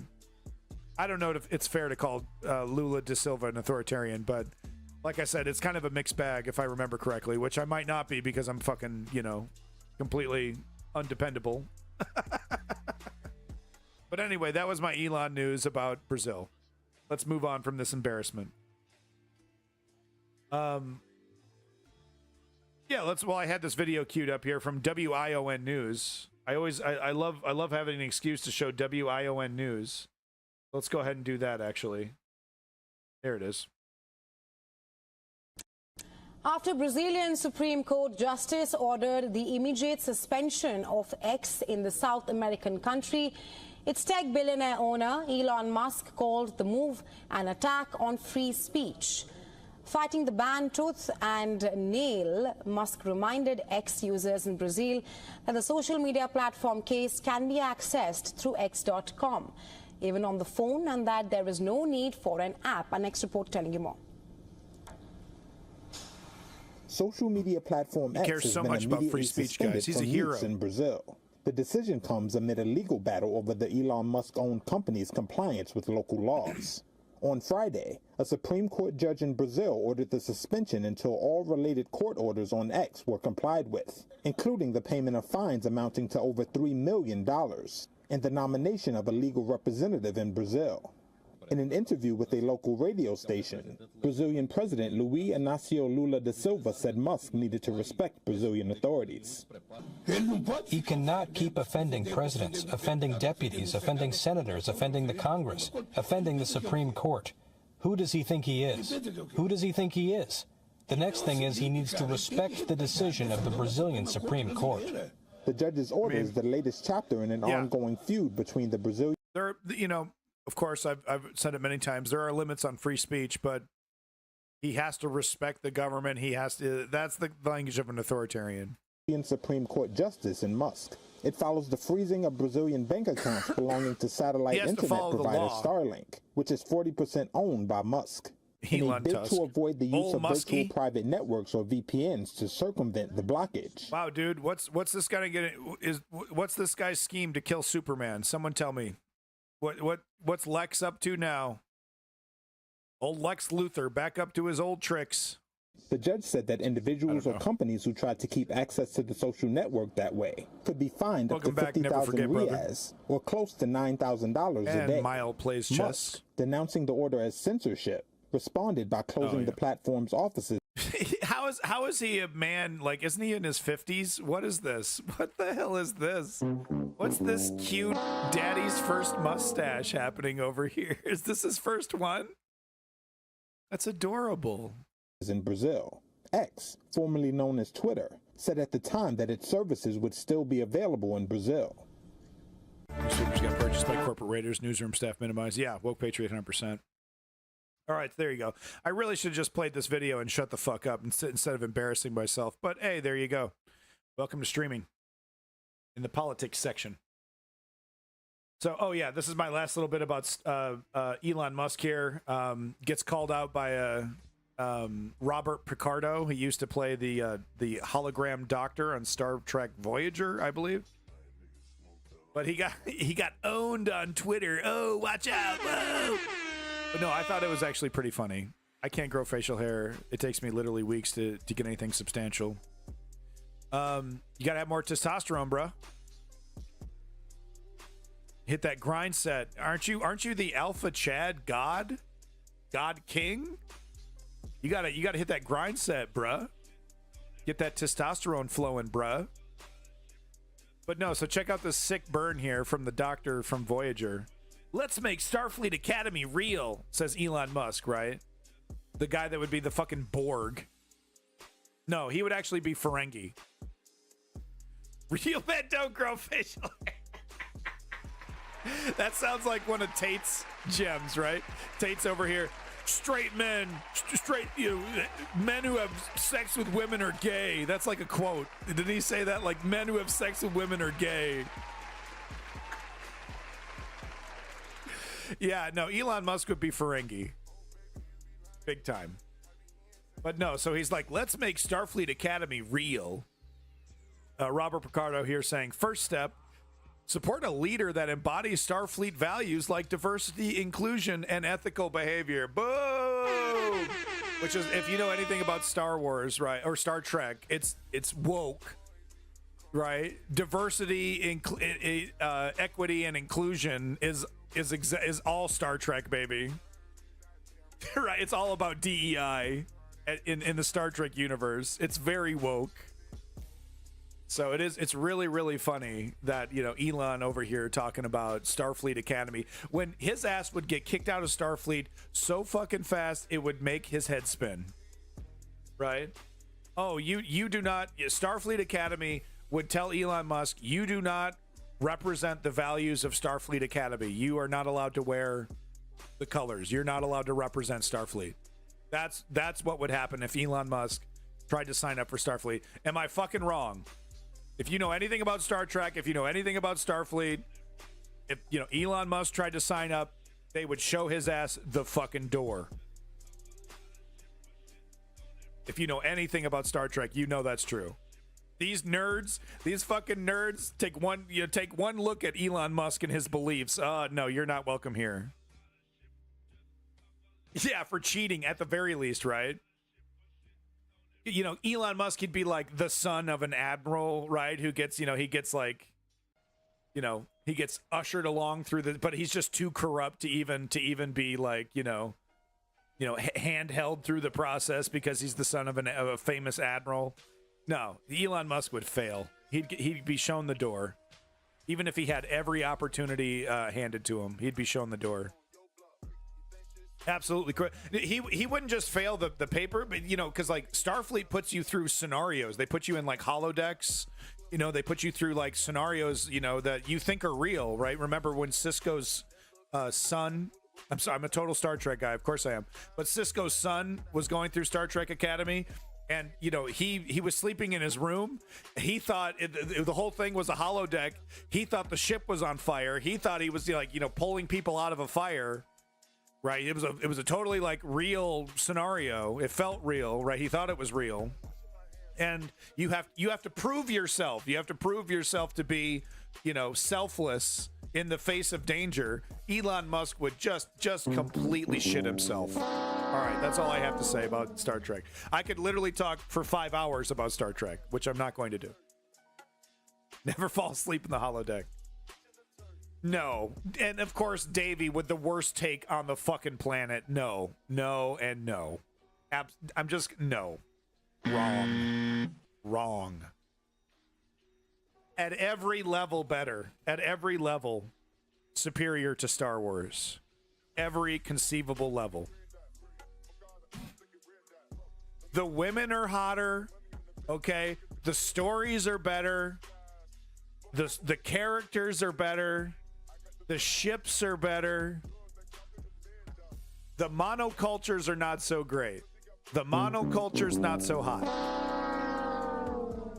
I like Star Wars Episode 1, pod racing, Watto. We'll just forget about that Jar Jar Binks stuff. Good time popcorn movie, okay? Good time popcorn movie. Star Trek is our future, if we want it to be. That's how important Star Trek is. Star Wars is a fun story. Star Wars is a fun little fantasy story. Star Trek is our future if we want it to be. That's how important Star Trek is. Just saying. Shut up, Boeing. Shut the hell up. Elon will get us there. Elon might have to go save those pilots from Boeing, right? They're just gonna let the spacecraft crash. All right, back to the news. Thank you, Kem Goplin. But no, okay. So this will keep your attention. Hey, what's your fucking name? Boeing stuff. Stick around. Watch this. This will entertain you. Get the attention back over here. Fuck you. I can't even talk about something I love. I got to talk about shit that I hate. Fucking people. Shot in the air, but Trump still sucks. He made blood out of ketchup.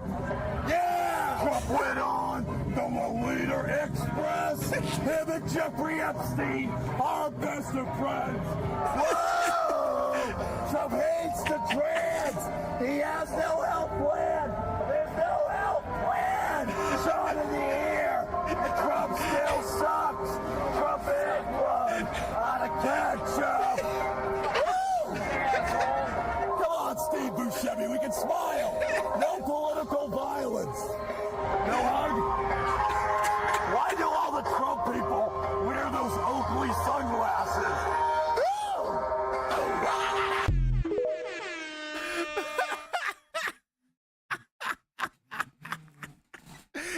He does not miss. He does not fucking miss, dude. So I have two of these. He took them off. He's embarrassed. He took them off, dude. I got two of these, dude. This guy does not fucking miss, bro. Okay, hold on. Yeah. This one's even better. This one's even better because he's confronting Hulk Hogan, the real American fraud, right? And the last time we were reporting on Hulk Hogan, he was hawking this stupid generic beer that he put his fucking face on with a fucking neo-Nazi with a big old SS tattoo, right? Doing a big thumbs up. And of course, Hulk Hogan was in the news recently backing Trump, backing fascism. You know, oh, this is real America, right? Real Americans, right? So apparently, you know, Hulk Hogan, who supports the Republican Party, supports the Republican platform, which is xenophobic, racist, sexist, fascistic. The party that supports the stop the steal falsehood. Hulk Hogan supports it. He's a fraud. He's an absolute fraud, and this guy takes him to task. I hope this guy becomes incredibly famous. He deserves it. Look at the shirt, the MAGA powers. We're going to destroy the woke. What are they going to do when we drop the big boot on trans and we drop the big boot on everything? We're going to drop the big boot on Social Security. Does that work for you, brother? Trump is a real felon. Then he went to Epstein Island. Trump, no physical, no political violence. No political violence. No political violence, though. So his name is Road Steamer. Check him out, Road Steamer on TikTok. He's doing a great job, and that's exactly what needs to happen with frauds. I forgot I switched in the wrong one. With frauds like Hulk Hogan, that's exactly what needs to happen. They need to be confronted. He doesn't care. You know, the reason why rich people like Hulk Hogan don't give a shit if the political party that he supports is fascistic is that he ultimately knows that they will protect the rich. So as long as he stays in that class, he will be fundamentally protected no matter what side he goes with. So he just goes with the one that, you know, matches his little identity that he's created for himself as a real American hero. It's such a fucking joke. Moving on. Should we talk about Star Trek some more? Piss off Boeing? No. This gives you an idea of the direction that the Republican Party, the theocratic direction that they want to go in. What would a post-Trump Republican Party even look like? I know we're about to see. Harris is going to win. I feel very confident in saying that. We're going to be talking about the electioneering that the Republicans are doing in Georgia, but some good news. I actually have some good news about it. The bad news is that we're going to have to watch 10 minutes of Rachel Maddow to get to it. So look forward to that. It's going to look like Vivek. Maybe. Yeah, maybe. I don't want to make predictions, right? I want to see it completely crumble. That's what I want to see. But no, every MAGA I know loves Vivek. Once Trump is gone from the equation, millions of Republicans are going to go back into hibernation because it's not going to be fun anymore. I mean, sure, they agree with Vivek, But Vivek doesn't make him feel good. You know? Vivek doesn't make him feel like a proud fascist, you know, like a proud, you know, their version of American patriotism. Doesn't make him feel that way. He's just a snotty, you know, another politician, just another politician, right? He's saying the things that I want to hear, but he doesn't give me that magic that Trump gives me. So you could have 1 million Viveks.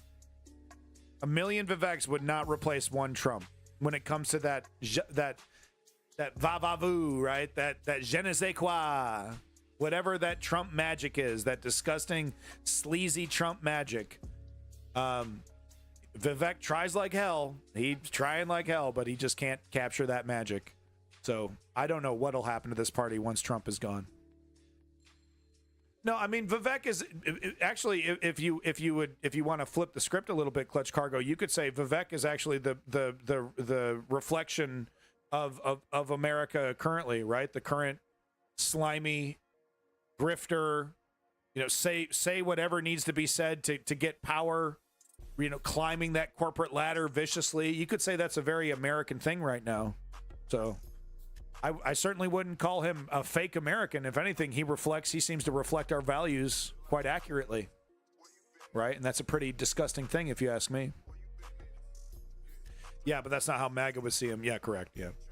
All right. Okay. Back to the story here. The theocratic direction that these fascistic Republicans are heading in is pretty apparent. If we give them power, you know, they will make, you know, a Christian style, you know, Sharia law into, you know, they will enshrine that into law. Here's more evidence. This is, you know, the Snoops article here confirming this. GOP lawmaker prayed on the Arizona Senate floor before the abortion ruling. So here they are. Theocrats. Oh man, don't make me do this. Come on. So here are these theocrats. One of them runs our government. Yeah, he's getting pretty boring. But Vivek, yeah, as boring as Trump gets, Vivek can't match that magic. He can do a punchy 30-minute, 40-minute speech much better than Trump, but that doesn't matter. He's not Trump.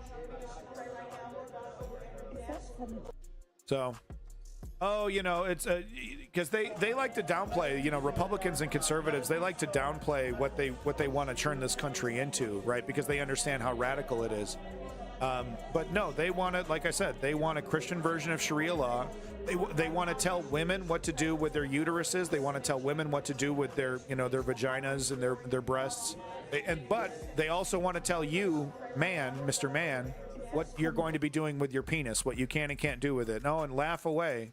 He said penis. I'm 100% serious. Ted Cruz and characters like this can't wait to tell you what you can and can't do with your fucking dick, dude. They can't wait to throw you in jail for doing the wrong thing with your dick. You know? And I'm not talking about raping somebody. I'm talking about having sex with your boyfriend or something. You know? Oh no, you're being hyperbolic. You were being hyperbolic. No, they're not. No, I'm absolutely not. They're counterproductively jumping for joy at how many the personal rights that they've stripped away from women. You think they're just going to stop at the vagina? You think they're going to stop at the womb? Only thing I think I need is for helicoptering the local city council. What? Wienergate. Not to mention, theologically speaking, in tongues must be followed by interpretation or it's useless. Yeah, you know, that's a great point, Woke Patriot. Yeah, they were speaking in tongues. Yeah, I forgot to mention that. But they were indeed speaking in tongues. Okay, so this tab crashed. 1 second here. Back over here. I only wanted to show you this because it's informative. There's no other reason why I stopped scrolling and watched this video. Okay, there's literally no other reason. Stop judging me. Okay, I'm just trying to provide you with good information. Okay, there's no other reason why I stopped scrolling. Okay, don't make accusations. It's not nice. But this is where we're at. what should be frightening us is that the oligarchy is aware of the position they're putting people in. The rich people are fully aware of the position they're putting us in. And what they're doing is rationalizing their greed. Instead of coming to terms with like, okay, we've gone too far. You know, instead of coming to terms with their greed and saying, okay, we've gone too far, you know, we need to pull back. We need, there's a certain amount of healthy middle class that we need to sustain our society so that we can sustain our fortunes. They're not doing that. They're trying to find ways to rationalize the impoverished, exploited situation that they're putting society in. So here we have a video, a Zoomer here, doing a video about an oligarch on a business network, making an argument. I think he's a representative from Kellogg's or something, but talking about how, hey, there might be an emerging market for people who want to eat cereal for dinner. When people are, he starts talking about when people are poor, they start, they start depending on cereal because they're so poor. They just start eating breakfast cereal, for all of their meals. That might be a market that we could take advantage of, right? So that's him, that's him completely ignoring the problem that they're all putting us in. Instead of like raising the alarm and saying, hey, we got a big problem here. People are eating my product for dinner. People are eating my Lucky Charms for dinner here. It's a breakfast cereal for children, and they're buying it and eating it for dinner. We have a serious problem here. He's not saying that. He's like, well, is there a way I can keep the incredible amounts of money that I'm making and justify this and make it work for me? And maybe this is a good thing for society, and they want my product for dinner. And just to get, this gives you an idea into their head, in their head, right, about how they're going to justify this. Hey, I love cereal. I eat breakfast cereal all the time. The cereal category has always been quite affordable, and it tends to be a great destination. So it's the text is hard to read, but this is Gary Plicknick. Plicknick, that's his name. Plicknick. And he is the WK Kellogg chair and CEO. Multi-billion-dollar food conglomerate that, makes breakfast cereals for millions of people across the nation, across the world. Consumers are under pressure. So some of the things that we're doing is first messaging. We got to reach the consumer where they are. So we're advertising about cereal for dinner. If you think about the cost of cereal for a family versus what they might otherwise do, that's going to be much more affordable. I'm all for innovation and marketing, but the idea of having cereal for dinner, is there the potential for that to land the wrong way? So the host is desperately trying to give this guy an out. Hey, that sounds incredibly dystopian. I know you're incredibly rich and untouchable and wildly out of touch. But people might maybe look at that the wrong way. What do you think about that, Slick? We don't think so. In fact, it's landing really well right now, Carl. When I say cereal, it's landing really well. Okay, so now we have. So he was saying, okay, we're spending. He just said we're spending money on commercials about cereal for dinner. So now we're going to watch a commercial from this man's multi-billion-dollar company. Now, Carl. When I say cereal, you say dinner. Cereal. Dinner. Cereal. Dinner. Cool.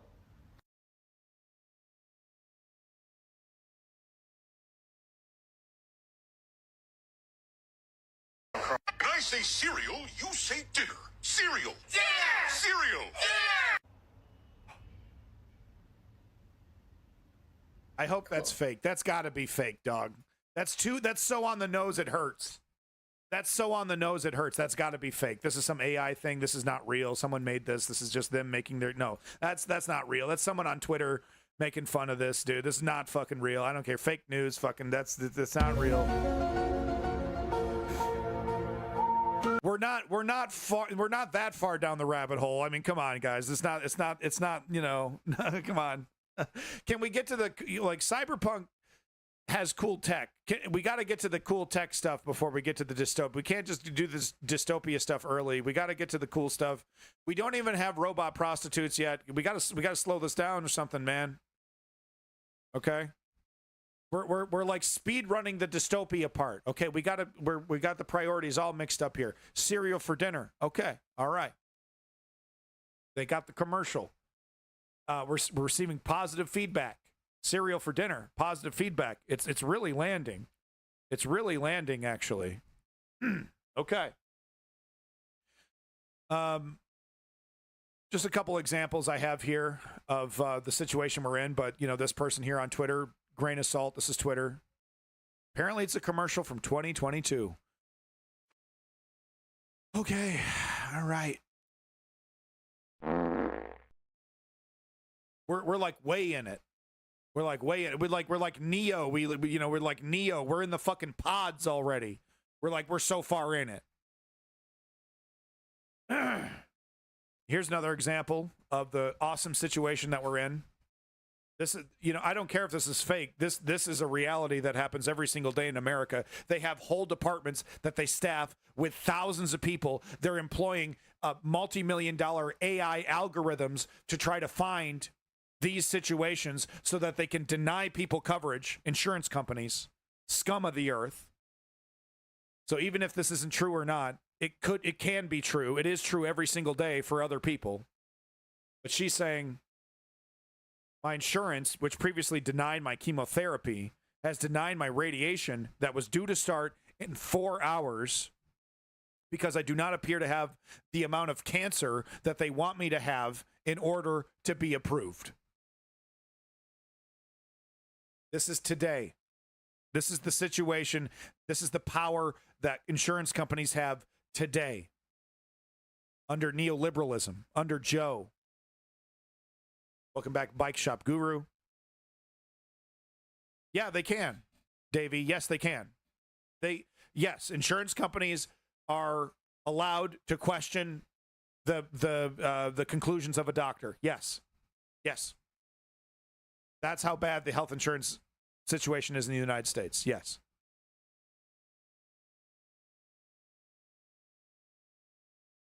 Why do they never say what insurance provider is so others know not to trust them? Because it's all the same. It's all the same ones. But yeah, that is a good point. Could have been Geico. I wanted to highlight one more Zoomer thing that I thought, you guys, if I've dragged you across glass shards, that is the Gaza segment, you deserve a little break. I thought I would show you some Zoomer comedy pertaining to the economic situation. It's really great that, the mainstream Zoomer content, content made by the mainstream for Zoomers is so anti-political, it's a joke. It's so afraid to be political. You know what I mean?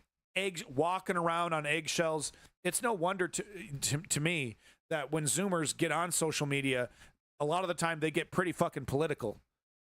Because the content that the mainstream provides them, the slop that is churned out for the Zoomer generation is so afraid to be political, it's actually comical.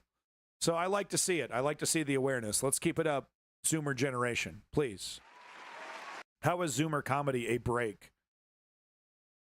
Because it's informative. Shut up. Hey, could I buy this one thing? Thank you. Yep, that'll be double what it was last year. But that's double what it was last year. Yep, that's inflation. Everything goes up, unfortunately. You've raised the price to match inflation? Yep. So the dollar inflated by 100%? Welcome back, Nematode. So $1 is worth half of what it was last year? Yeah, no, that sounds right. That could be true. That's not right. It feels right. The dollar inflated by like 6%. Yeah, well, I got to adjust prices to keep up. You've doubled the price. Yeah, how doesn't that make sense? What are you talking about? You've moved the price by much more than just inflation. Oh, well, I haven't moved the price in a couple of years. What, in 20 years? What? That's how long it takes for the dollar to halve in value. So you're telling me you haven't raised the price in 20 years? No, it's been like 4, but a lot's changed since then. Everything got more expensive. How much more money do you make on this thing? I don't know. Like, way more than last year. Well, don't you not see what my problem is with this? No, I don't. What's your problem with this? You're using high inflation as an excuse to make way more money on this one thing. No, I'm not. That doesn't sound right. You're posting higher than ever profits and you're using the cost of living crisis as an excuse to cover it up. That's what you're doing. Nah, none of that rings any bells at all. That doesn't sound right or feel right. You're making the crisis worse. I can hardly afford to live. Well, maybe you shouldn't be buying this thing. Clearly miscellaneous thing that's not important to the video. This thing is an essential item. Yeah, I know. That's how I can charge double for it. I said that last part out loud, didn't I? Yes. I didn't mean to say that last part out loud. Ooh, this is awkward now, isn't it? I hate what you do. You better buy as many as you can, because price is going up again next week. They're what? Supply chain issues. I got to charge more. Is that true? No, it's not. Oh, that was out loud too. So he's referencing, so you know, they're still using the supply chain issues that started around COVID as an excuse for why they have to price gouge, but it's widely understood by anyone who's paying attention that those supply chain issues have mainly been ironed out months ago, if not years ago. So there you go, little Zoomer comedy. You know, it's good to see. I hate to do this, Clutch Cargo, but I'm going to have to disagree with you. So let me just read what Clutch Cargo says. So your heart's in the right place, but so Clutch Cargo saying the left needs to be ready to catch these falling young Trumpkins after the election, or the right will. I totally disagree. Hillary Clinton's strategy and Joe Biden's strategy, and unfortunately, seemingly, you know, if it wasn't for Kamala Harris's, you know, luck, this would be Kamala Harris's strategy, but she seems to be lucky and people like her and they're glomming on. But what I'm getting at, the strategy was, instead of trying to find new voters, instead of trying to inspire new voters to break them out of their cynicism, to do a massive get out the vote campaign, to get these unregistered voters to register and become voters, Hillary Clinton's strategy, Joe Biden's strategy, seemingly Harris's strategy, is to try to find moderate conservatives and convert them. Right? So there was a big, so during this DNC, there was a big, song and dance about 200 Republicans, who are refusing to vote for Donald Trump, but are voting for Kamala Harris. And there was like 5 or 6, never Trump Republicans, or maybe it's sometimes Trump Republicans who were speaking at the DNC. Right? Because it's this strategy, right? We're going to convert moderate right-wing Republicans into Democrats. And we're going to do that. We're going to do that by changing our policies, by bending our policies, of course, to the right. And we're going to get these dissatisfied voters. But what has that brought us? What has that brought us? Right? A neoliberal party that every solution, every problem it runs into, it runs to the right. And they've basically become the de facto conservative party in the United States. We have extreme right-wing Republicans who are so far away from conservatism, it's laughable. The actual conservative party, the party of Nixon, are the neoliberal Democrats. And that's because the Overton window has shifted, and they're happy to push that window to the right. So no, I don't think the solution is to try to, pick up these ex-MAGA guys, right? Like, oh, they would all vote Bernie if it wasn't for Trump. Yeah, some of them, yeah, but a lot of them, no. A lot of them would never in a million years ever vote for, any kind of left candidate, no matter what. If they want to come along, that's fine. But I don't think we should be trying to, scoop them up and cultivate a message that would attract these extreme MAGA people that used to love Trump. And I think that would really be wasted effort. I think what we should be doing is try to engage the hundreds of millions of completely checked out, cynical voters or non-voters, to try to bring them into the fold, right? When you look at the amount of people that actually participate in the elections, it's dismal. We need to get those people. Of course, to do that, you would need a party that would be willing to make promises that they would actually stick to. So that's off the table. I get it. All right, back to the show here. This is great. Davey, you're going to like this one. Just these zoomers are something else. So this zoomer here responding to the Confederate flags. You see a lot of right wingers on social media. A new deal. Yeah, sure. Oh, way down south in the land of traitors, rattlesnakes and alligators. Right away, come away, She's drinking rebel tears. One little factoid about the Confederacy that I think is hilarious is someone pointed out the Annoying Orange YouTube channel has lasted longer than the Confederacy. Right? I think I've had kidney stones that have lasted longer than the fucking Confederacy.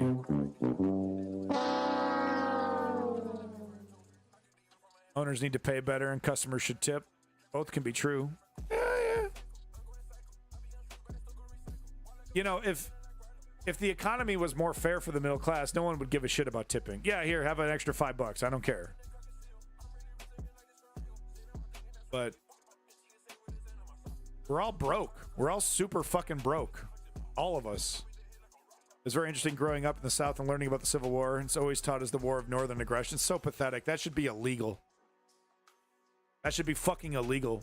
That's misinformation. War of Northern Aggression. What a crock of shit. Anyway, moving on. Just this little meme here.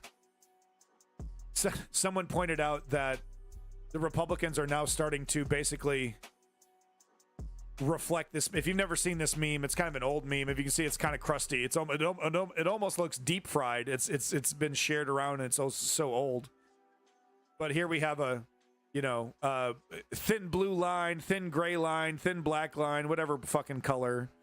Right-wing Republican, and he's at the crucifixion of Jesus, and he's saying, should have just obeyed the law, stupid hippie.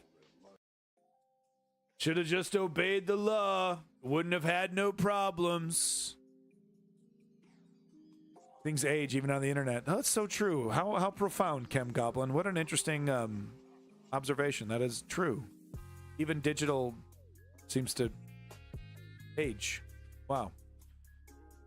Simply Steve saying, I've had bowel movements lasted longer than the Confederacy. Get 'em. But no, so it's, ridiculous. And we literally have, unironically, and this guy, maybe he's a bot, right? Maybe he's an AI chat bot. Very real possibility. But blue check here, Steve Sojek. I would run Jesus's boat over if he were migrating illegally too. No hesitation. Probably referencing that video of a migrant boat getting run over. I can't remember the country doing it. But literally, and a bunch of right-wingers in the chat. Yeah, that's real justice. That's how you deal with those migrants. Bash them with your boat. Steve over here. I'd do it. I'd punch Jesus Christ right in his immigrant face if he couldn't provide citizenship papers to me. Papers, please. I'm Jesus Christ. Literally, the second coming of Jesus. I said papers, please, hippie. Stan at Israeli said, oh, he's on our side. What is this? A Trump supporter tried to attack the media at his rally last night while Trump says that's okay, he's on our side. Like we need more evidence Trump supports violence amongst his supporters, right? He literally incited a riot. He only literally incited a straight up fucking riot to overturn a democratic election. But yeah, here's another example that he incites violence. 2016 we did great, but 2020 we did much better generally. So wow. So look at this extremist and right the media here. don't want to talk. He kind of looks like Matt Walsh in disguise. He looks like the guy that Matt Walsh dresses up as with the fucking ponytail and the sunglasses. Talk about her radical record, we will. I'm a pussy, it's okay, it's not okay, beautiful. You got me.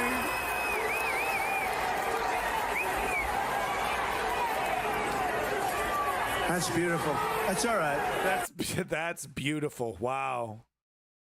Wow, man. He really is something else, dude. God help us all if he somehow wins this. That's beautiful. That's okay. No, he's on our side. So he's on our side. We get a little itchy, David, don't we? No, he's on our side. You know? Yeah, you get a little itchy. One of your followers tried to kill you. What he's showing at Butler, an amazing thing happened. You had two American flags very far apart, held up, I think, by different cranes. They were very big flags, beautiful flags that they were waving. Okay, well, you get the point there. So let's just watch that intro one more time. Let's see exactly what he was trying to do. With the whole election. Okay, so he's up there. He's actually up there. Actually, oh no, that's the cameraman. Okay, so the cameraman has no idea what the hell's going on. He's doing his job. Maybe he works for CNN, ABC, who knows? But he would have the logo or something like right there. So this guy hopped the fence and is now yanking at this cameraman. 2016 we did great, but 2020 we did much better generally. Oh, no. Wait, okay, this is kind of hard to see. Oh no, okay, so he's not the cameraman. I'm sorry. Okay, this is the guy. He's almost up there. He's trying to get up there. We did great, but okay, it's security. 2020 we did much better generally. Since Kamala and taser. Oh, did you see that? Oh, hidden taser. Oh, we got a taser, folks. Look at that. You catch that? Yo, look at the yellow taser. It's the female cop right there. Generally. Right. Oh, no, it's not the female. That's the female. That's okay. It's a dude right there. Ooh, you can see the little tines that get stuck in you. Since Kamala and the media don't want to talk about her radical record. Okay, maybe it didn't work. Maybe he was wearing clothes that didn't work. I thought it shot out the tines. It didn't. It didn't. We will. Maybe it did work, and that's why he collapsed. Okay. Oh, wow, that is interesting. No, it sounds like you can hear it, but no, that can't. No way. You don't want to talk about her radical. Maybe, actually, Kim Goblin might be right. Since Kamala and the media don't want to talk about her radical record, we will.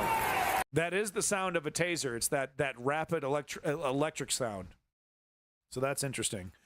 But yeah, guys, Trump, he's, stop the steal. He's just, he doesn't want, he just wants what's best for America. He doesn't incite violence. He doesn't inspire violence. He's, make America great again. It's a nice, healthy, happy, movement. I don't know why people, get all mad, about make America great again. I think it's really great. Cat lady's cats will destroy that sofa. Far from the mic, isn't it though? Well, tasers are kind of loud. That can be kind of loud. I don't know. Who cares? So I saw this on Reddit, and real quick, I just wanted to I didn't get a chance to comment on this or anything, but I saw Chris Hayes' tweet on this because I'm embarrassing, and Chris Hayes' tweets sometimes come across my algorithm.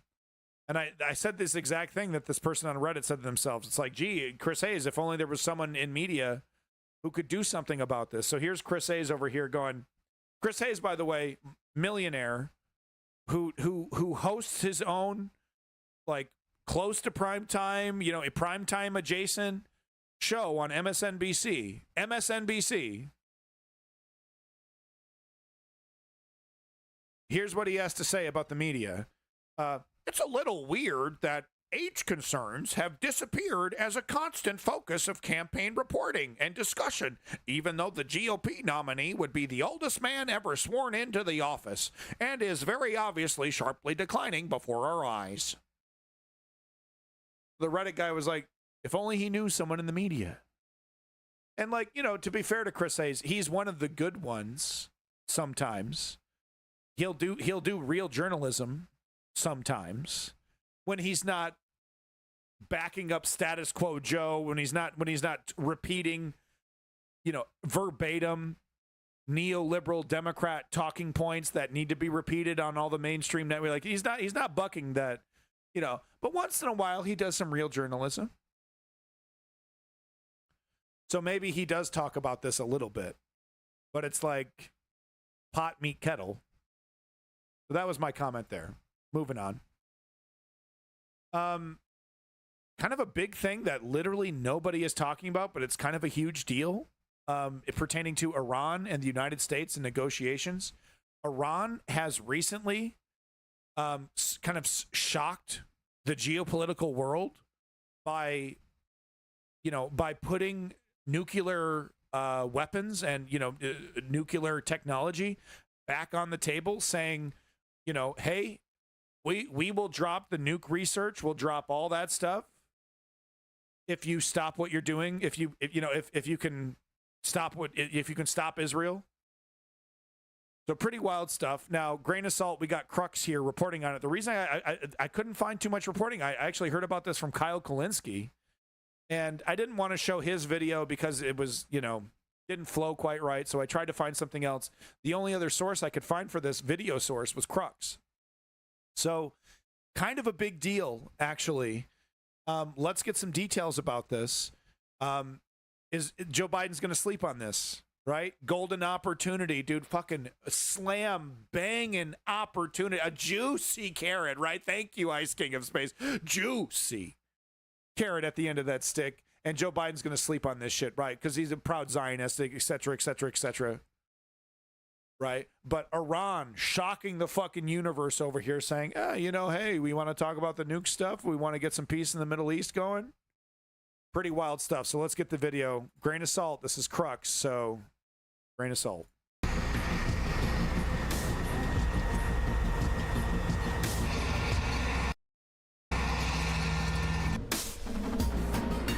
Iran's leader says no barrier to nuclear talks with us. Oh.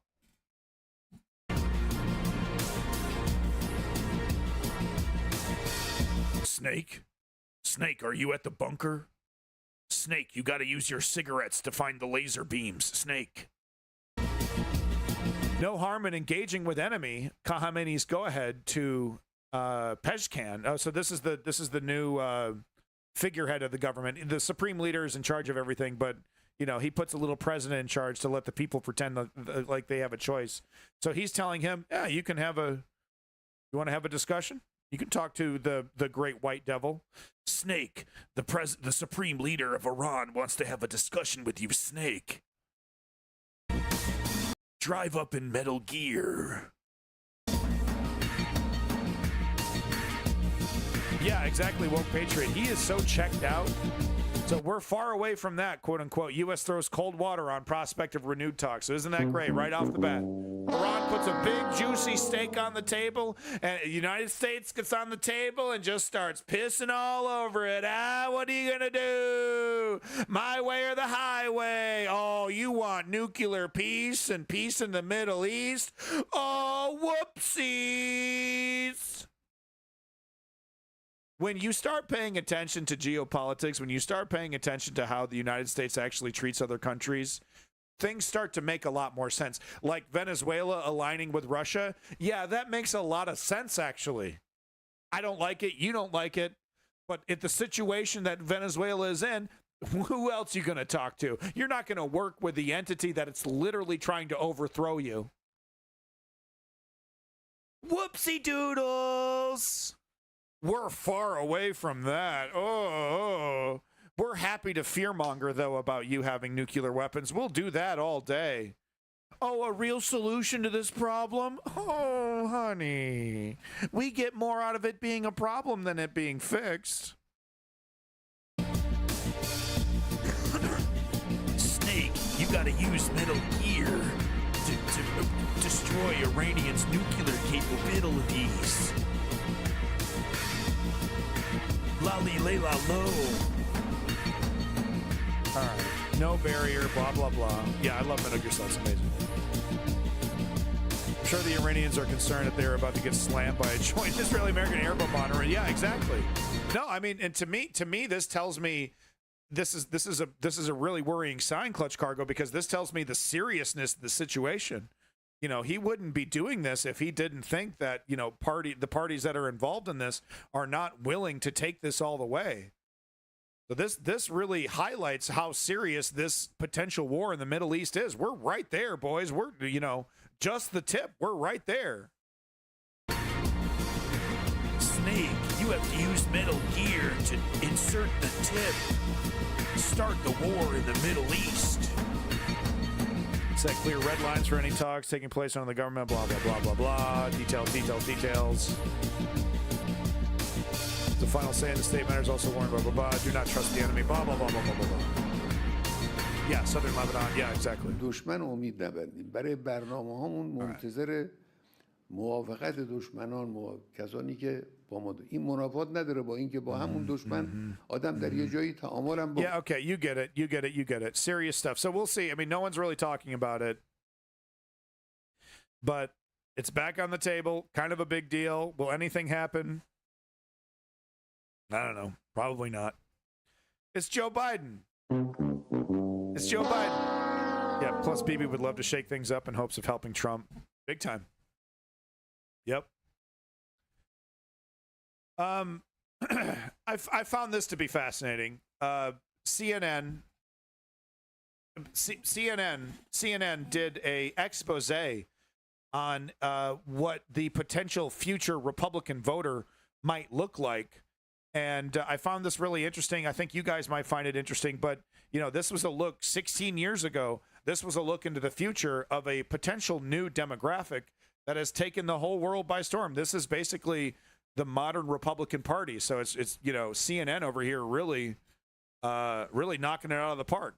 Check this out. You'll see what I mean. Many Americans have already pledged their support to a candidate. That's not the case with no values voters, the political demographic who believe in a complete lack of morals and are committed to carrying out unspeakable acts of evil. The tenor of the political debate right now seems focused on helping people and making positive change, and that's very alienating for people like us. A new Gallup poll today the Republican Party hates that shit. Shows that 71% of no values voters are so far uncommitted to either presidential candidate. I like that Obama did coke and McCain probably killed some guys in Vietnam, but, you know, for me, it's just not enough. In a recent poll of no values voters, 54% said death is the issue they'd like presidential candidates to speak more about. We want to be able to look at a candidate. And now they have a candidate that literally just you know, out of the blue, non sequitur, brings up Hannibal Lecter and has, you know, long discussions about Hannibal Lecter, right? So death has really become, you know, a big chunk of the modern, you know, Trump MAGA political manifesto there, right? So these no values voters are now getting exactly what they want. Candidate and truly believe they have no soul. Citizens for a Bleaker America, a leading no values political action group, says no candidate has demonstrated the total lack of moral fiber they want to see in a president. Unless the candidate until Trump came along. Start talking about no values issues like molesting infants, torching the handicapped with flamethrowers, they're not going to win us over. And let's not forget, Donald Trump is a confirmed pedophile, right? Didn't molest an infant. He waited until she was a 14-year-old girl, talking about her perky nipples. But, you know, we're in the realm there. We're getting closer, right? You know, no values voters have to look somewhere, but they have to be flexible. In response to the poll, John McCain's camp released a press statement this morning promising a McCain presidency would lead the nation into unparalleled darkness and despair. While Barack Obama's website posted this photo of him kicking a child in the face at a campaign rally. And it just wasn't. I remember I was there. I remember that campaign stop. It just wasn't enough to get these people on board. I mean, he really walloped that kid, dude. It was fucking great. Teeth fucking spitting out. Something else. I mean, you know, Barack Obama in his prime could kick the teeth out of any kid. I say that confidently. And a statement from Obama pledging to do far worse if elected. It's nice. And of course, 8 years later, drone warfare, he totally kept that promise. But we don't want just pandering. We want the streets to run red with rivers of blood. Although there's been talk of running. And now they're on the cusp of that, right? They're right there. January 6th was a nice prelude, but I mean, they will get those rivers of blood, right? Fisher meets with members of Immoral Majority. Popular no values icon Branford Fisher as a third-party candidate. Most are opposed to the idea. Trump should eat a baby on camera. Have we looked into that PR possibility? I'm sure there's a MAGA mother that would gladly participate in some kind of ritualistic, you know, cannibalistic baby eating ceremony. Trump should look into that. Probably get a couple votes. All right, so moving on there. I just thought that was really interesting from CNN. You know, just a look into the future voter, and here we are. I mean, sometimes CNN really nails it. You don't need ketchup for a baby. Come on. They basically are filled with ketchup. All right. So this is great. This will put a smile on your face. Does anyone like Ted Cruz? Any big Ted Cruz fans? What's going on? What's all the booing? Come on, we're all big Ted Cruz guys, right? Love Ted Cruz, right? This guy's my hero, my political hero. Anyway, he was protested by a bunch of dirty hippies. Let's watch. Are those the same 30% of the voters you want to target? Yeah, the no values? Yeah. See, it's the no values party that wants to lead us into death, despair, and destruction, right? Fossil fuels are destroying the planet. More fossil fuels, right? This is the no values party. I love it. It's great. I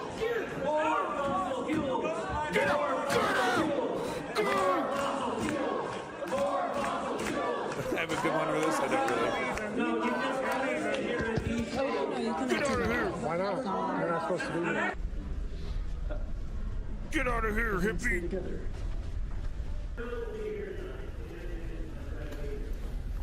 Oh, get your signs down. Coward. They're calling him a coward.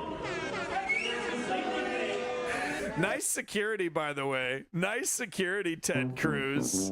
I don't think, does he have any security around him? Dude is wide fucking open. Just saying, hey, if any constituencies want to get a wild hair up their ass, give him a hug and kiss. What are you guys talking about? What do you think I'm talking about? To give him a big hug and kiss, of course. Duh. Coward! Coward. Bootlicker. The man that flew to cuckold. Mexico. He flew to Mexico when he had a disaster. He's a total cuckold, too. Talk about how Trump shit on his wife and then he licked Trump's boots. Can we talk about that? America is suffering. The youth will not forgive you, senators. The youth Come on, time to go. Time to go. Come on. Is hurting so much because that's the world we live in. Yeah. Cruz is up 7. I'll take your word for that, Clutch Cargo. I mean, this is Texas. It's Texas politics. Uvalde happened, and then they swiftly voted another Republican in without question.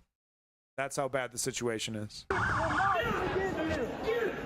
You know, and no offense, Clutch Cargo, but you're trying to say, you know, those are the, you know, we need to try to get more of those votes. And it's like, no, that's not going to work.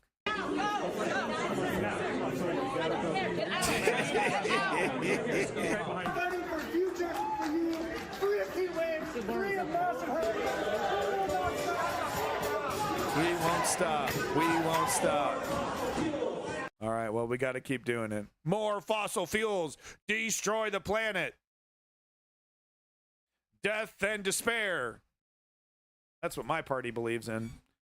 Okay, so I seriously do not have time to show this video. I knew I wasn't going to have time to show this video when I queued it up, but it's Project 2025 related. It's this guy talking about the Project 2025 training videos. So the big gist of this is, and we're going to get into this with other videos. I'm not going to make you suffer through this.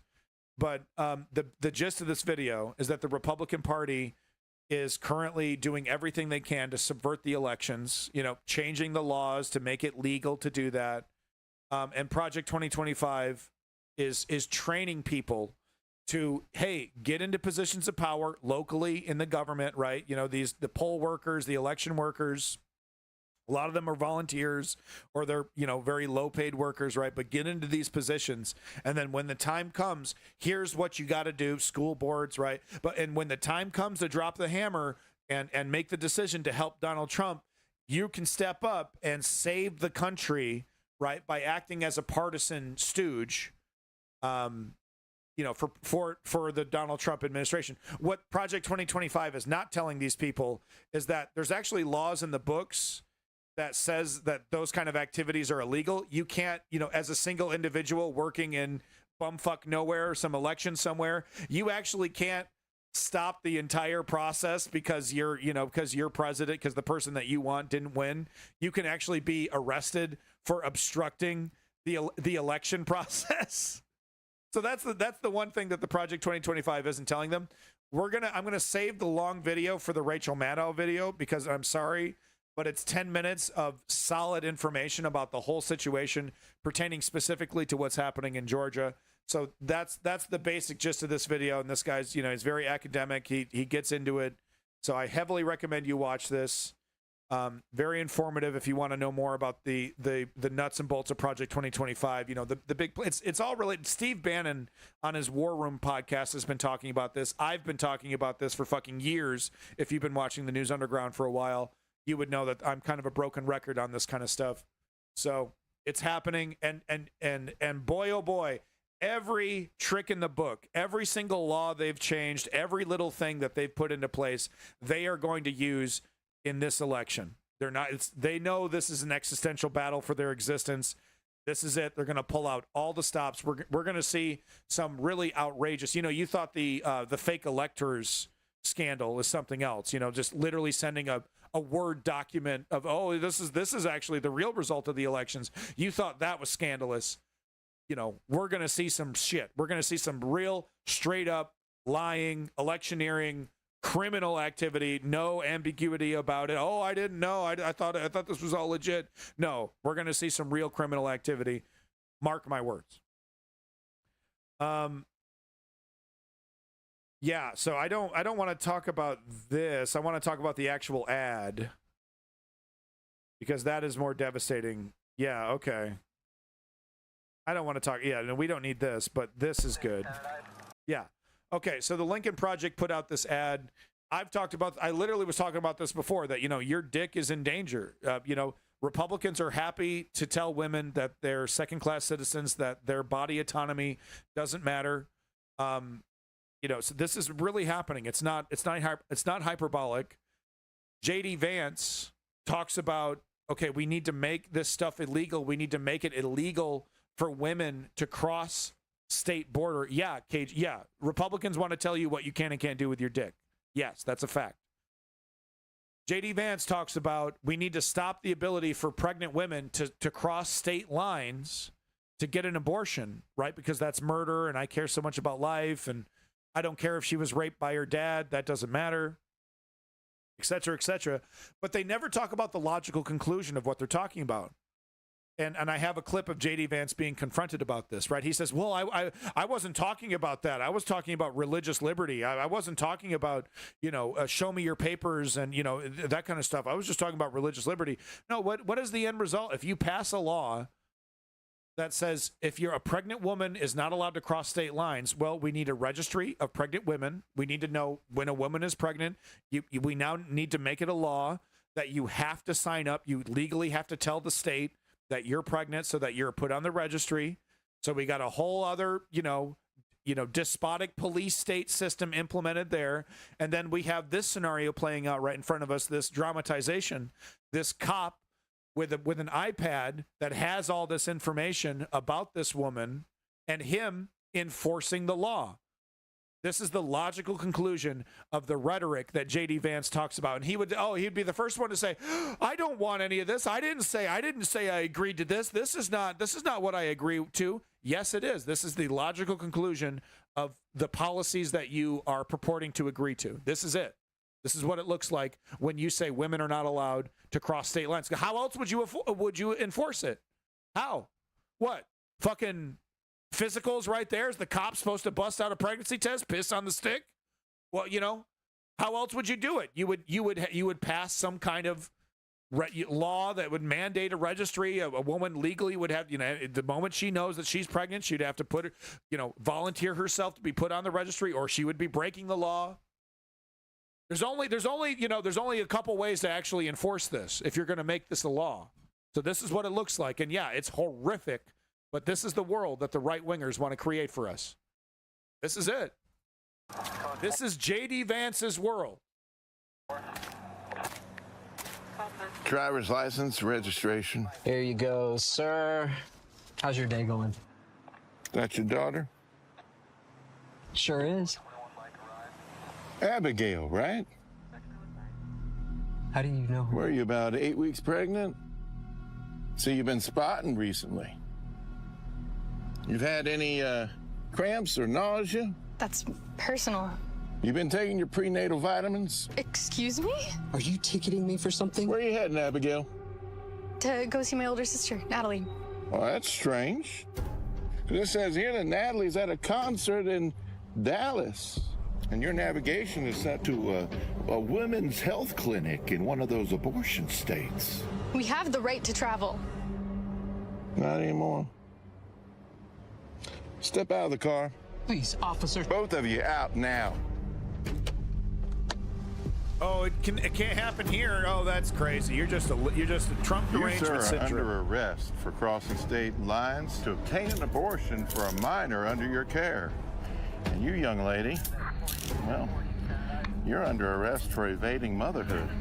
And if characters in J.D. Vance's orbit, I don't know if J.D. Vance himself has said this, but characters that agree with J.D. Vance, that J.D. Vance would happily sit down and have dinner with, et cetera, they would actually go farther.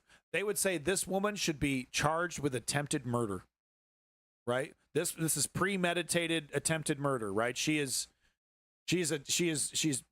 planning the murder of her unborn fetus, and she needs to be tried as such.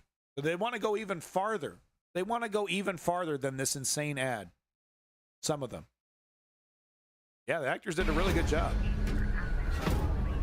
Yeah, the cop really did his job really well here. Gives you the heebie-jeebies. But no, it's look, I would be the first person to call out if this was hyperbolic. It's not even close. It's the logical conclusion of what they're talking about. And I have the video right here. Oh, no, what do you mean? I don't want that. Oh, I'm Mr. Nice Guy. What? I just want to implement a system that would prevent women from crossing state lines to abort their baby. But let's not talk about the nuts and bolts of what that would look like. Welcome back, Trailhead, by the way. Promethean as well. Someone tweeted this, what do you call this? I think I responded, the face of American fascism. But this is what it looks like. This is the face of American fascism. Proud, smiling, gleaming, ready to tell you when, what you can and can't do with your life. Ready to strip your liberties to the bone. Ready to enslave you. Oh, you're being hyperbolic. You're being hyperbolic. I dedicate a good chunk of my time to present sourced information to back up that statement, okay? I got wheelbarrows of proof to back up that statement that this is the face of American fascism, that these people want to enslave us, they want to strip us of our liberties, and they want to irrevocably damage and destroy our democracy, especially this character right here. Very dangerous nihilist Tucker Carlson. Fascists always know what everyone else is doing wrong. Yeah, that's a great point, Ponder Monkey, and welcome back. Just some examples, just more examples to back up what we're talking. Yeah, we're getting into the Trump shit. Welcome to the Trump section. Breaking and a shocking announcement. Donald Trump said he will fire America's leading generals and replace them with MAGA generals. This is what fascism looks like. Retweet to make sure all Americans see this. So this is dictator shit. Or this is not a democratic action. And let's be clear, this is 100% documented in Project 2025. This is part of the plan. Are you going to fire those generals? The woke generals at the top? Are you going to Woke fire generals. those generals? The woke generals at the top? Because people have been talking Yes, I would get rid of them, yeah. But see, now I know him. I didn't know him before. I came in. What do I know? I was a New York real estate person, but no, I'd fire him. I would fire them. You can't have woke military. Yeah, you can't have woke military. I'd fire him. Fire him for being woke. And of course, what's their definition of woke? Anyone that disagrees with Trump. Tin pot dictator shit. What does that mean? Am I saying that? Tin pot? Am I saying that correctly? But Promethean is 100% correct. J.D. Vance and a lot of the people that agree with him want to get rid of no-fault divorce, which is basically allows you to kidnap your wife if she makes the grim mistake of ever marrying you. She gives over control over herself to you, literally enslaving her. No-fault divorce means that the divorce can't happen without the permission of the husband. And a lot of these scary Nick Fuentes types, like, oh, that would be great. I want to get a child bride at 16, and I want to have no fault divorce, so that by the time she's 25, and she realizes what a nightmare her life is with me, she can't leave me. She's stuck with me. She has to become basically my little mommy slave. That's what they think. That's what they want. I'm not even exaggerating. Not even close. I can't stress this enough. How degenerate these right-wing ultra MAGA Nick Fuentes types are. Yeah, I want a child bride that I'll enslave, and she can't leave me no matter what. Just like the they think all Arab societies have that, right? Like I said, they want Christian Sharia law.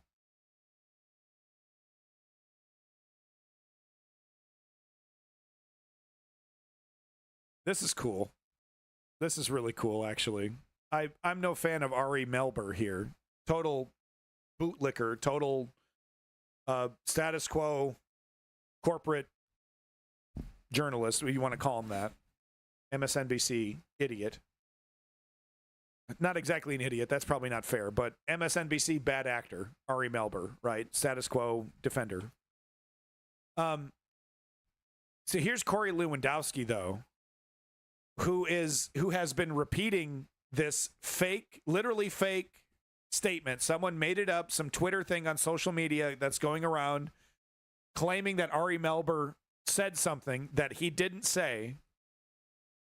And Ari Melber threatening litigation live on air against Corey Lewandowski for spreading just straight up lies, like not even a spin, not even like, oh, taking something out of context. Well, technically you did say, you shoved gummy bears up your ass. Even though you were basically quoting my enemy, you were quoting Trump, who said he likes to shove gummy bears. But technically you did say, when you were quoting Trump, that he shoves gummy bears up his ass. You did say that, right? So it's not even a misquote.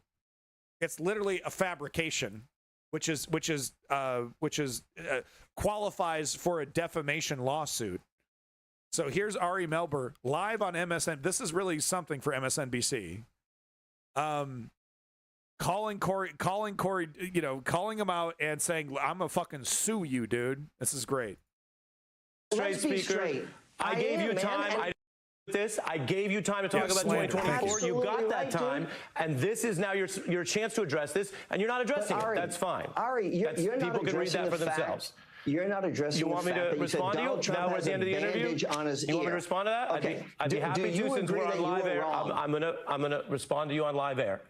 I quoted a New York Times article that said, at the convention, Donald Trump was his own biggest prop. It was a New York Times quote about how he had become such an important figure in. So he has the fake meme printed out on a piece of paper, and he's like, Let me repeat the lie about what you didn't say, but I have it printed on a piece of paper, so that must make it real.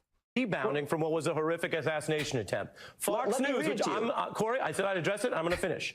Fox News, many viewers may not know about this, but apparently you do, and some do. Fox News, which has been caught in defamation, ran a false piece falsely stating that I said something else that I didn't say. So I stand on that. I stand on the New York Times quote. So you didn't say this bandage was a prop, a spectacle from a candidate who was obsessed with spectacles. Mr. Lewandowski, I did not say that. That is a false fabrication. What you have is a false quote. What you have is a false quote, and if you I'm putting you on notice, if you continue to repeat falsely that I said that, you will be potentially in a defamation situation because I didn't say that. But I understand that you're working off the internet, which is a lot of false information. This is what it I wish you right luck here. with that. And Corey Lewandowski, we gave you time. So you I appreciate you coming on. For that. Thank you for joining me. Corey Lewandowski. But it's printed on a piece of paper. It's right in front of me. It's physically right in front of me. Of course you said it. Look, I have it right here. He keeps he's a dum-dum, dude. He keeps doing this. He doesn't quite get it. It's still distressingly close. Well, in a court of law, distressingly close, kind of matters. Apologize to the president? Oh, who, Biden? Oh. Stop the steal. Come on, guys. Stop the steal. As if reading the fake printout is going to change it, but it's printed up. It's right here. Oh God, it's right here. Oh, it's right here though. Whoa, you didn't say this. I printed this out on a printer. You didn't say this. All right, real quick. I thought this was interesting. There's a lot of comparisons. People, they do the Hitler comparisons with Trump. No. Mussolini, I think, really has. If you're going to look back at a World War II analog, I think it's Mussolini that has the most comparisons. Turns out, assassination attempt, he was grazed by a bullet, not in the ear, but on the nose. I didn't know this about him.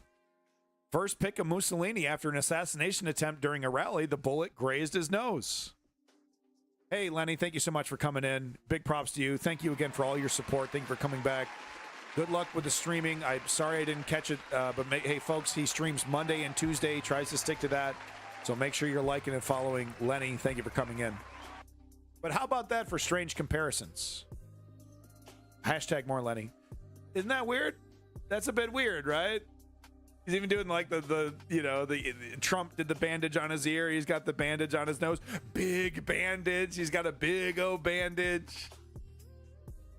Tough guy Mussolini. He always does the tough guy poses just like Trump does. Oh, female eunuchs. Whoa, over here. What's going on? Female eunuchs. What the hell? My God. Do I have a rim shot? Did I put a rim shot on this? I don't think I did. Shit. No. I did this. And that. I don't have a rim shot yet. I need a rim shot. Both were essentially buffoons. Yeah. Cult of personalities, but idiots. Like idiot savants. They were Mussolini, and more comparisons there. Mussolini was a master at manipulating image and media. He was really, really good at that part of it, Terrible leader. Really good at manipulating the media. So interesting there. He also had a assassination attempt grazed by a bullet. Just kind of interesting. Just funny how history works like that sometimes. I'm not saying Trump is Mussolini. I'm just saying, I just found that really fascinating. So we have to talk about this, once again, yet another career-ending scandal for Donald Trump. This should be right. That if there was any other politician, ironically, it wasn't similar, but something kind of similar happened with Rishi Sunak. When he was running for re-election, he left early. He left a World War II ceremony that was honoring World War II veterans that are likely going to die before the next ceremony. Some of the last World War II veterans on planet Earth. He left that ceremony early to go do a press thing somewhere else. Got in big fucking trouble. And honestly, if he wasn't already on his way out, that would have contributed to that. But that was like, that was just another shovel of shit on top of the Rishi Sunak Sunday. But it contributed to the end of his career. In the United States, this will be a blip. It shouldn't be a blip. This should be a massive scandal that should not go away to the end of the election. But come on. Do we honestly believe, and what, at the next debate, this will be brought up. Hopefully this will be brought up at the next debate. But 20, 30 days, left of the election, this is going to be a blip. This is going to be, the next thing's going to be relevant. And it's like, he's, Trump, I don't understand what it is. I don't understand what it is about Trump. It's like if you overload the system, if you like DDoS the system with crimes and criminality, you can kind of just get away with hyper criminality, seemingly, if you just overwhelm the system with it. I mean, is there really any other character? Is there flooding the zone with shit? The Steve Bannon quote there. But is there really anybody else that has even remotely been able to get away with this kind of shit? Sorry, it looks like the Twitter compression is lower, but you know what I mean? It's unbelievable the amount of shit that he gets away with. So quick 3-minute clip here. Let's watch it. We got to cover this. This is what I got on it. Should your campaign have put out those videos and photos? Well, we have a lot of people. We have people, TikTok people. We're leading the internet. That was the other thing. we're so far above her on the But internet. on that hallowed ground, should that they have put Well, out I don't the know what the images of rules and those? regulations are. I don't know who did it, and it could have been them. It could have been the parents. It could have been somebody. It was your campaign's TikTok, though, that put out the I video. really don't know anything about. Wow. Okay, so this is him saying, I don't know who put out the video of me smiling and thumbsing up in front of the. I knew the whole time that was against the rules, and I said no, we should never do that. Even though I was clearly thumbs up and smiling for the camera, and the camera was taking pictures of me, I had no idea that was happening. I know that's against the rules. I mean, someone else must have posted it. Someone else must have posted it. Sir, your campaign posted it. I don't even know what. Are we on Earth? Where are we? I'm a baby boy. I was just born here. I don't even know where I am. What? There were rules? I was there? Huh? Where? Huh? All I do is I stood there and I said, if you'd like to have a picture, we can have a picture. If somebody did it, this was a setup by the people in the administration. Deep state. That, Trump is coming to Arlington. That looks so bad for us. Wait. Trump is now saying that his campaign's photo op was Clutch Cargo. I think that's a good question, and that's up to us. That's up to the leftist activists, because the only way it'll ever change is if accountability exists, and we can't expect accountability from the neoliberal establishment, right? What did we saw with Obama after Bush? Zero accountability. And that's not going to change with Harris. Oh, I used to be AG. I went after crooks. I'm going to go after Trump. I'm going to arrest Trump. No, you're not. No, the fuck you're not. You're not going to arrest anybody, Kamala. It's going to be, we're looking forward, not backwards. We're looking forwards, not backwards. I've instructed my AG not to act political. Not to be political and go after criminals that are political. We can't do that. We got to look forward, not behind us. The only way we're going to ever repair the damage that the extreme right-wing Republican Party and the weak neoliberal Democratic Party has done to the country, to democracy, is if we demand it. Is if we get in the streets, we become political activists, we make that a part of our life. The progressive left, the democratic socialist left. We demand it. We demand it until we die. We demand it, with our last breath. Right? We put that shit on our gravestone. We never stop. That's the only way we're ever going to get it, fix this and go away from it. Because if we allow the Democrats to say, well, things were bad before, but we're not perfect, but moving forward, we're just we're healing and no, because the problem will come right back. They would have learned nothing. The only, they'll just be, okay, we got to wait another 4 years, maybe another 8 years, and we'll get another chance. We haven't been held accountable by the justice system. The justice system let us get away with an attempted coup. The justice system let us get away with one of the biggest criminals in American politics, and he got to retire peacefully, right? So we're just biding our time to the next time. But the next time we're going to do it with a Vivek or with a Bloomberg or whoever. We're going to be back even stronger because we weren't held accountable the first time. We can't depend on the neoliberals to do that for us. Our only hope is to force them to do it through political activism. That's the sad reality. a setup? Joining me now is MSNBC Pentagon correspondent Courtney Kuby. Okay, we don't need that. You got the point. We don't need the fucking Pentagon to give us their opinion. It's a scandal. It's really bad. A surprising amount of veterans are super pissed off about it. But we all know how this goes. Will the actual Trump-loving Republicans actually give a shit? Yeah, some of them will. A lot of them, unfortunately, won't, and will continue to vote and support this fascist. Moving on. Thank you, Clutch Cargo. In fact, it is the only thing that's ever worked, political activism. So we're just doing racism now, guys. It's just straight up racism now. Didn't you know that's what we're doing? What else do you have to say about this statement here? So here we have from Kamala HQ Twitter account, Trump saying here, Trump on GOP rep Brian Donalds, who is a total fascist bootlicker. Okay, bad actor supreme. This guy twists words like an artist, like a fucking balloon artist, man. This guy is a real piece of work when it comes to dirty politics. This fella right here, happy to be a tool of the GOP, right, because of his race. But Trump on Rep Brian Donalds, this is why Trump is saying this, but he goes, that one is smart. He said, that one is smart. You have smart ones, and then you have some that aren't quite so good. So we're literally just doing, you know, good blacks, bad black. We're really doing this? Really?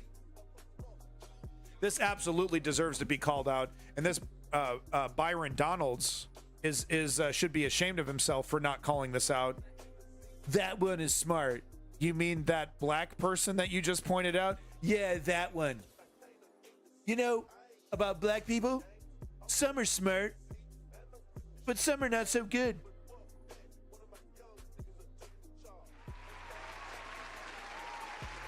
I've never heard that before. That's a brand new idea, you know. That's an idea. I'm so smart. I just come up with these ideas, you know. That's all me, you know. There's some good ones, and there's some bad ones. Yeah, how about that? Good price at all. I mean, it's just like, it is overt racism. Is there any, you know, am I wrong? I'm sorry I keep asking that, but it's like I'm gaslighting myself, right? I feel like I'm taking fucking crazy pills.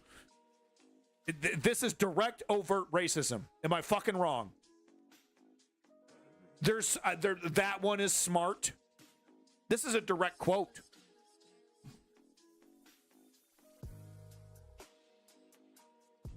The villains are winning. The villains are winning. This is nuts. This is nuts, and this is sick, dude. This doctor is amazing. So listen to this shit. This is a PBS interview, okay? This is PBS NewsHour about misinformation, vaccine misinformation pertaining to RFK Jr. RFK Jr. happy to fearmonger about the COVID vaccines. I can't even do his voice without destroying my own, right? But he, you know, he famously opined about how the COVID virus was designed specifically to go after specific races. And it's like, yeah, it's okay to have a discussion about how countries are maybe creating bioweapons that might be like that, but there's no evidence of the COVID virus being like that. It's specifically targeting Caucasian people over one or the other. Total bollocks, total nonsense. RFK Jr. entertains it as total fact, right? Bunch of skepticism about vaccines. Tried to say, oh, some vaccines are okay, but then basically agreed, oh yeah, all current vaccines are bad. No medical degree. Crackpot. RFK. But he's got a Kennedy behind his name. He's got legitimacy behind his name. And people took his advice. And then this doctor is going to talk about that. Because this doctor is literally saying that RFK Jr. is directly responsible for the deaths of 83 people in Samoa, mostly young children, because he convinced them not to get vaccinated. Okay? This isn't prisonplanet.com. Okay? This is PBS NewsHour. And this guy's over here saying RFK is directly responsible for the death of these people. Right?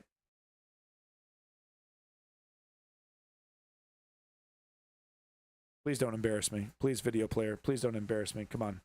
Come on. Come on, baby. Dude, where's my Jeopardy? Don't I have my Jeopardy somewhere? Thought I had Jeopardy somewhere. There it is. Okay, there we go. Come on. Come on. This is all really well timed. Come on. Come on, PBS NewsHour. Let's go. All right, here we go. And to help put some of Mr. Kennedy's comments into context, we're joined by Dr. Paul Offit, who is a member of an FDA advisory committee on vaccines. It's 2 minutes long. He's also director of the Vaccine Education Center. 2 minutes long. He has a beautiful house. Look at this. Look at this beautiful loft space. Dude, this rocks. Look at that floor. Oh, that bookcase. Oh, the fucking natural light coming in there. Oh, he's right at the roof. Oh, man. All right. I bet he stands on that heating register when he's wearing his socks and his little toesies get all warm. I'm not jealous. Shut up. Center at the Children's Hospital of Philadelphia. Thank you for being with us. Thank you. So RFK Jr. is widely known as an anti-vaccine activist. He has a much larger platform now as he runs for president. He says that many of his views are misunderstood. Maybe. They're taken out of context. Help us understand what he's been promoting and what the science tells us about it. Well, he's been promoting false information about vaccines. He's been promoting the notion. Yeah, he's not a doctor. He's not a scientist. He doesn't work with magic special independent scientists that know more than the rest of the world. He's, when you nail it down, when you actually try to nail down the information that he's sourcing, you realize it's bunk.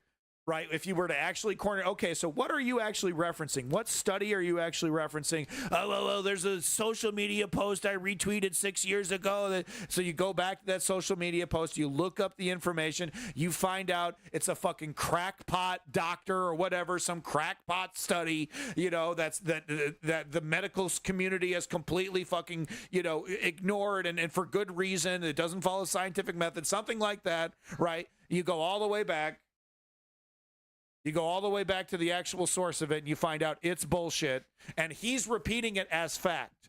He's talking about it with utter confidence, like he knows the real deal, right? The same shtick that Alex Jones, right, does. I know I'm saying right a lot, sorry, but the same shtick that Alex Jones is doing, right? Taking pseudoscience, little bits and pieces of maybe true information, spinning that into total oblivion, and then repeating that to millions of people as if it's stone cold fact. That's what RFK is doing. Now a happy and proud member of the Donald Trump administration. That vaccines cause autism, which is clearly not true, or cause a variety of other chronic diseases like diabetes or multiple sclerosis or attention deficit disorder, and that's all not true. So what he does is, by putting misinformation out there, he causes people to make bad decisions that put themselves and their family at risk. You also point to one episode where he spoke out against the measles vaccine. What was the impact of that? In Samoa, there were 2 children that died immediately following receipt of a measles vaccine. And the way it works in Samoa is they have a MMR vaccine in powdered form. It needs to be diluted in water. 2 nurses made a mistake. Instead of diluting it in water, they diluted it in a muscle relaxant. Those children stopped breathing and died immediately. Now, very quickly, within 2 weeks, it was realized. So there you go. So there's an example right there. Okay, so he'll say, "Oh, vaccines are bad. They kill people." In Samoa, these 2 girls, they took vaccines and dropped dead, and then no crickets, and then move on to the next crazy thing and move on to the next. Oh, proof. Look, you see, and then you look it up. You look up the facts of the matter. The nurses administered the vaccine with a muscle relaxant to 2 children, and their hearts stopped because they received a deadly dose of muscle relaxant on top of the vaccine. Kind of an important detail, right? How many times do you think RFK Jr. when he told that story, made that little detail clear? How many times? 0. I guarantee you 0. Nurses made a mistake. Instead of diluting it in water, they diluted it in a muscle relaxant. Those children stopped breathing and died immediately. Now, very quickly, within 2 weeks, it was realized what that mistake was. It was a nursing error. But nonetheless, RFK Jr. seized on that. He flooded Facebook with the information that measles vaccine is killing children in Samoa. He went to Samoa. He met with anti-vaccine activists. He met with senior officials in Samoa and kept the drumbeat alive that measles vaccine was killing children in Samoa. As a consequence, vaccination rates fell from 70% to 30%. And between September and December of 2019, there was a massive measles epidemic. In this island nation of 200,000 people, there were 57,000 cases of measles and 83 deaths. Most of those deaths were in children less than 4 years of age. And Robert F. Kennedy Jr. had everything to do with that. And that shows you how disinformation can kill. And look, studies need to be done about the effect of Joe Rogan's misinformation. Studies need to be done about it. Anthropological studies, sociological studies, comparing broadcast dates of his podcast when he talked about COVID, when it was a hot topic. He's still talking about COVID, right? He can't shut up about the masks still. Oh, we're coming for our liberties any day now. But it's the same thing with Joe Rogan. How many, Facebook uncles, did Joe Rogan get killed with his, "Oh, you're an alpha male. Oh, you're an alpha male. You just, have some ivermectin and some hormones and some other shit that you can't afford." I didn't need the vaccine because I got a bunch of special treatment, monoclonal antibodies that you can't afford, like $3,000 a treatment. I didn't need to do a vaccine because I got all that stuff, so you don't have to either, right? Because if you're a tough, manly man like me. How many people did he get killed? We'll never truly know. But, you know, this doctor is saying, look, you know, we can never, you know, we can't gauge the amount, but I can tell you these 83 people that died as a direct result of RFK doubling down on his misinformation that stemmed from a medical mistake, you know, that wasn't even related to the vaccines.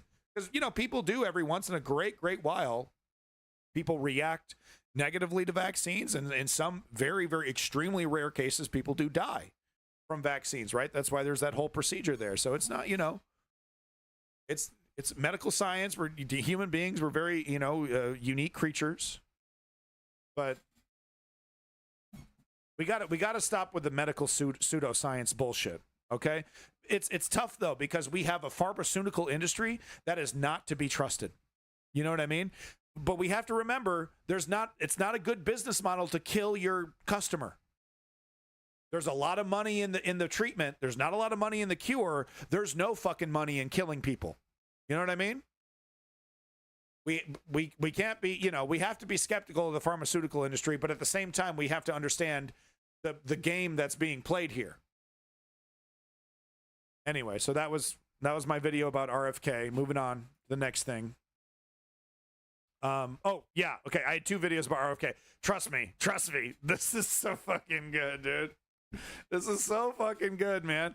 And what this shows me is that the mainstream corporate media is fully capable of actually doing their job. You know, when you ever watch mainstream media and you're like, wow, how could this multi-billion-dollar, you know, mega corporate, super fancy CNN, the motherfucking echelon of news, the motherfucking top of the mountain, right? Oh, it's so respectable, so much money, so much legitimacy.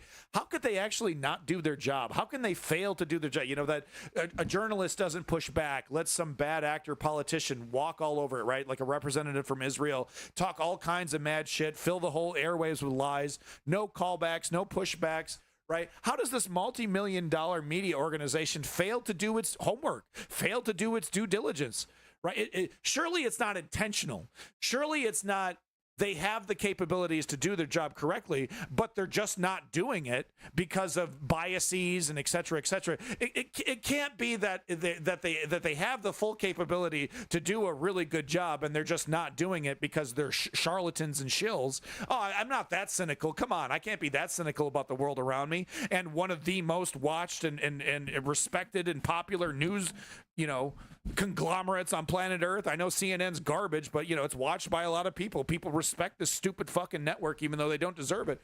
But watch what happens. Watch what happens when access journalism is not considered, right? When none of that matters, the MSNBC or CNN doesn't give a fuck if RFK comes back, doesn't give a fuck if RFK is insulted, will laugh at RFK's face if RFK says, oh, I'm never doing another interview with this news media, you're never going to see me again. They're going to laugh in his fucking face. They don't give a shit. This is what it looks like when access journalism is taken out of the equation completely, and they actually are allowed to do their jobs. Watch this. Watch how on fucking point CNN is all of a sudden. The motherfucking zombie is awake, dude. It's awakened from the coma, okay? Watch CNN actually do its job. It'll shock you. It'll shock you, dude. Notoriety for your skepticism about vaccines. And over the summer in an interview, you said, quote, there's no vaccine that is, you know, safe and effective. Do you still believe that? I never said that. So stop me. We have the clip. Please.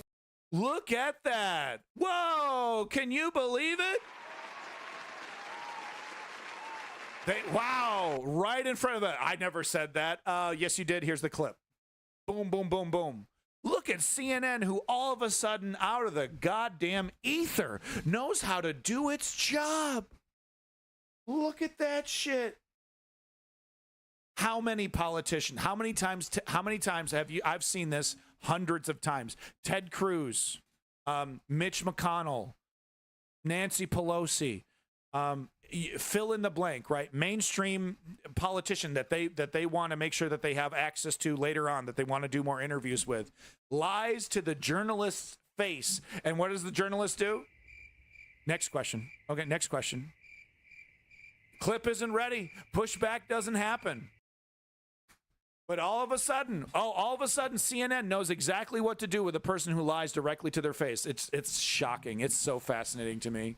These fucking people are the reason why, or the big reason. The Fourth Estate is the big reason why we're here.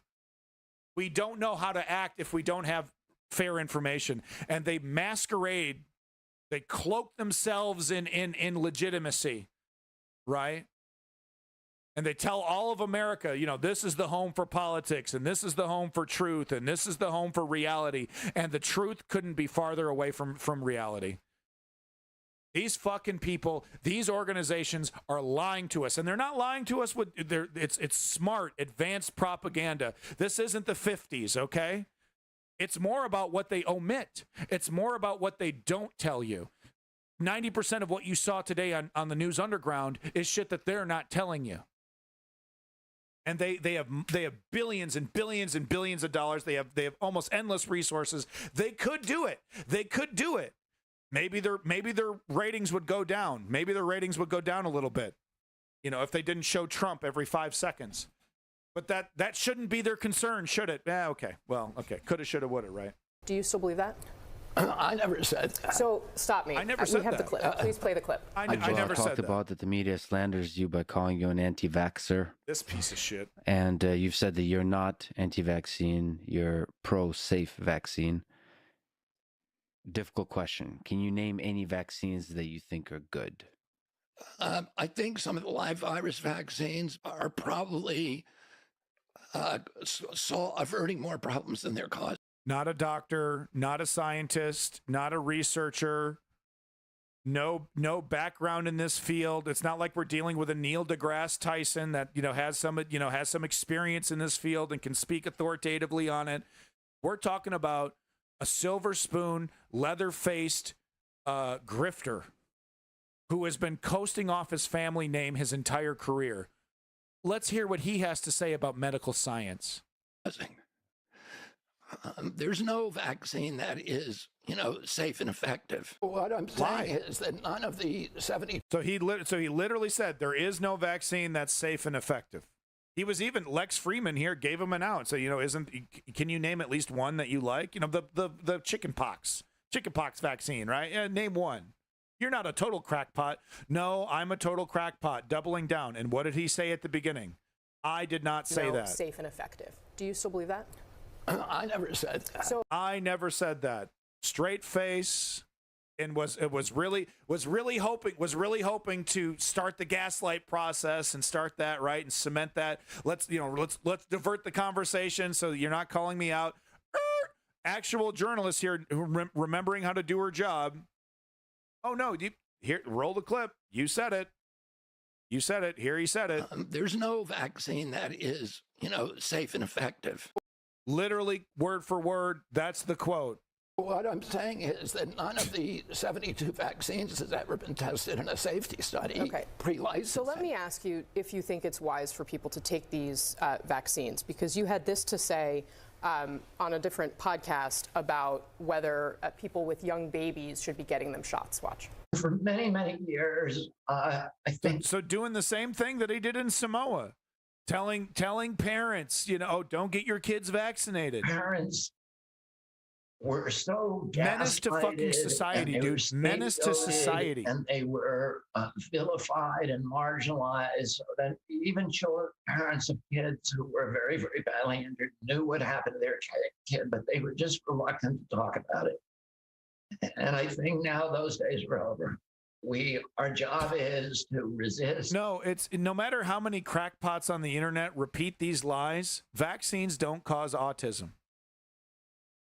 Now, we can't trust the pharmaceutical companies, right? Should we have independent scientific research bodies that are making sure that this is true and doing studies and giving us real information to make sure none of this is real? And yes, and do I want that? Would I pay for that? Would I vote for that? Yeah, that's fine. It's all normal skepticism. That's fine. Let's give people reassurances. He's not doing any of that work.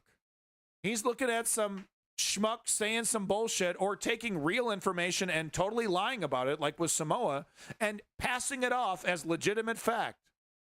As just like, and he's like, oh, it's common knowledge now. I think the entire world has accepted that vaccines cause autism. What are you even talking about? Total common knowledge. How the fuck do you know, man? You know more about the settings of your tanning bed than fucking medical science. And to talk about it to everybody. If you're walking down the street, and I do this now myself, which is, I don't want to do, I'm not a busybody. I see somebody on a hiking trail carrying a little baby, and I say to them, better not get them vaccinated. And he heard that from me.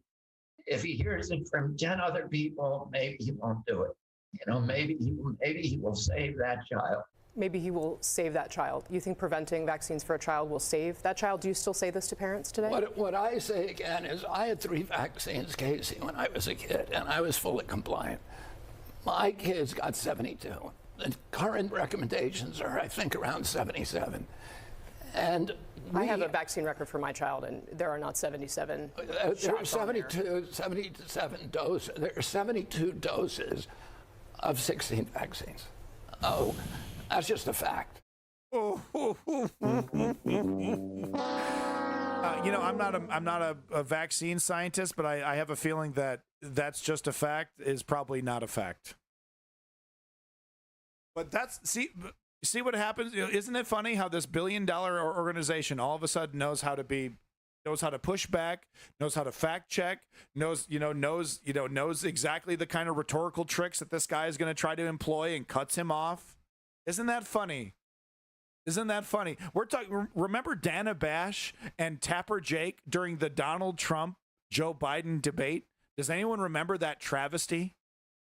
It could have literally been a cardboard cutout of these two individuals with fucking McDonald's drive-through speakers, and they could have been chilling at home eating bonbons. They did nothing. They were useless. They had no facts. We were promised fact-checking. That went out the window. But all of a sudden, when the stakes aren't there, when they don't have to worry about access, look at this organization that actually knows how to do its job. Isn't that fucking cute? More than half the money raised by Kennedy's political PAC came from one billionaire, Timothy Mellon, a huge Trump supporter. Yeah, I'm not convinced that, I can't remember. I think it might have been you, Clutch Cargo, talking about how, RFK, was shopping around trying to become part of the Kamala administration. I don't know. I think he was a Republican, kind of trying to mix it up with the Republican. I don't think he was ever a Democrat in any kind of way. That's just my opinion, though. Wanted to show this video, J.D. Vance at the donuts shop. People are constantly talking about this. So, here's just a different camera angle, but this is real footage of the real J.D. Vance, attempting to have a human conversation with somebody at a donut shop. It's interesting. Hey, I'm J.D. Vance, and I'm running for vice president. With whom? I'd rather not say. Well, I'll just get whatever a normal human person would get. You, and what do you do for work? Right, you work in a donut shop. Oof. What's that? It's a donut? Okay, and what about that? That's a donut. It's also a donut? Yeah. Okay. How long you been here? How long have you been a black at a job? And how long have you been black? I'm sorry. Hey, folks, she doesn't want to be on camera, so just blur her face out. And they in the real video, they actually had to blur this poor woman's face out because she did not want to have anything to do with J.D. Vance and Donald Trump. And she's so awesome for it. She made this as awkward for him as possible, dude. Wrong move, J.D. Vance. While you're at it, blur my face out too. I don't want to do this anymore. I don't want to do this anymore. So hey, you don't have any lean protein back there, right? Like some Soylent or tilapia or something? Some Soylent? Just donuts. Oh, donut. It's like a beignet or a croquembouche. I would love to eat those again. Have you ever been to Paris? What if we tried this over again and I went somewhere else? Oh my God, I just want to die. How long have you been here? How long have I been in here? It feels like 30 years. Hey, is there like a fridge back there you can put me in and lock it? I'm and I do not want to do this anymore. That was really good. That was really good. So, yeah, J.D. Vance was a little awkward at the donut stand. And that was the best one I could find. There was a lot of people doing a J.D. Vance impression, but that was the best one I could find. So here's that, I was showing that Lincoln Project commercial about our scary future under J.D. Vance's, world, in J.D. Vance's world here. He talks about banning IVF, what that would actually look like. Market Zero, welcome back. So here he is being asked directly, how would this work if a state bans IVF? Vance goes, I think that's a ridiculous hypothetical. I would never say that, right? Just like RFK, the grifter, right? The journalist coming back to him saying, you voted against a bill to protect IVF access. Vance, I voted for religious liberty. And it's they want to gaslight, they want to tiptoe. Well, RFK is a grifter, bad actor, so it's no surprise whatsoever that he would try to align himself with an advantageous, grifter slimeball like Trump. But no, so they want to equate religious liberty, right? I just wanted religious liberty, right? But we're not going to talk about the nuts and bolts of what that is, and I've already gone over this, right? But he says, I just want religious liberty. Well, what does that mean? Well, that means taking rights away from women. That means taking rights away from men. That means a whole legal apparatus, a whole legal framework to do that. But we're not going to talk about that. We're not going to talk about the papers, please situation that I want to implement, the Sharia law that I basically want to implement. We're not going to talk about that. I have some bad news about Cornel West, actually. So, yeah, we already went over it, but this is, more people just talking about, this. And it's interesting. Fox News just straight up lying about, this is so bad. Fox News has no ability to even twist the truth on this. But Fox News over here reporting headline, Biden, who skipped the Arlington event for a vacation, trashed Trump in June for declining the cemetery visit. Wow, guys. Well, according to Fox News, Trump showed up to this Arlington event and Biden didn't. I mean, Biden was on vacation while Trump was honoring our soldiers. Well, the community notes here, which is the only feature on Twitter that's worth a damn. There was no Arlington event that Biden declined. Former President Trump's recent visit was private and not event related. So it's just a fabrication. Complete twist, complete 180, right? Trump barges in, goes there, wasn't welcome, wasn't allowed to do a press event, does it anyway. Whole thing recontextualized as a patriotic event that Joe Biden was taking vacation all over. Okay, taking a vacation all over it. Good wording. I'm good with words. Apparently Mike Johnson is part of this little scandal as well. He was called up. He was part of this in some way. He called him up. Speaker Mike Johnson had to intervene to get former President Donald Trump into Arlington National Cemetery for the 3rd anniversary of the Afghanistan withdrawal. I immediately asked what I could do to help and reached out to Speaker Johnson to see what he could do. Thankfully, Speaker Johnson and his team acted quickly. They were able to get the situation resolved. How does this asshole have any power whatsoever? Whatever. Let's not forget that this traitor, seditious traitor, also helped Trump plan the January 6th event. Should be behind bars. Merrick Garland asleep at the wheel. Good job, Joe. Great appointment. Killing it, Joe. Hell is this? Oh, yeah. Real quick, Greg Abbott is taking credit for Joe Biden's. So, Joe Biden introduced the Republican Heritage Foundation's immigration bill. And of course, because that would help the Democrats politically, Donald Trump said, kill it. And the cucked Republicans did exactly what they were told, and they killed it. They killed their own bill. And Democrats seemingly are super stoked to pass this law. They're super stoked to be on the side of the Heritage Fund here. Unironically, even after this, right? So they gave it to the Republicans, they rejected. So instead of coming up with a more humane bill, it's like, okay, well, we'll do a real immigration bill. They're still trying to go for the right-wing bill, just to give you an idea of who these neoliberals actually are and what they think about immigration. They basically have ceded the entire issue of immigration to the Republicans. They basically fully agree with the right-wing, extreme right-wing Republican fascists about their solutions to immigration. Build a wall. I mean, who knows? Maybe Joe Biden wants to finish that wall. There's already evidence of him, funding portions of the wall earlier in his administration. Why not just finish it up, Joe? You believe in it. But anyway, so that bill was rejected. So Joe Biden implemented some changes anyway, I think through executive order. But he did some of the changes anyway, and those changes have already seen, bared fruit. And Greg Abbott is over here now announcing that the border issue is solved. Yay, I did it, guys. Yay, I did it. My brutality did it. The barbed wire, and we're seeing the buoys over here in this video, right? But all the brutality, all of my changes did it. No. It was Donald. It was not Donald. It was Joe Biden. Joe Biden's reforms.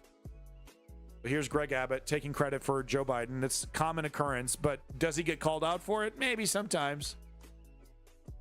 Gee, if only there was a Democratic president who had something called the bully pulpit, who could at any time in his life, at the drop of a hat, could be, sitting in a fucking outhouse on the top of a mountain in Sri Lanka, could hold a press conference and have the entire world's attention. Gee, if only there was a supposedly left-wing Democratic president who had the bully pulpit that could talk some shit about Greg Abbott. Oh, well. That'll never happen. Moving on. Okay. All right, this is important. And this is going to be the last video of the day. But this is too fucking important. Smoke signals from the shitter, right? We need Corn Pop. Where's Corn Pop at? Harris will try to get the right on Trump of immigration at the debate. Yeah, Clutch Cargo, I think you're right on that one. I think you're totally right. Okay. I need to apologize in advance. This is going to be the last video of the day. I'm running out of steam. I've been streaming for 6.5 hours. I miss Corn Pop. I do not. I am looking forward to the end of the Joe Biden presidency of status quo Joe. This entire saga has been nothing but a massive disappointment. And I will be so happy to see Joe Biden's political career crash and burn like it always should have been. Anyway, back to this video. It's the last video of the day. We've talked about it many, many times. But this is a really, really great breakdown of how the Republicans are trying to steal the election. This election, they're trying to do it. The big activity right now is in Georgia, but what this video doesn't mention as much, or maybe just mentions it quite briefly, this is happening in Texas. This is happening in Arizona. Not the exact same law. Different little laws, whatever they can get away with, right? Whatever little thing that they think they can get away with. But it's different in a lot of different places. But it's the most egregious in Georgia. It's the most egregious in Georgia. And we've seen Trump literally call out Georgia election officials and go, yep, you're my guy. You're going to help me steal this election this November, right? And they're like, oh, I can't wait to help you steal the election, sir. Oh, you're so great. I'm going to help you steal the election. I'm so proud of this. Like, literally. So the focus on Georgia is important.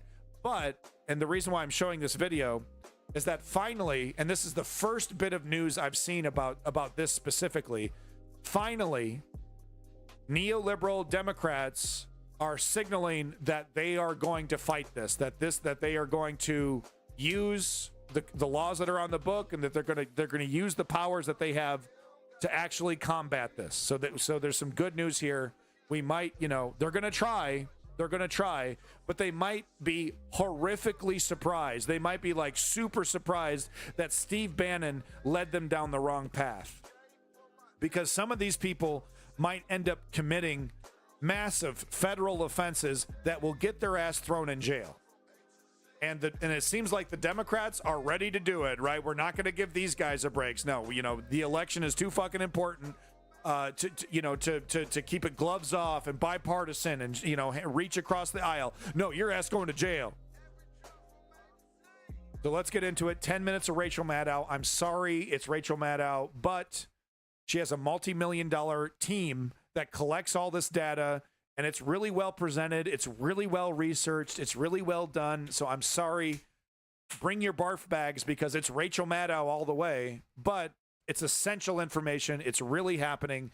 And like I said, it has a happy ending because we are seeing, for the first time that I've ever seen reported, a fight. It's not going to happen silently. So we got some good news here. Let's get to it.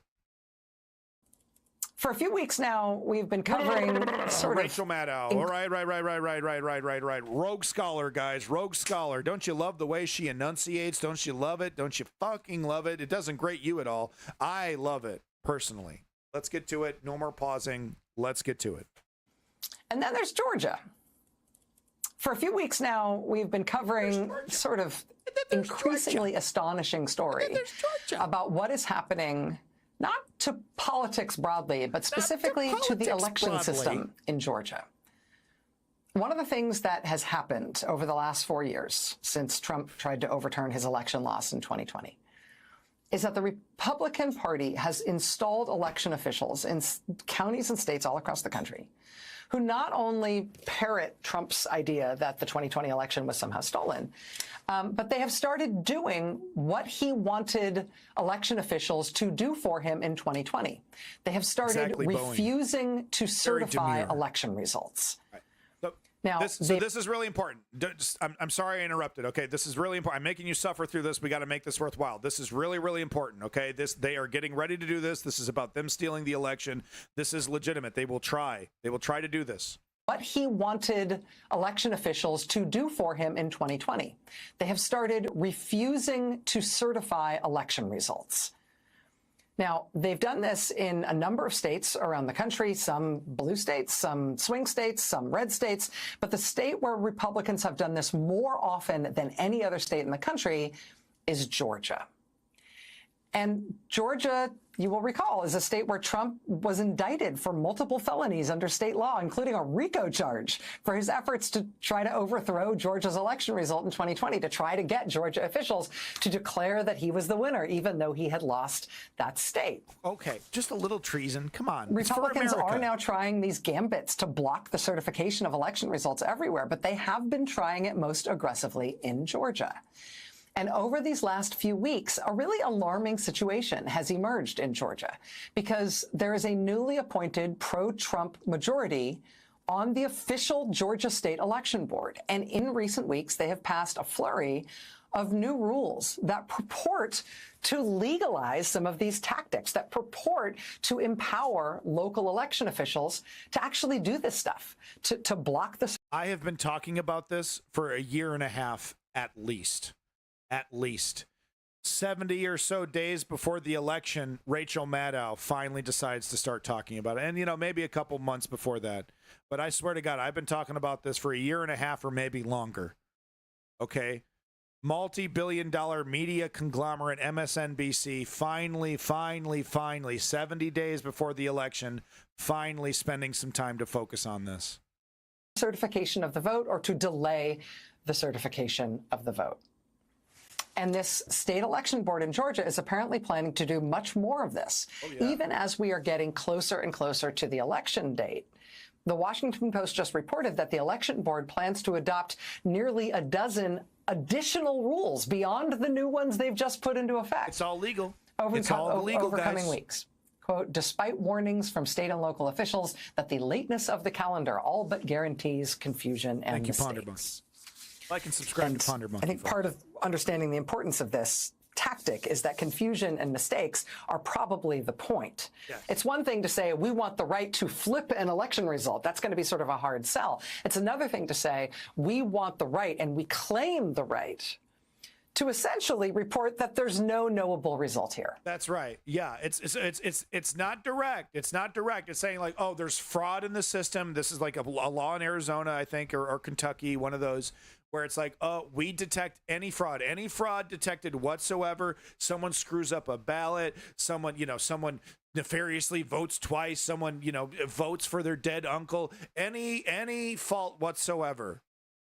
We get to declare the election null and void. We can't know the truth. Our only option, because we don't have time and money to hold a whole nother election. We can't do that. We need a result right away. So it's going to go to a panel of elected Republicans, because they're the ones that control the local government, right? Because they say, oh, well, it's going to go to the local government, which is, of course, democratically chosen by its people. And we can't help that the Democratic consensus is that Republicans rock and we just have full control over bumfuck nowheres. So it's going to go to this panel filled with Republicans, and they're going to go, oh, yep, we looked at the numbers, and, our objective decision is that the Republican won. Donald Trump won. Wouldn't you know it? We really crunched the numbers on this one, and it looks like, we all support Trump. How can it not be Trump, right? Of course, so they throw out all the votes, and then they make their own decision. So that's what she's saying here, right? Make it unknowable, confuse it. So it has this... It has this a cloak of legitimacy, right? Because it's all about voter integrity. It's all about, honesty in the system, right?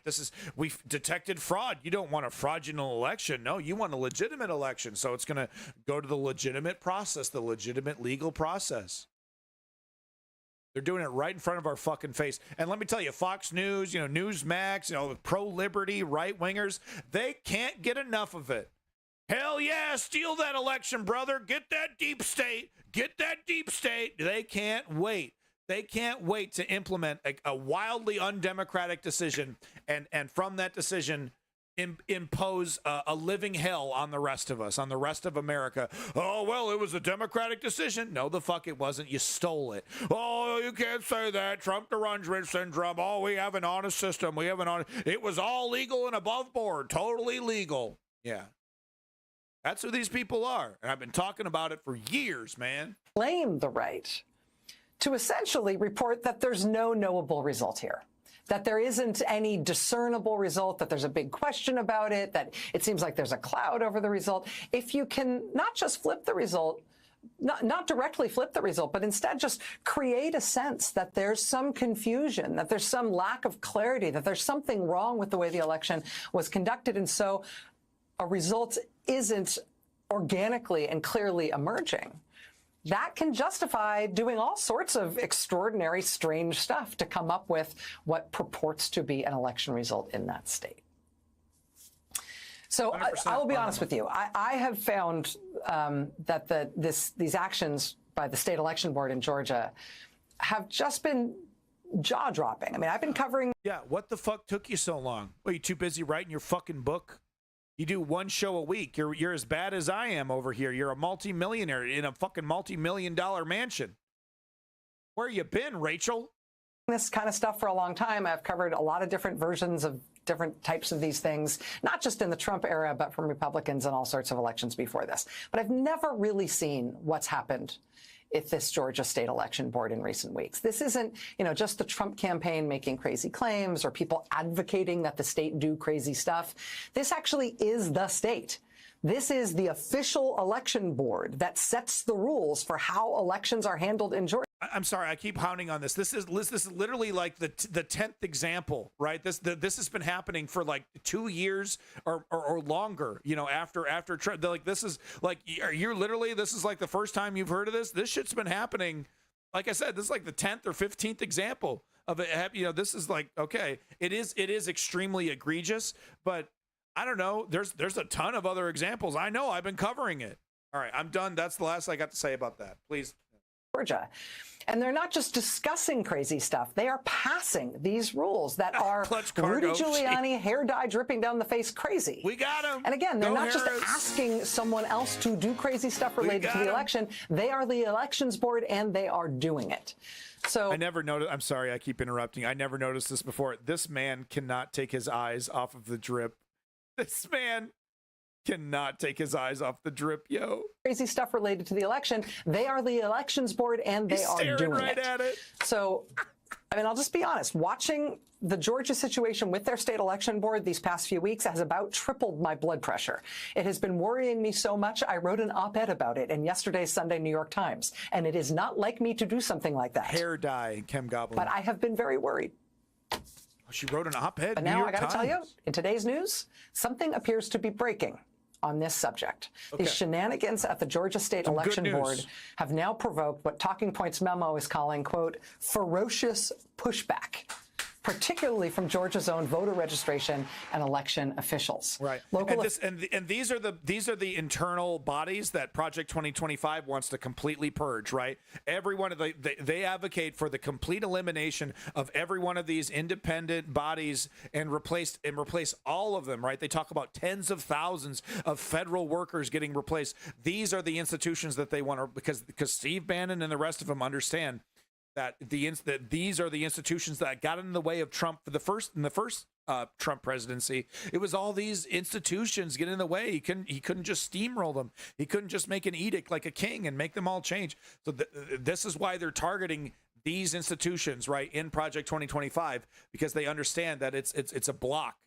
Officials have indeed been fighting these radical late changes to Georgia's election rules, rules that really do seem to be designed to give Republicans cover to refuse to declare the official results of the election in November. Local officials, voter registration officials, local elections officials at the county level and beyond in Georgia, they have been pushing back vociferously.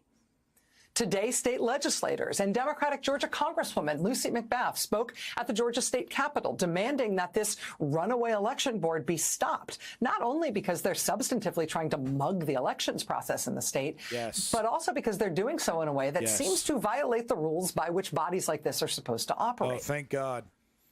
After that press conference today at the Georgia State Capitol, two really interesting things happened. First, the Republican governor of Georgia, Brian Kemp, did something very interesting.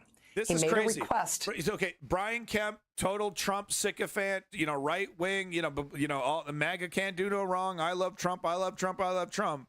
Listen to this shit, dude.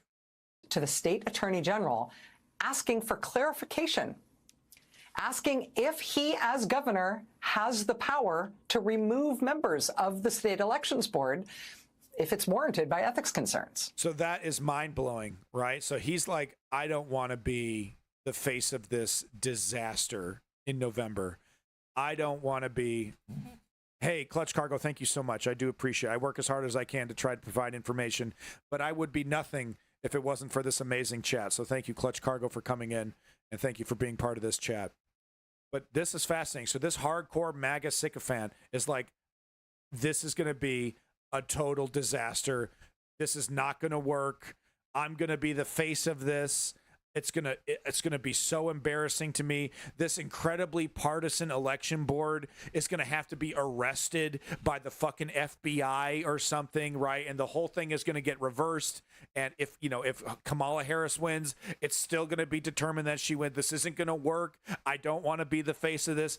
Do I have the ability to just remove these people and replace them with actual nonpartisan volunteers or, election workers, like normal election workers? Do I have the ability to just nip this problem in the bud before I become the face of this electoral disaster? Because everyone, MSNBC, ABC, the entire media apparatus will be looking at Brian Kemp, and the Republicans are going to be looking at Brian Kemp just like they looked at Mike Pence, right? Oh, it was all on Mike Pence. All Mike Pence had to do was completely betray the founding fathers and completely betray the Constitution and just have to go against every democratic norm to save Donald Trump. And he didn't do it. And he's the bad guy and he deserves to be hung. Hang Mike Pence. So Brian Kemp is seeing that future in his eyes. He's like, fuck, man, this is it. This is it. This is the chance.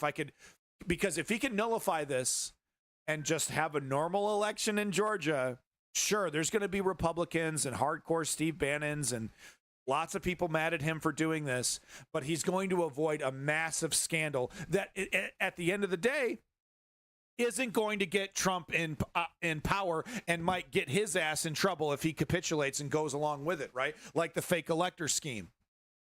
Because look, as much as these guys support Trump and they support the whole thing, they understand that Trump can easily get them into big time legal trouble.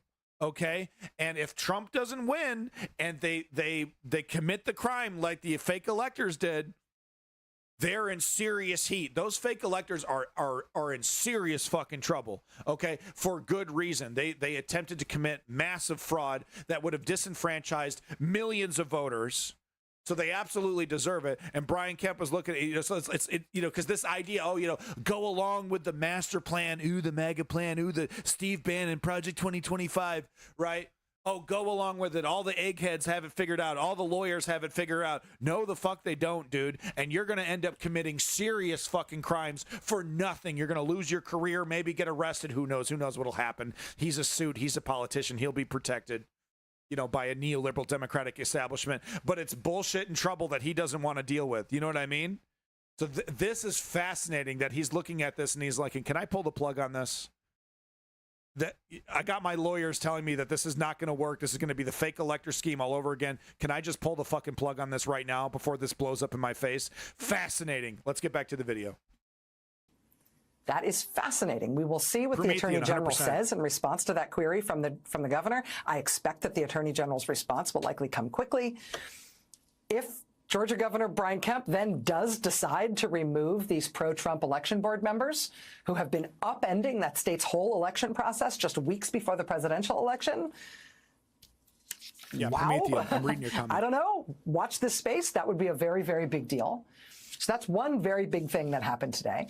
But then also, late today, a new lawsuit was filed from the Democratic Party of Georgia and the National Democratic Party. They say, quote, with support from the Harris-Walz campaign. A whole staff. As of tonight. She has a staff of like 20 people, okay? She has, you know what I mean? It's like when you have money, when you have a staff, you can really do journalism. It's really something else. They are suing the state election board in Georgia to stop them from what they've been doing. The Democrats' big new lawsuit, again, filed tonight, asks Georgia's state courts to make clear that local Trump loyalist officials don't actually get to make it up as they go when it comes to certifying the election results, no matter what the state election board has been telling them. Local officials can't just opt out of certifying election results. They can't decide on their own that they're going to delay the certification of the election results, presumably. I skipped over a very important part, but there's a misconception amongst the right wing that she's talking about that is completely wrong. Has been telling them local officials can't just opt out of certifying election results. They can't decide on their own that they're going to delay the certification of the election results. Which is the crux of the Steve Bannon plan, right? Get these partisans in there, gum up the works, sacrifice, become martyrs for the cause, and then somehow, some way, magically, 1 + 1 = 7. We're going to get to the illegitimate victory by hook or by crook, right? But what he's not telling these poor fucking idiots, these useful idiots, is that your ass is going to get wrapped up in a motherfucking federal case, dude. Results, presumably to try to blow through electoral college deadlines to prevent Georgia's electoral counts from being counted in Washington. The Democrats' lawsuit tonight asking Georgia courts to act quickly to clarify that what this MAGA Republican Elections Board in Georgia has been trying to do cannot be done, and that these rules they have purportedly tried to pass in order to give local elections officials all this leeway to mess up the vote count in Georgia, that leeway is not real. That legally they must certify, and there's no way they can mess it up. Huge. So I'll tell you, honestly, I have been wondering and worrying for a few weeks now about whether the Democrats, push back, their inevitable challenge to what the Trump folks have been doing in Georgia was going to be strong enough, and whether it was going to come quickly enough to turn it around, to make sure that Georgia... You certainly didn't make that trepidation public, did you, Rachel? You certainly didn't bring any of that up during the DNC coverage, the exhaustive DNC coverage that you did. You certainly didn't bring any of that up. Anyway. Voters will be able to vote in a normal election where their votes are counted and the vote tallies are completed and are certified, and they matter when it comes to picking the president of the United States. I mean, Kamala Harris and Tim Walz are doing a Georgia bus tour this week, right? Yeah. It's really something else. They've made Georgia because they feel like they can flip Georgia, right? And it's like the first time the Democrats might be able to flip Georgia since the 90s. So they are watching this electoral chicanery very closely. And let me tell you, man, if you're in Georgia, if you're one of these people that thinks that you're going to help Trump stop. Just stop right now. You are going to end up with because the fake electors are looking at serious jail time. I'm talking years. They're looking at years for a massive federal crime. And they're nobodies, right? They're just literally nobodies. They're not Ted Cruz. They're not Mike Johnson, right? They're not protected by you're not protected by your office. You will get thrown under the bus. You will get totally screwed. You will be separated from your family and thrown into jail like the criminal that you are. Do not do this. Doing a big event this week in Savannah. They are going for it in Georgia this shit as they seriously. should. They want Georgia so bad. But and she in a has a real presidential chance. election year, as important as it is to watch the way the two major parties' candidates are campaigning, to see the way they are competing to try to win the presidency, it is also worth watching what happens in the states. Yeah. The radical stuff that Republicans have been doing to the Georgia state election infrastructure. Not just Georgia. Means that Democrats need to try both to earn people's vote in Georgia this year, in traditional terms, and prevent fraud. But Democrats also need to fight this whole other fight, to force the Republicans to actually consent to count the vote as well. As of tonight, we know what some of that Democratic pushback looks like. Quentin Fulks from the Harris-Walz campaign tells us this tonight, quote, for months, MAGA Republicans in Georgia and across the... This is the campaign acknowledging that this theft is happening, and we're going to act on it. This is big because, right, they normally ignore a lot of this shit. There's... Status quo Joe, pretty silent on this stuff normally. So this is them coming out and getting right in front of this and saying, yeah, we're absolutely on top of this. Country have been trying to lay the groundwork to challenge the election results when they lose again in November. Plain language. But Democrats are prepared, and we will stop them. Certifying an election is not a choice. It is the law. A few unelected extremists can't just decide not to count your vote. That's why we have won case after case in court, fending off MAGA efforts to chip away at our democracy. Plain language. We will win this case, too, and keep fighting so that every eligible voter can confidently cast their vote, knowing it will count. Great. And that statement from the Harris-Walz campaign. So there you go. There you go, folks. Right? Isn't it the villains have won, but maybe the secondary theme of today is that multi-billion-dollar journalist journalist conglomerates, news conglomerates, I say not journalists, news conglomerates, they actually do know how to do their job. We did lose Bush v. Gore because of the right-wing Supreme Court. Everyone knows that it had the votes, if it had the Supreme Court asked for the votes to be counted appropriately instead of skip the count, Al Gore would have won Florida. But because the Republicans were able to, was it the Florida Supreme Court was able to vote to not finish counting?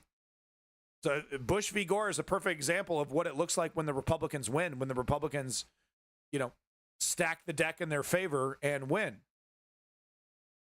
Yeah, I mean, that is the numbers. Those are the numbers. They counted those votes after the election. They counted those votes after all the hanging chads.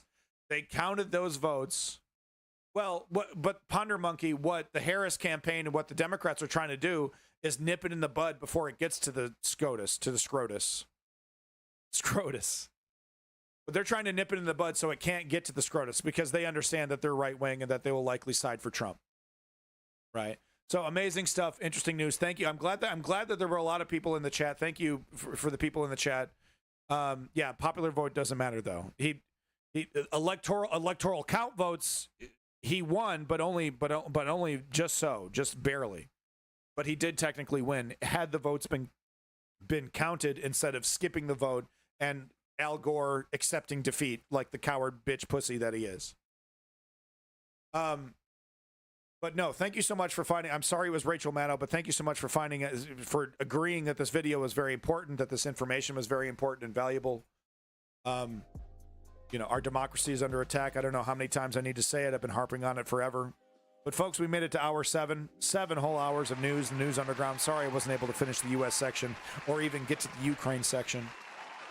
But we're going to have to save that for tomorrow. I'm going to try to squeeze it in. Nice early stream before I start cleaning and organizing the garage. I'm really close to being done with the garage. Finally being done. I've been working on it for like 2 years now, but it's almost done.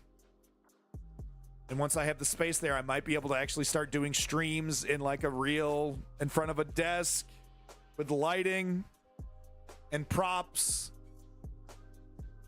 But no, thank you, Ribbons. Thank you, Zeo Duke, for being here. I think Zeo Duke, you were number one in the chat, I believe. Rebel Phoenix was here for the almost the whole stream. Clutch Cargo, Ponder Monkey. You guys rock. Woke Patriot, thank you for coming in. Your boy Davey, Chem Goblin. Oh my God, Sticks. I prefer you doing it from Flight of the Navigator. up here in the sky. A desk, you've sold out. Get him. This guy's sending out the Discord alerts. It's too easy. Speaking of the Discord, check it out. If you want to contribute to the stream, you want to contribute to the News Underground, give me those links in the political section. I'll take a look, see if I can work it into the stream. But no, thank you, everybody. This is the best chat on Twitch. All those other clown chats, that Hassan chat, those Destiny chats, just clown work, just constant noise. This is where a real discussion can happen. Maybe one of these days I'll be popular enough to have a chat that's scrolling constantly, and don't worry, I have a solution for that for you OGs who want to continue to have that conversation, because we're going to have our cake and eat it too when it comes to the chat. But, that's a problem we don't have to worry about right now, because I'm a 10 viewer Andy or whatever. But thank you to every one of you viewers. Hey, 500 Newport cigarettes. You're one of the new viewers that came back. Thank you for coming back. Boeing stuff. Big props to you. Thank you for all your contributions. Ice King of Space, Clutch Cargo. Once again, thank you for your contributions to the chat. Pucker War. Never forget, brother. My voice is going. My voice is totally going, guys. Female Eunuchs, you're awesome. Thank you for coming back, Female Eunuchs. I do appreciate all these wonderful contributions to the chat. Such wonderful comments. Smart comments in here. Trailhead, thank you, Trailhead, for coming back. Lenny, your boy Lenny. Can't forget Lenny. Hashtag more Lenny. Davey, thank you for coming in. Change your username, Davey. Thank you, Davey. Promethean, big props to Promethean. Arbitoire, thank you, Arbitoire. My dick is in danger? Krail of Xanath, big props to you, Krail of Xanath. Nematode of Knowledge, thank you, Nematode of Knowledge, big props to you. What did that person say? What did they say there? I can't wait to vote for the Menthol Party. President Susan Cameroon. Okay. Fat Man Scoop died. No, Fat Man Scoop. No. 30K soon. Yeah, we're on the road to 30K, folks. Don't you worry. On our road to big success. Because nothing screams success like telling people the shit that they don't want to hear. Nothing screams come watch your stream like a 7-hour slog through nightmare and horror. Right? That'll bring me right to the top of the pops, baby. Hey, The Dream. Thank you, The Dream. Big props to you. Thank you for coming back. All right, everybody. Let's not forget the solution to all of these problems. The solution is political activism. How do we participate in political activism? It seems so scary. It seems so overwhelming. How do I change the world? I can't change everything. Ah! No. It's actually really simple. I have a 3-step program for you to get started on participating in political activism. Step 1, inform yourself. Get out there, read some books, watch some videos, tune into the News Underground. You're doing it. Congratulations. Step 2, put your name down. Join a progressive political organization. If it's not progressive, then fine, whatever. Participate. Sign up. There are thousands. It's a Google search away, and they all need your time and money. Step 3, I need you to put in the work. I need you to put in the work like Charlie Kirk. I need you to work just as hard as the fascists are working to destroy our country. I need you to put in the work to help fix our country. If the left doesn't work as hard as the fascists work, we will never save this country. And right now, we are losing to the fascists. That's true. So peace in that motherfucking Middle East, and glory to the Ukrainian democracy. Fuck fascism. Steve Bannon sits in jail. Too bad it's not for the rest of his life. Coogan swoop, motherfuckers. I'll see you next time. Hopefully tomorrow. Hopefully tomorrow.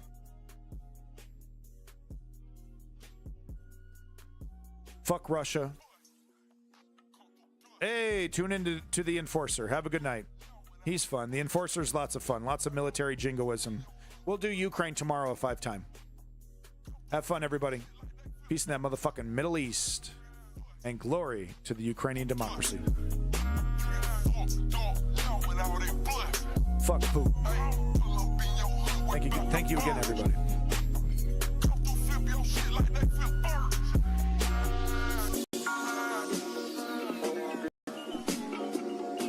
Big props. Big props. Never forget, brother. Big props, Ice King of Space. Thank you again. Thank you again. Promethean. Big props, Promethean. You guys rock. Best chat on Twitch. Best chat on Twitch. Arbitoire in this motherfucker. Have a good day, everybody. Mask up.